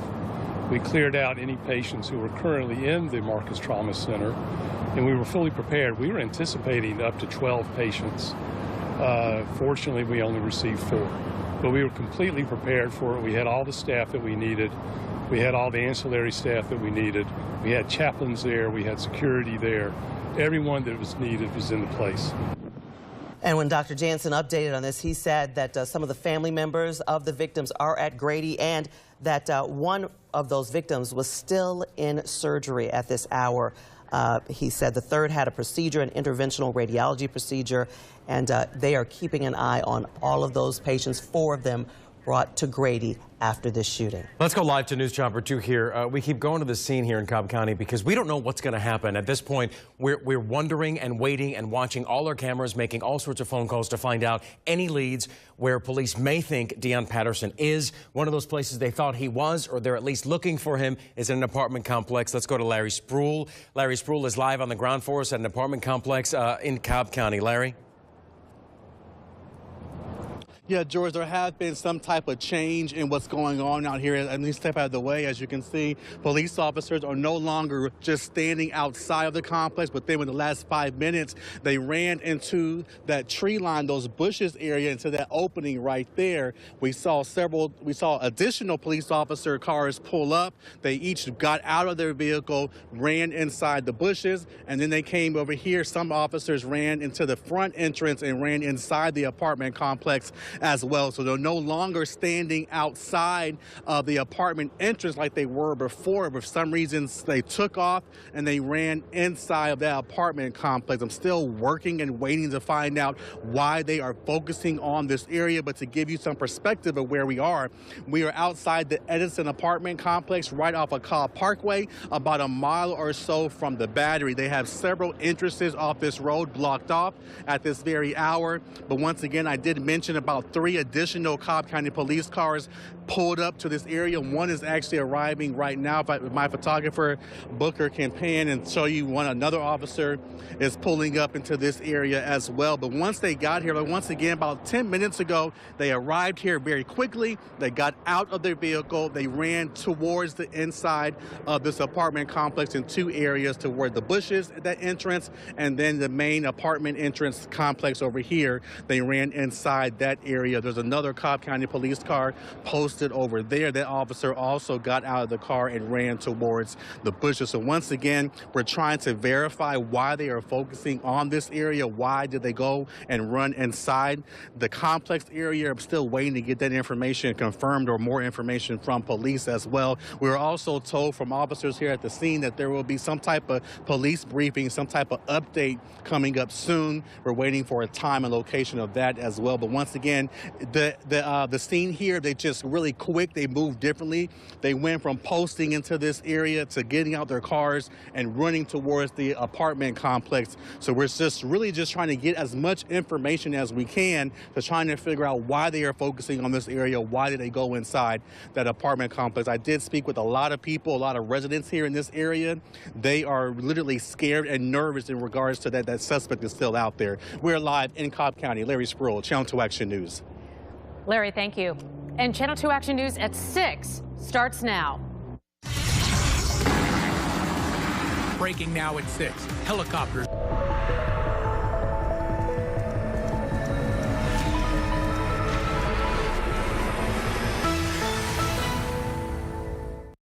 Almond Mom is a little bit bought into diet culture, but it tends to veer on the side of overdoing it. Had to hit spin class, I had to earn this food. To be in a restrictive mode with food is almost like the worst joke ever. Food should not be good or bad. Every soul's body is important, no matter what size it is. Where body positivity has the potential to become detrimental is the "nah girl, you're good." Impact by Nightline, now streaming on Hulu. Get ready, America, every Friday. The hottest trends, styles, and must-have. What's the right stuff to buy right now? I really love that. It's time to buy the right stuff. Yes! And save big time, too. The right stuff. Fridays on GMA. You're gonna love it.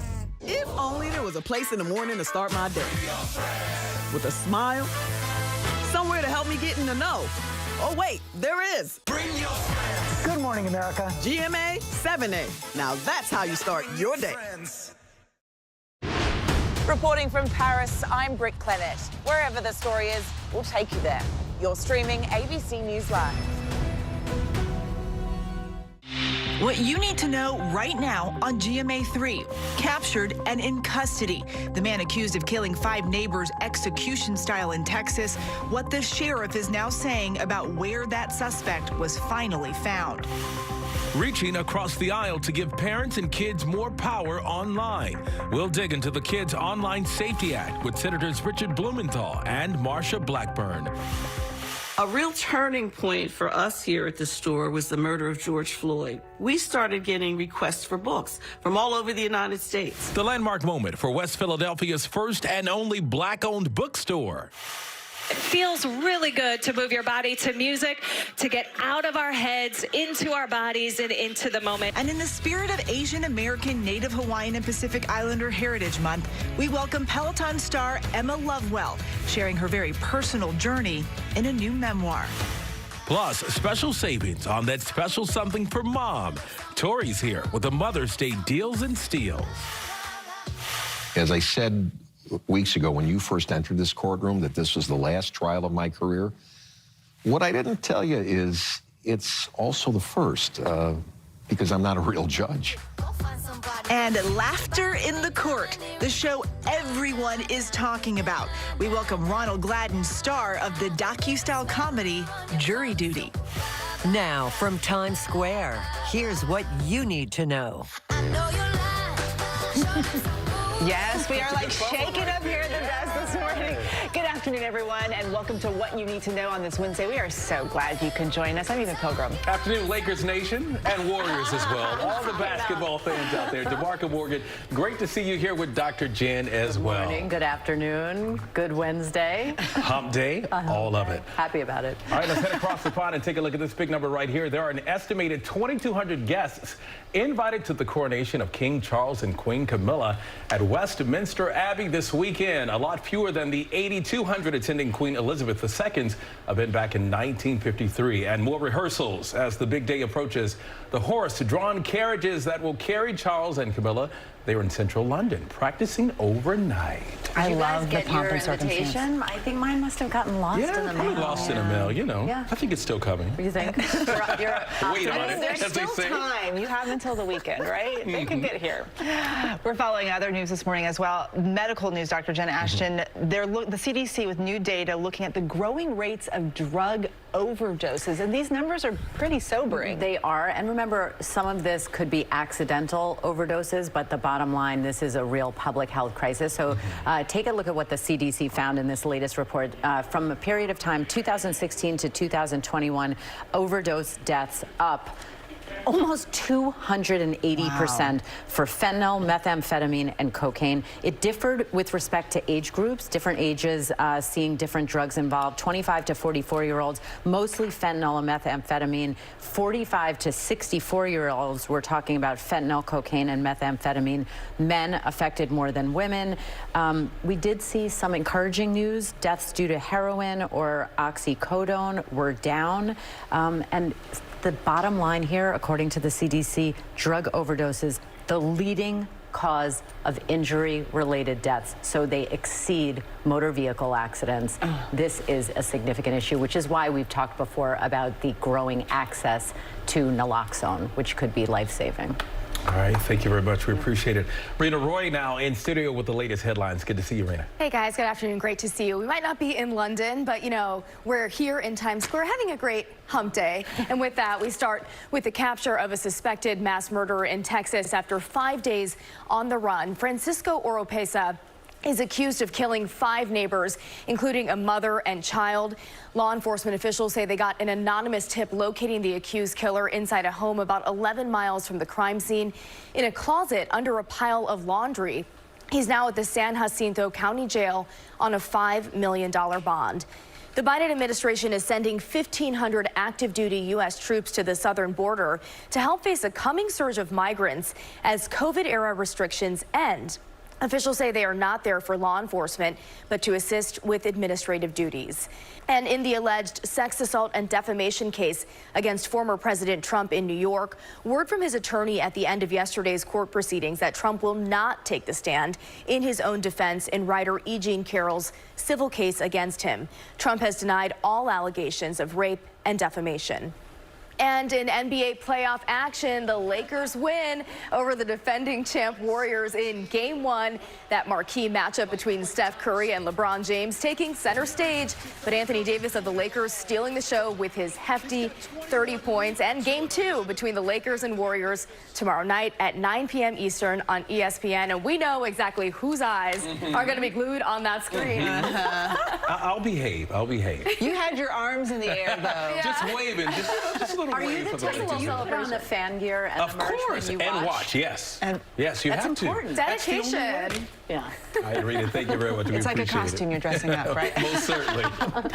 And there's a whole lot more right here on GMA3 on this Wednesday. The bipartisan push to give parents more power online and keep kids safer on social media. We'll talk to the senators behind the measure. Plus, Black history on every shelf. The landmark status for an independent East Coast bookstore when GMA3 returns. We're glad you're with us.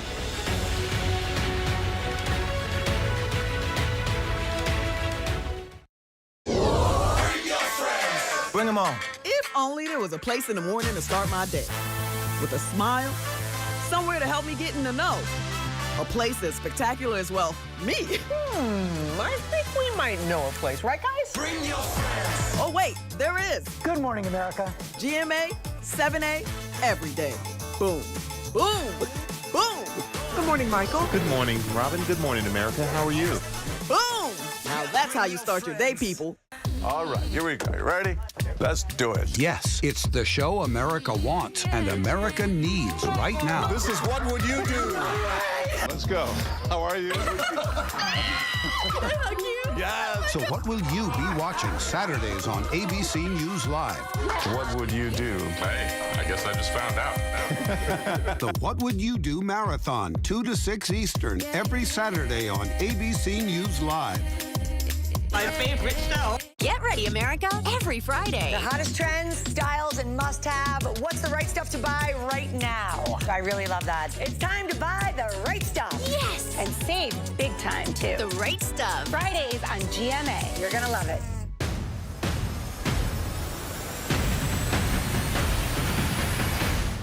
Right now in America, with so much at stake, thank you for making ABC's This Week America's #1 news and politics show on Sunday mornings.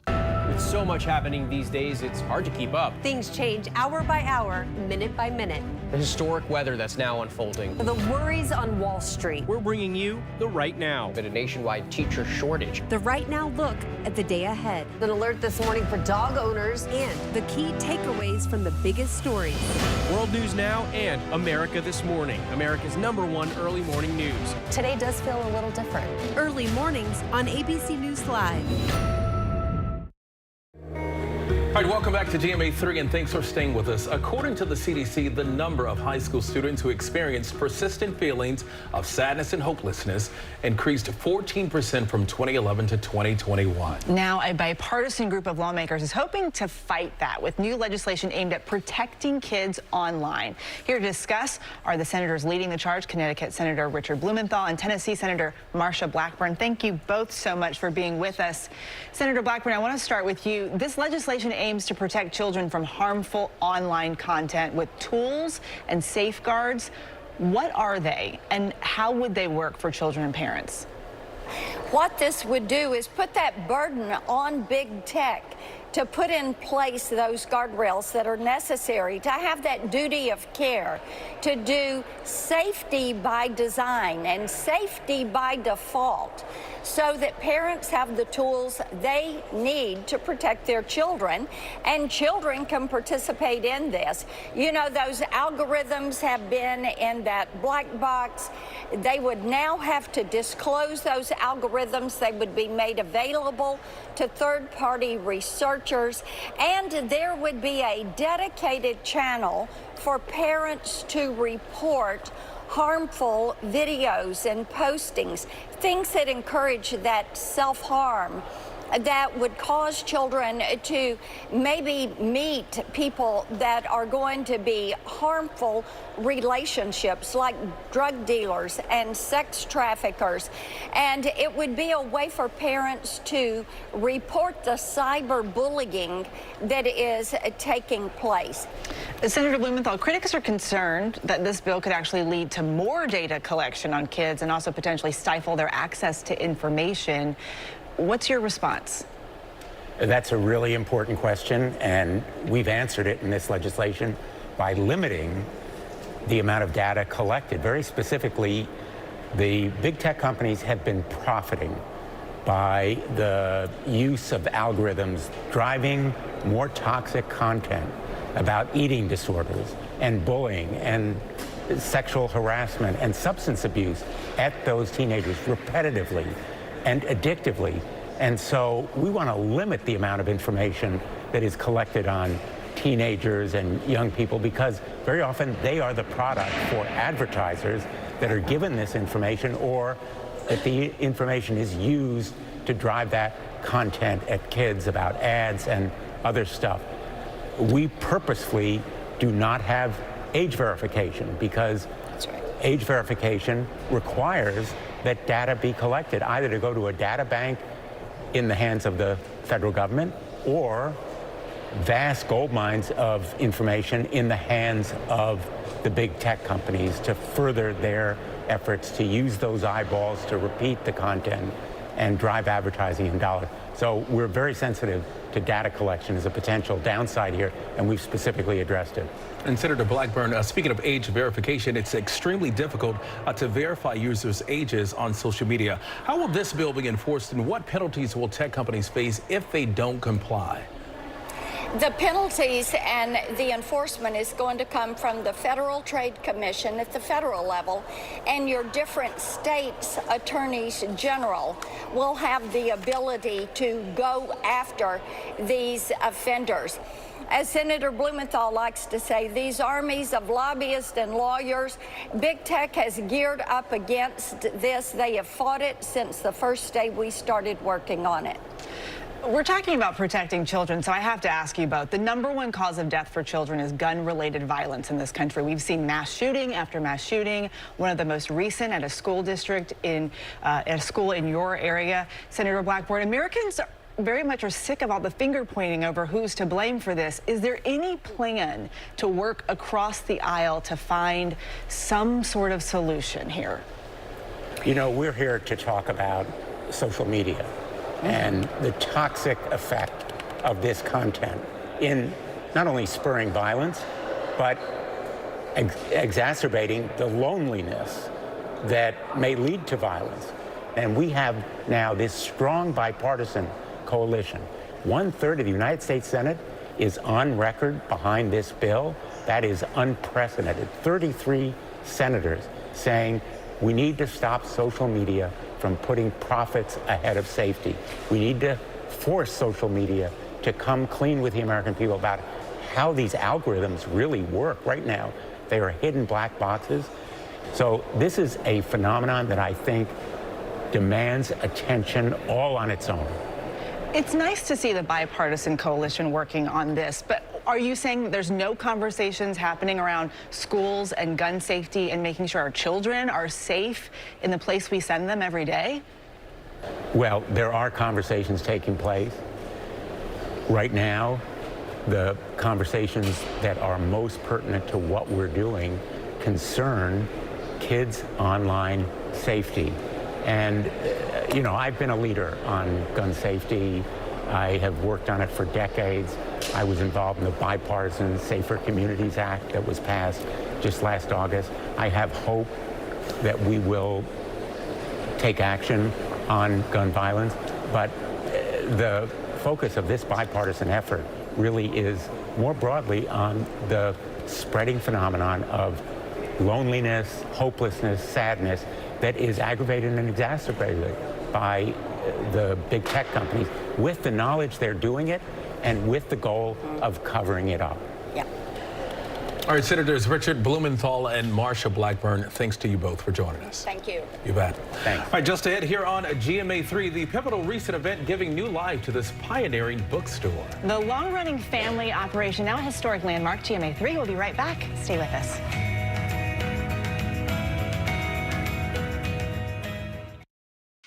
With so much at stake, so much on the line, more Americans turn here than any other newscast. ABC News World News Tonight with David Muir, America's #1 most watched newscast across all of television. 13 women opened their doors to the man who would end their lives. Another body in Boston. A killer held Boston in a state of fear. It was a crime spree that stumped police for years. Now, journey deep behind the deadly details. They had hundreds and hundreds of suspects. And into Truth and Lies, The Boston Strangler, the new true crime podcast series. Listen now wherever you get your podcasts. And watch Boston Strangler, starring Keira Knightley, streaming on Hulu. From America's #1 news comes the all-new ABC News app. Breaking news, incredible video, faster, smarter, and customizable to your interests. If you love being in the know, you're gonna love this. Experience the all-new ABC News app. Download it now. This is ABC News Live. The crush of families here in Poland. At refugee centers. In Putin's Russia. On the ground in Ukraine. Close to the front line. From the capital. Destructive Cat 4 storm. Here along I-5. Boston is in the bullseye. Let's go. ABC News Live, America's #1 streaming news. Anytime, anywhere. Streaming 24/7, straight to you for free. Thank you for making ABC News Live America's #1 streaming news. Almond Mom is a little bit bought into diet culture, but it tends to veer on the side of overdoing it. Had to hit spin class, you know, I had to earn this food. To be in a restrictive mode with food is almost like the worst joke ever. Food should not be good or bad. Every soul's body is important, no matter what size it is. Where body positivity has the potential to become detrimental is the nah girl, you're good. Impact by Nightline, now streaming on Hulu. If only there was a place in the morning to start my day. With a smile, somewhere to help me get in the know. Oh, wait, there is. Good morning, America. GMA 7A. Now that's how you start your day. With so much at stake in our world right now, we wanted to thank you for your trust and for making ABC News America's #1 news. And thank you for making ABC News Live America's #1 streaming news. You never know what you're going to get on this show. That's all I'm going to tell you. Yes, Whoopi! Is this mic on? Can you hear me out there? Behind the scenes is always a better show. Absolutely, absolutely. That's what people don't see during the commercial breaks. Right, they don't. What happened? I had no idea really what I was getting myself into. That day that we walked out, I treasure that day. I couldn't sit there. You're doing good, Joy. You're doing good. Oh, yeah, baby. It was crazy. Behind the Table. Listen wherever you get your podcasts. Reporting on Capitol Hill, I'm Devin Dwyer. Wherever the story is, we'll take you there. You're streaming ABC News Live. We're back now with a landmark bookstore in Philadelphia shining a light on the link between reading and racial justice since back in 1959. The family business now honored in a very special way.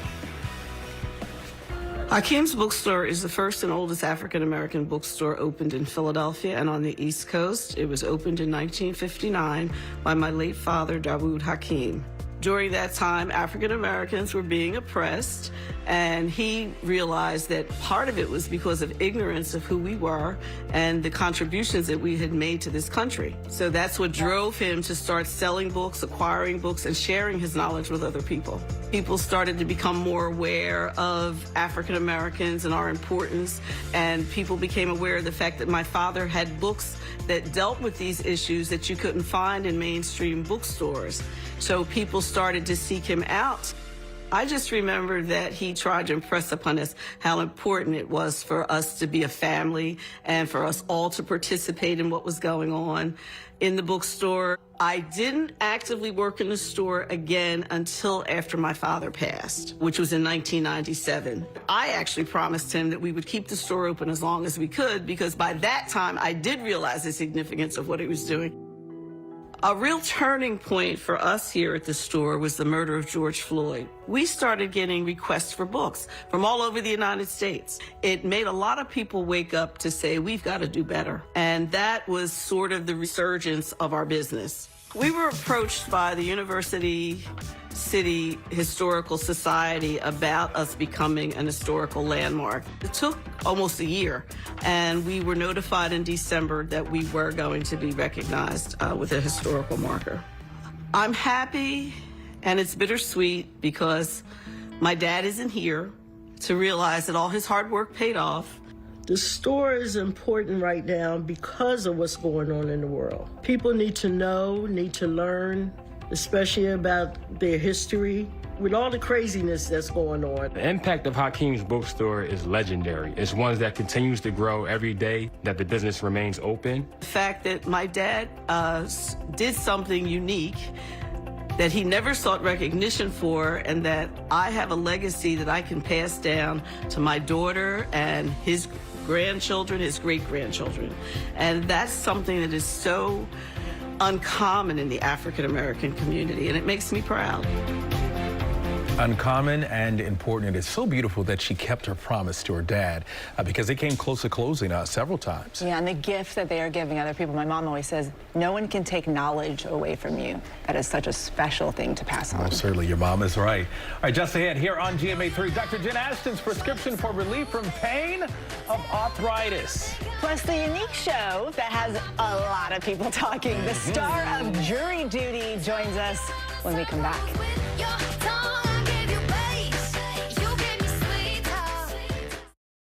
You're watching America's #1 streaming news, ABC News Live.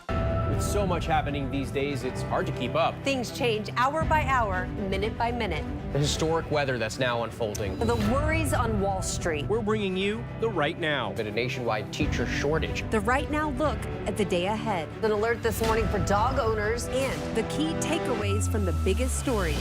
World News Now and America This Morning, America's #1 early morning news. Today does feel a little different. Early mornings on ABC News Live. 13 women opened their doors to the man who would end their lives. Another body in Boston. A killer held Boston in a state of fear. It was a crime spree that stumped police for years. Now, journey deep behind the deadly details. They had hundreds and hundreds of suspects. And into Truth and Lies, The Boston Strangler, the new true crime podcast series. Listen now wherever you get your podcasts.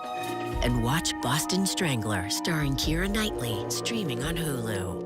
Get ready, America, every Friday. The hottest trends, styles, and must-have. What's the right stuff to buy right now? I really love that. It's time to buy the right stuff. Yes! And save big time, too. The right stuff. Fridays on GMA. You're going to love it.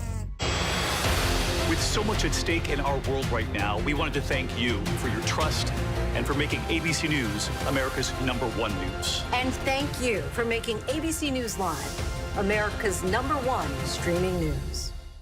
All right, here we go. You ready? Let's do it. Yes, it's the show America wants and America needs right now. This is What Would You Do? Let's go. How are you? Yes. So what will you be watching Saturdays on ABC News Live? What would you do? Hey, I guess I just found out. The What Would You Do Marathon, 2 to 6 Eastern, every Saturday on ABC News Live. My favorite show.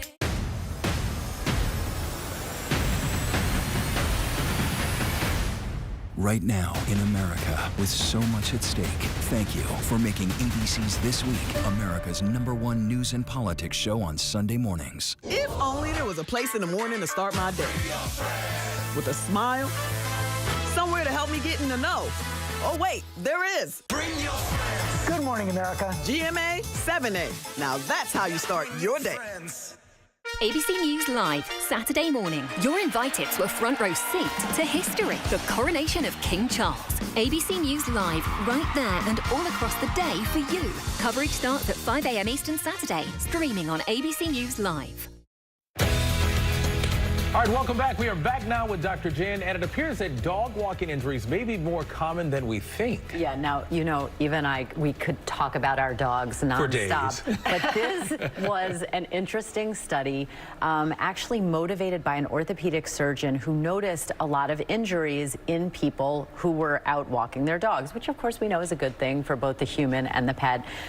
So researchers at Johns Hopkins looked at 2 decades of ER visit data. They found over 400,000 visits to the emergency room based on dog walking injuries to the human, remember. We're not talking about veterinary emergency visits. Is that because of the jerking? Yes. Leash injuries, you know, pulling or being distracted, but basically these were finger fractures, head injuries like concussions or lacerations, shoulder injuries, more common in women, more common in older women.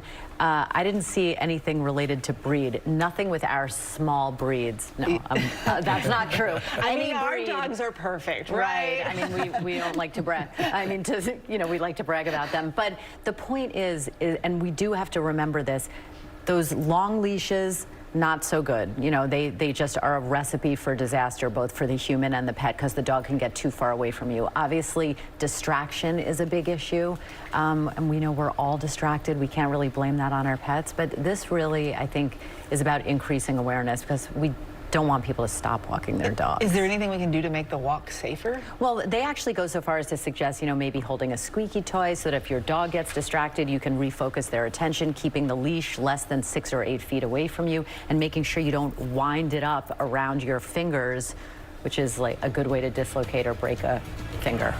Back in a moment. Good information. Or get a dog walker. Almond Mom is a little bit bought into diet culture, but it tends to veer on the side of overdoing it. Had to hit spin class, you know, I had to earn this food. To be in a restrictive mode with food is almost like the worst joke ever. Food should not be good or bad. Every soul's body is important, no matter what size it is. Where body positivity has the potential to become detrimental is the nah girl, you're good. Impact by Nightline, now streaming on Hulu. Bring them on. If only there was a place in the morning to start my day. With a smile, somewhere to help me get in the know. A place as spectacular as, well, me. I think we might know a place, right, guys? Bring your friends. Oh, wait, there is. Good morning, America. GMA 7A every day. Boom, boom, boom. Good morning, Michael. Good morning, Robin. Good morning, America. How are you? Boom. Now that's how you start your day, people. All right, here we go. You ready? Let's do it. Yes, it's the show America wants and America needs right now. This is What Would You Do? Let's go. How are you? Can I hug you? Yes. So what will you be watching Saturdays on ABC News Live? What would you do? Hey, I guess I just found out. The What Would You Do Marathon, 2 to 6 Eastern, every Saturday on ABC News Live. My favorite show. With so much at stake, so much on the line, more Americans turn here than any other newscast. ABC News World News Tonight with David Muir, America's #1 most watched newscast across all of television. With so much at stake in our world right now, we wanted to thank you for your trust and for making ABC News America's #1 news. And thank you for making ABC News Live America's #1 streaming news. We're going right now. I swear. Your bag's packed and everything. We're going right now. Yes, welcome back to GMA3, What You Need to Know. The memorable moment in Georgia, Haley Pierce surprising her daughter Addie with Taylor Swift tickets. The girl had given up on her dreams of going. Tickets were, as we all know, ridiculously hard to get. But moms, we are superheroes sometimes, and we find the way. And that's what she did here. They are heading to Atlanta for the big Eras Tour show. It's really cute in the video. She's like, I need a better outfit. And kudos again to Mom, because the Taylor Swift concert in Atlanta at the Mercedes-Benz Stadium sold out 3 nights. 3 nights. Everywhere. That's a huge stadium. Don't underestimate Mom. No. And dads, a lot of dads taking their Swifties, yes, they too. do. Yes, they do. Dr. Janet's back now to answer some of the questions that you have. And this one is about B12. How often should we get a B12 shot? Well, also, what is the difference or, benefits to B12 injection versus oral B12? This is a water-soluble vitamin, so in terms of risk-benefit, it's very difficult to get into trouble with getting too much because you just pee it out. And it's important for your blood, for your nervous system. There are people who are at risk for B12 deficiency, and it's one of the few vitamins that you can get an accurate blood test to show you what your range is. But people who are having problems with absorption from GI issues, maybe after bariatric surgery or other issues, certain medications can affect absorption. So if you are found to be low or deficient in B12, then you ask, should I take a pill? An oral supplement, or should I go for the injection? The injection, as I like to tell patients, is kind of the quick, easy, lazy person's way to get in that B12. But you can absorb. They've done studies, and the oral absorption for most people is pretty good. So wait a minute, do you feel like, tired or worn out? I mean, that's a sign if you that have you it, need a B12 that's shot? one of them. There's a long list of the associated signs and symptoms of B12 deficiency. Anemia is the most famous one, if you will. And some people think that an intramuscular injection can kind of get your level up in, a faster timeline. But the orals generally work pretty well, We too. see those IV drips with the B12 in them. Yeah, IV or injection and, whatever. They're popular. Yeah. For a reason. Yeah. Prescription for wellness. Okay, some natural remedies to deal with some run-of-the-mill arthritis pain. So, we don't really encourage people to diagnose themselves, but if you've been told you have some mild arthritis and don't want to go the prescription medication route, some natural alternatives, hot showers, baths, warm paraffin wax by some physical therapists have been used safely and effectively. Meditation, yoga, deep breathing, acupuncture also can help, and then massage. And again, people who work on the human body are so used to dealing with this kind of chronic pain, they're usually pretty good at it. All right, thank you very much. We appreciate it, and you can send your questions to us for Dr. Janet, ABC GMA3. And just ahead here on GMA3, live, learn, love well. That's the catchphrase for popular Peloton instructor Emma Lovewell. She joins us here next with a peek inside her new memoir. Well, Story's got just the thing for Mom in today's Deals and Steals. Come on back. You came to me when I was lonely.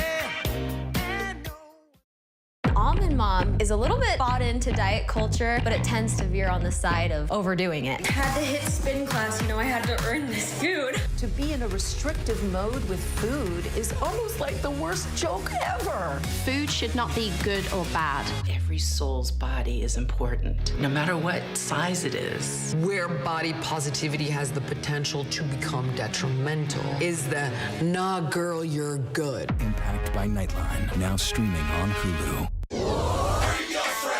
Bring them on. If only there was a place in the morning to start my day. with a smile, somewhere to help me get in the know. A place as spectacular as, well, me. I think we might know a place, right, guys? Bring your friends. Oh, wait, there is. Good morning, America. GMA, 7A, every day. Boom, boom, boom. Good morning, Michael. Good morning, Robin. Good morning, America. How are you? Boom! Now that's how you start your day, people. All right, here we go. You ready? Let's do it. Yes, it's the show America wants and America needs right now. This is What Would You Do? Let's go. How are you? Yeah. So what will you be watching Saturdays on ABC News Live? What would you do? Hey, I guess I just found out. The What Would You Do Marathon, 2 to 6 Eastern, every Saturday on ABC News Live. My favorite show. Get ready, America, every Friday. The hottest trends, styles, and must-have. What's the right stuff to buy right now? I really love that. It's time to buy the right stuff. Yes! And save big time, too. The right stuff. Fridays on GMA. You're going to love it.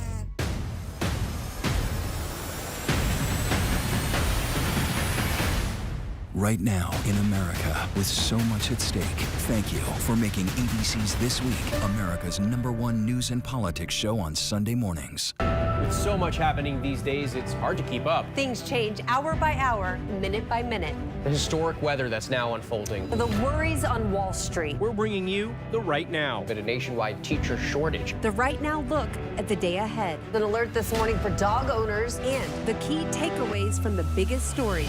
World News Now and America This Morning, America's #1 early morning news. Today does feel a little different. Early mornings on ABC News Live. With so much at stake, so much on the line, more Americans turn here than any other newscast. ABC News World News Tonight with David Muir, America's #1 most watched newscast across all of television. From America's #1 News comes the all-new ABC News app. Breaking news, incredible video, faster, smarter, and customizable to your interests. If you love being in the know, you're gonna love this. Experience the all-new ABC News app. Download it now.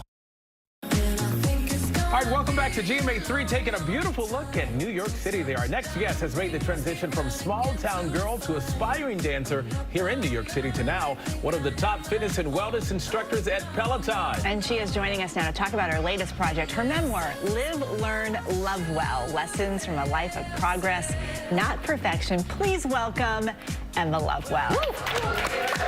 Good to see you and good to have you here. Good to see you both. Thank you for having me. Of course. Congratulations on this new book. Let's talk about this title because I really love that phrase.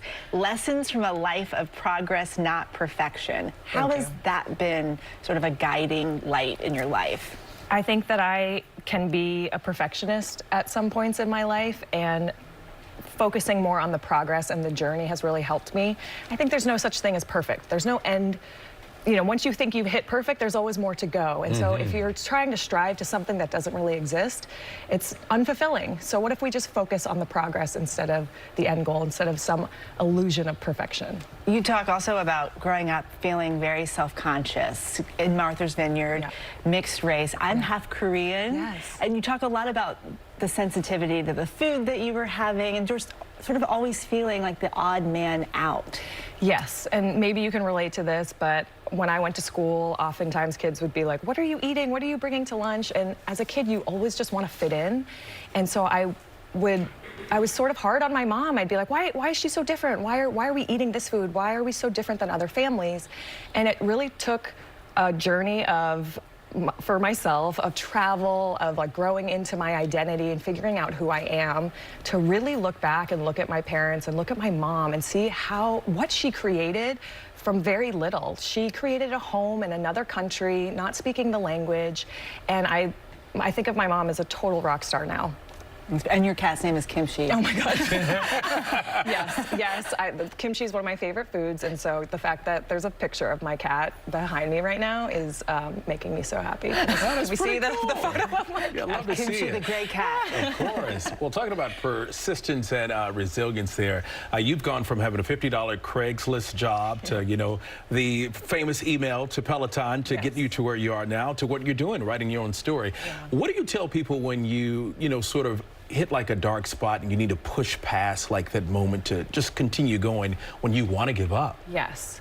And I'll say that I still have dark moments. I still have low moments. And I think the thing that works for me is just remembering that the discomfort doesn't last forever. The negative feelings, the bad feelings, they don't last. The only thing that's guaranteed is change. So if we can just be in the moment, embrace the discomfort, stay in the discomfort, and know that we're not going to stay there, this is just a necessary step to where we are going. So know that there is a light, there is a change coming. The only thing that is guaranteed is change. Yeah. I'm learning. Yeah. Are you living and learning and loving? Hey, well? I'm about to be. I'm gonna have that book in a minute. Yes. When people take your Peloton class, there's no way they can't walk away from it feeling encouraged and positive. Inspired, there's just so much good energy in those classes. Thank you. What are you hoping people take away from this book? You know what? Honestly, the same vibe. I hope that after you take my workout, you feel a little more free, energized, hopeful, and I just hope that people have that same feeling when they finish my book, that they're in the right place, they're exactly where they need to be. Growth and success is not linear. It can look so many different ways for so many different people. And just know that, yes, if you're struggling, if you feel stuck, that there is a way out. There is hope. There is light at the end. It's already working. No, great. It's already working, and I haven't even touched it yet. It's working. We'll get you a copy. Yes, yes, so thank much you. good energy. Thank you so much, Thank Emma. you And Emma's book, Live, Learn, Love Well, is available everywhere books are sold. Pretty good. Yes. Up next right here, do you have your gift for mom yet? Not yet, but it's coming. Tori's got some great suggestions and the big savings to go with them. GMA3 when we come back. Check it out. See things you don't understand. I can take myself dancing, and I can hold my own head. Yeah, I can. With so much at stake, so much on the line, more Americans turn here than any other newscast. ABC News World News Tonight with David Muir, America's #1 most watched newscast across all of television. 13 women opened their doors to the man who would end their lives. Another body in Boston. A killer held Boston in a state of fear. It was a crime spree that stumped police for years. Now, journey deep behind the deadly details. They had hundreds and hundreds of suspects. And into Truth and Lies, The Boston Strangler, the new true crime podcast series. Listen now wherever you get your podcasts. And watch Boston Strangler starring Keira Knightley, streaming on Hulu.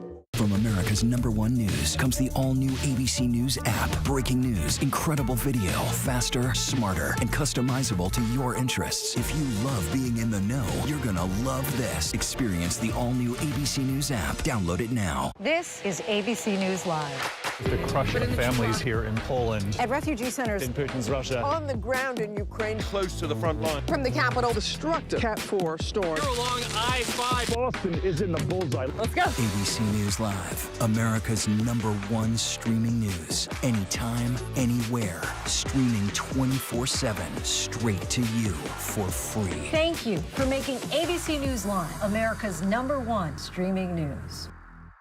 Almond Mom is a little bit bought into diet culture, but it tends to veer on the side of overdoing it. I had to hit spin class, I had to earn this food. To be in a restrictive mode with food is almost like the worst joke ever. Food should not be good or bad. Every soul's body is important, no matter what size it is. Where body positivity has the potential to become detrimental is the "nah, girl, you're good." Impact by Nightline, now streaming on Hulu. If only there was a place in the morning to start my day.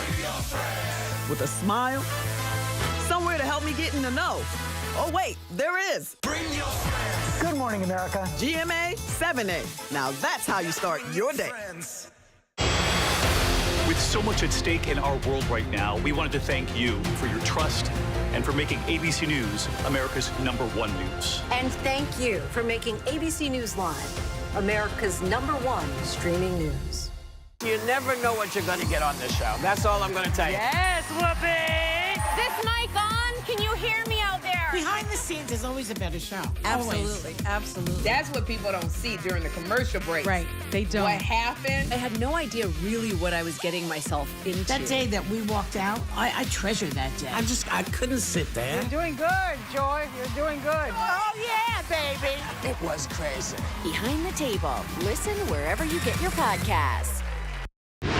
Reporting from the massive protest on the streets of Tel Aviv, Israel, I'm James Longman. Wherever the story is, we'll take you there. You're streaming ABC News Live. That's it. That's it. Are you going to serenade us? You were singing. Not today. I'm going to save my voice for my mom. Welcome back. It's time for Deals and Steals, and Tori Johnson is here with huge savings on gift ideas for all the moms in your life. And you can head straight to these deals by pointing your cell phone camera right there to the QR code on the screen so you can start shopping. DeMarco, watch. Start you don't have your present yet. I'm going to shop with Tori. We got some ideas. Sorry. So we're starting with Pavilion Home, and what I love about these blankets, there's two different styles of them, is that these are really for kind of everybody. So whether it's mom, grandma, auntie, that best friend, that person who's just like, oh, sorry, this one's like attached. Yeah, that's okay. They're all attached here. I just want to get on there. There's two different styles. We'll share. We can share. There you go. That's big enough to share. This is also something that we should think of for Ella, because you're trying to teach her about cuddling and stuff, and these blankets are so super soft for cuddling. So there's two styles. That's the threaded together collection, and it's got that raised story that is written in it. And then these are their comfort blankets where there's little sweet sentiments and, on a little heart on them. So many options that you will find online, and with our deal, these start at $15. Nice. So it's a good one. Nice. Yeah, we're not going to really break pretty. the bank, Right? They are. Yes. Okay, peach skin sheets. These are some of the softest bedding that we have ever featured. It's equivalent to like a 1,500 thread count feel that gets softer with every wash. Very luxurious, from twin to California king. And then we also have their brand new oversized comforter sets. We also have their matching duvet covers. And what's great is that it comes in so many different colors. So if you want kind of like a mood boost or an instant redecoration of a bedroom, sometimes you can do it as